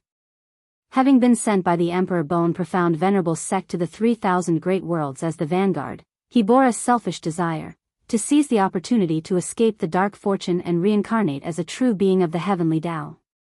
The celestial spirit great world was not truly drawn into the struggle over the Son of Heaven, and its fortune was on the rise, so he chose it. After observing for a long time, he saw that no stronger immortals or gods intervened despite the dark heavenly god's chaos. He thought his chance had come. Unfortunately, he encountered Guan. Through his memories, Guan gained some understanding of the dark heavenly court. It possessed 9 supreme treasures, of which the heaven-suppressing endless tower was just one. The exiled immortal gods were equivalent to half a celestial court, and their survival in chaos indeed posed a significant threat to the heavenly Tao. Guan felt puzzled by the celestial emperor's decision. The celestial emperor had the power to eradicate the immortal gods. Why did he choose to exile so many instead, unafraid of nurturing future trouble? Was it part of a greater plan, or did he simply not care? The celestial emperor was incredibly strong. Even in the dark god's heart, he was an invincible existence. It was precisely out of fear of the celestial emperor that the dark god wanted to reincarnate into the celestial court, escaping the dark heavenly court. In his eyes, the dark heavenly court held no hope. He followed it out of necessity. After witnessing the dark god's memories, Guan felt a deep sympathy for him. With a squeeze of his right hand, he completely shattered the soul essence of the dark god. Immediately, a prompt appeared before his eyes, indicating that the dark god had granted him 900 billion years of lifespan. For one of his level, having only 9,000 billion years of life left meant he was nearing the end of his journey. In his desire to reincarnate, the dark god revealed his true essence, giving Guan the opportunity to eliminate him. Though his life story warranted sympathy, Guan would not take him in, for he had betrayed many benefactors merely to survive. However, out of this sense of sympathy, Guan decided he would later record his story in a book, ensuring that his erased past would be remembered in the human world. After vanquishing the dark god, the destiny of the world in Guan's eyes completely changed. The future would usher in a new era, brimming with interesting events. The years are long, and the mixed element profound venerable immortal is not enough. Taihao, how high must I ascend to truly defeat you?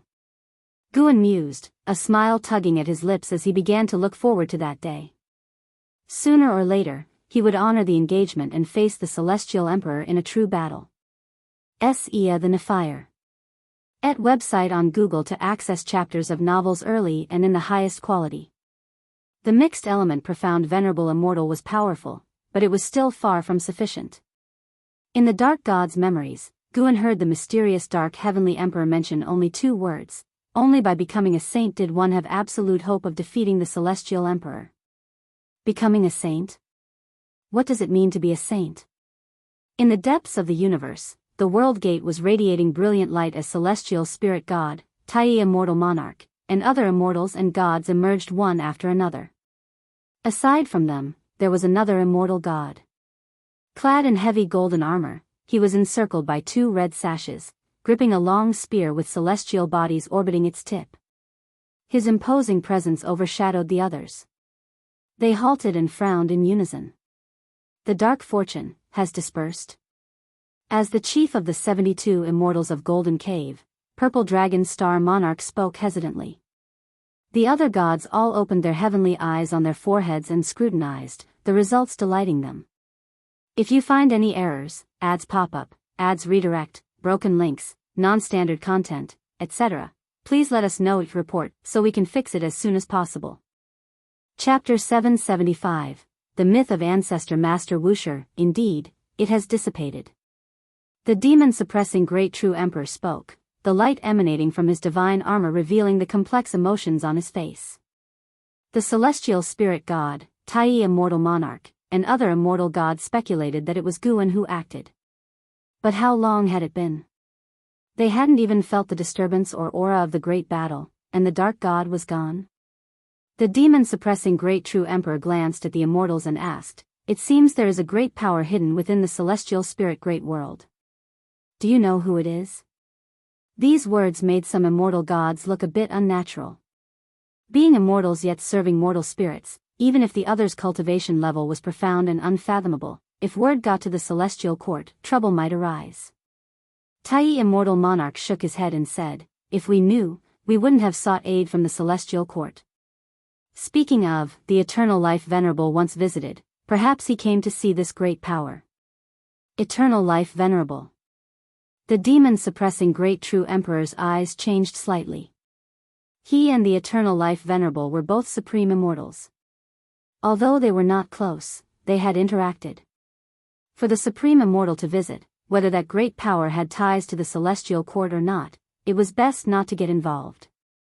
Having stayed in the celestial court for countless years, he knew one thing: immortal gods should only perform their immortal duties.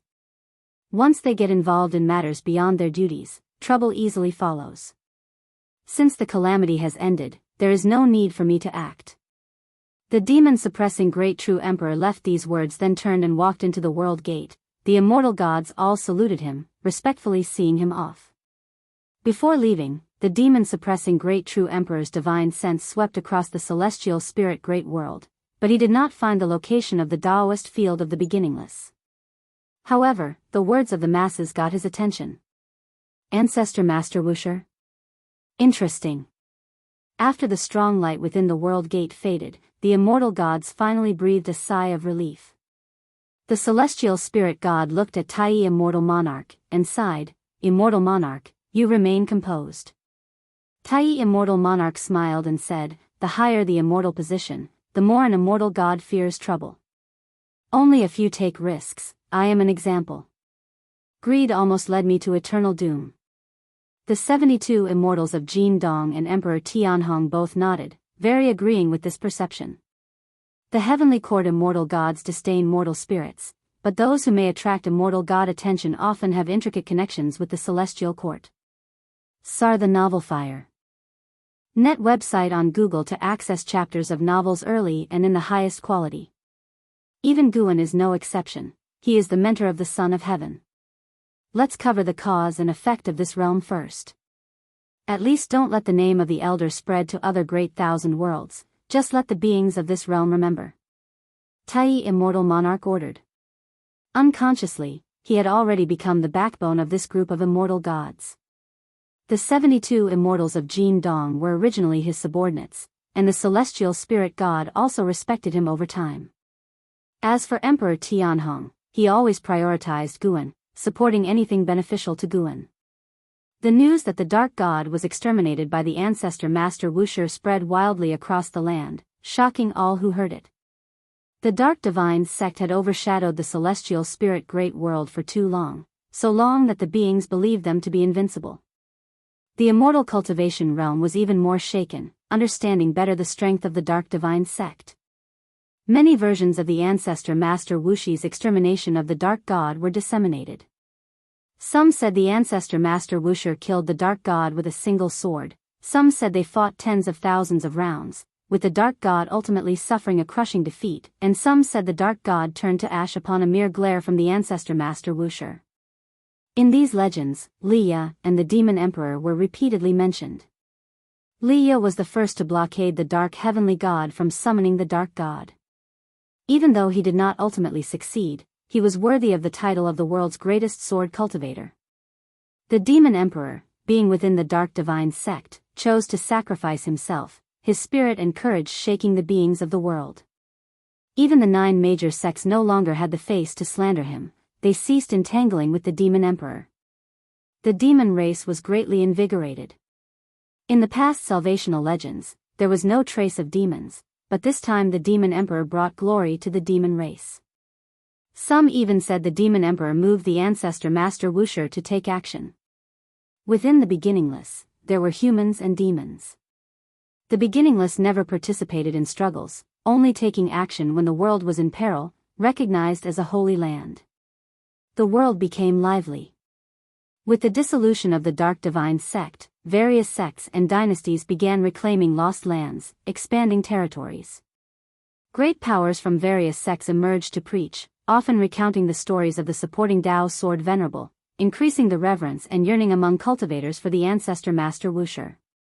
As the stories of the supporting Tao sword venerable were unearthed, the status of the beginningless in the minds of the beings rose higher and higher. It had been 50 years since the dark god was exterminated. This year, in spring, Guan came to the Gathering Flower sect to see Jiang Qiong. During the chaotic years of the Dark Divine sect, the Gathering Flower sect could only barely protect its mountain gate. Now, with the disbandment of the Dark Divine sect, the Gathering Flower sect started establishing connections with various sects, and trades and discussions flourished, leading to a scene of prosperity. Quickly tell me, what exactly happened at that time? What was the dark god like? Did he have 3 heads and 6 arms? In a small pavilion, Jiang Qiong, while pouring wine for Guan, urged eagerly. She wore a wide white robe, her black hair freely cascading to her waist, her skin as white as solidified cream, even glowing under the sunlight. Her beauty was unmatched, combining with her aura of an enlightened master, making her seem not like a mortal woman, carrying an air of profound depth. Guan immediately began recounting the situation then. That day, the sky darkened, lightning flashed, and thunder roared. Those involved in the battle knelt in despair. I originally did not want to intervene, trusting that the heavens had their own destiny. Yet, I couldn't bear it in my heart. Jiang Qiong listened intently, not minding Guan's embellishments but rather enjoying it greatly. When Guan mentioned that he used Li Ya's sword to kill the dark god, Jiang Qiong burst into laughter. She knew Li Ya, aware that the world's greatest sword cultivator valued his reputation highly. Being saved by his junior again, his expression must have been spectacular. When Guan finished, Jiang Qiong still felt unsatisfied, thinking it wasn't enough. Guan began tasting the Gathering Flower sect snacks. Jiang Qiong suddenly asked, "What is the origin of the dark god?" It is said his dark heavenly gods once defeated immortal gods. To great cultivators in the immortal cultivation realm, immortal gods were not mere legends. Tai immortal monarch and other immortal gods had wandered the human world, confirming for cultivators the existence of immortal gods. Guan pretended to ponder and said, "This involves an ancient secret history. I don't know if I should tell you, I fear bringing trouble upon you." Jiang Qiong widened her beautiful eyes and grumbled, "My mouth is tight, unlike your disciples who would travel far. I will stay in the celestial spirit great world until you decide to leave." Guan said meaningfully, "Don't speak too hastily. If the chance to ascend to immortality were really before you, you might not be able to refuse. Unless you ascend to immortality, I will never ascend." Jiang Qiong said firmly. Guan listened and shook his head, smiling.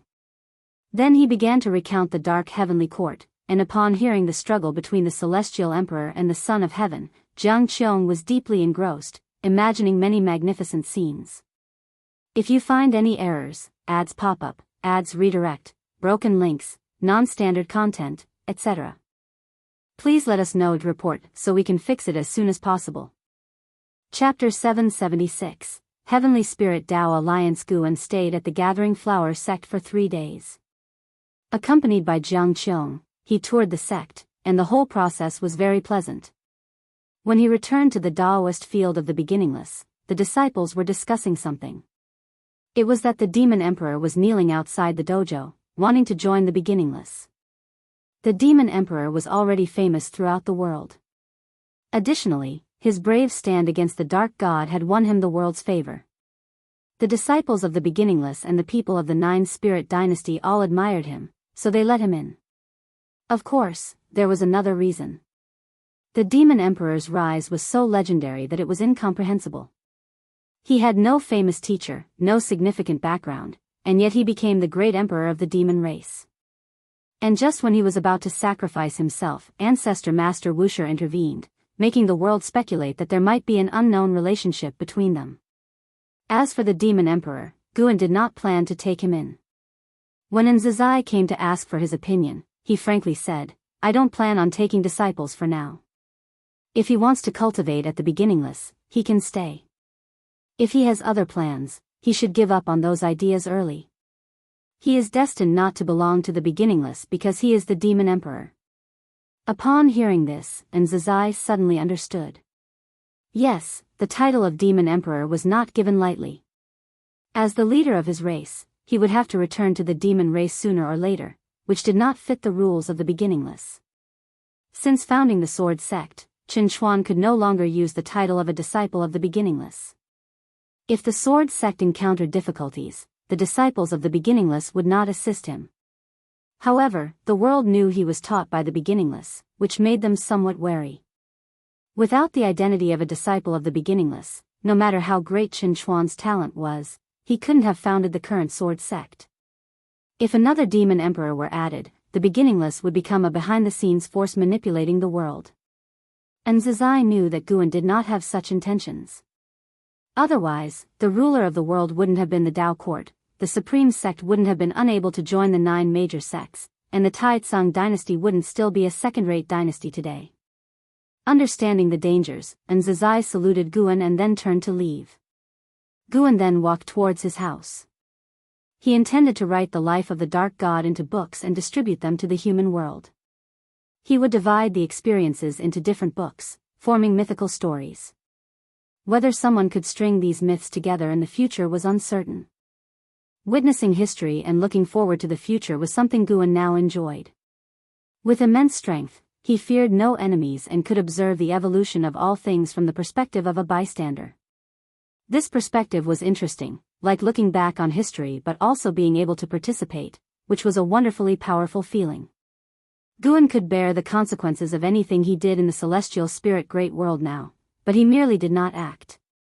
The desires of mortals he could fulfill at will. Now, he indulged in higher desires. No action and following his heart. He would not interfere in the red dust in daily life, but if he encountered something displeasing, he would act as he wished.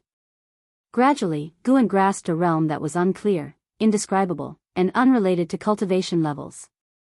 He had a premonition that reaching this realm would bring him immense joy. After entering his house, he picked up his pen. Instead of writing immediately, he sought that feeling.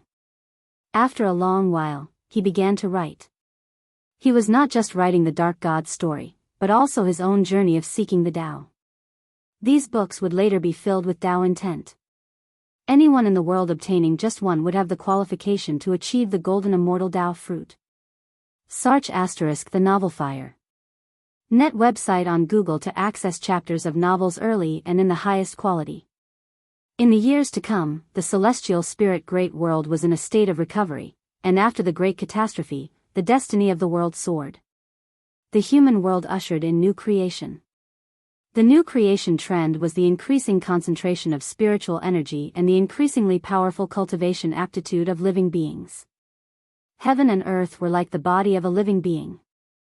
After enduring hardships and surviving, it became stronger. Unlike the previous era of battles for supremacy, after the calamity of the Dark Divine Sect, the 9 major sects no longer fought each other. Instead, they formed an alliance, the Heavenly Spirit Tao Alliance, to jointly govern the order of the world. They also absorbed other sects, constructing rules to control the forces of the world. These rules were not domineering. All living beings in the world were jubilant, welcoming the arrival of peace. The Heavenly Spirit Tao Alliance later revealed the grand pattern of the world ruler. They even invited the Demon Emperor to become one of the Alliance hierarchs to win over the hearts of the demon race. This news made the demon race thrilled. This human world was dominated by the human race. Having the power to rule the world was a good thing for the demon race. Thus, another 1,000,000 years passed. The celestial spirit great world underwent earth-shaking changes. The Heavenly Spirit Tao Alliance established many cities in the outer void. At every moment, cultivators could be seen entering and leaving the celestial spirit great world, and the celestial Tao light layer above it became even more brilliant, symbolizing that the celestial Tao destiny had reached a higher level. In the universe, on a meteor, there stood a grand tower. On the terrace of the tower, the Demon Emperor, dressed in red, was playing the qin. In front of him was the bright moon, and the stars adorned the sky behind the moon, as beautiful as a painting. 1,000,000 years had passed. The Demon Emperor transformed from a disciple of the Dark Divine Sect to one of the hierarchs of the Heavenly Spirit Tao Alliance, and his demeanor had greatly changed, majestic yet elegant. A figure appeared behind the Demon Emperor. It was true monarch Chitian. Demon Emperor, another demon cultivator from the other great thousand worlds, has broken in. This demon's bloodline is extraordinary. Do you want to take a look yourself? True monarch Chitian asked. He was now the Demon Emperor's first disciple, and working for the Demon Emperor, he was the most powerful demon under him. In the world, neither he nor the Demon Emperor was the strongest demon, but backed by the Heavenly Spirit Tao Alliance, they were the most powerful demons in terms of influence. The Demon Emperor did not stop his movements and softly asked, "What's different about him?" "That demon seems to possess the primordial physique." True monarch Chitian replied, his face full of envy as he spoke these words. The primordial physique is a general term for a category of powerful physiques, including the primordial cause and effect body, the primordial chaos body, etc. These bodies have a high comprehension of the rules of heaven and earth, their chi blood is far beyond that of other beings in the same realm, and their Tao fruits form unique Tao patterns. The primordial physique? I indeed have to see that, the Demon Emperor replied. He wasn't in a hurry to see that demon and continued to play the qin. True monarch Chitian did not leave either. He looked at the Demon Emperor, his eyes turning, and said, "Demon Emperor, Sword God Liya has come to visit the Heavenly Spirit Tao Alliance. It is said that he is deeply protected by Ancestor Master Wusher. Should we invite him as a guest?" He always harbored lingering thoughts about the beginningless, but sadly, the Demon Emperor was rejected by Ancestor Master Wusher, and he had given up the path to the beginningless. The stories of Liya and Ancestor Master Wusher were widely known. It was said that Liya and a reincarnated body of Ancestor Master Wusher were once fellow disciples, and for this reason, he was always protected by Ancestor Master Wusher.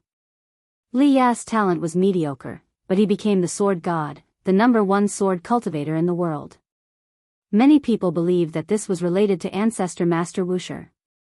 If you find any errors, ads pop up, ads redirect, broken links, non-standard content, etc., please let us know to report so we can fix it as soon as possible.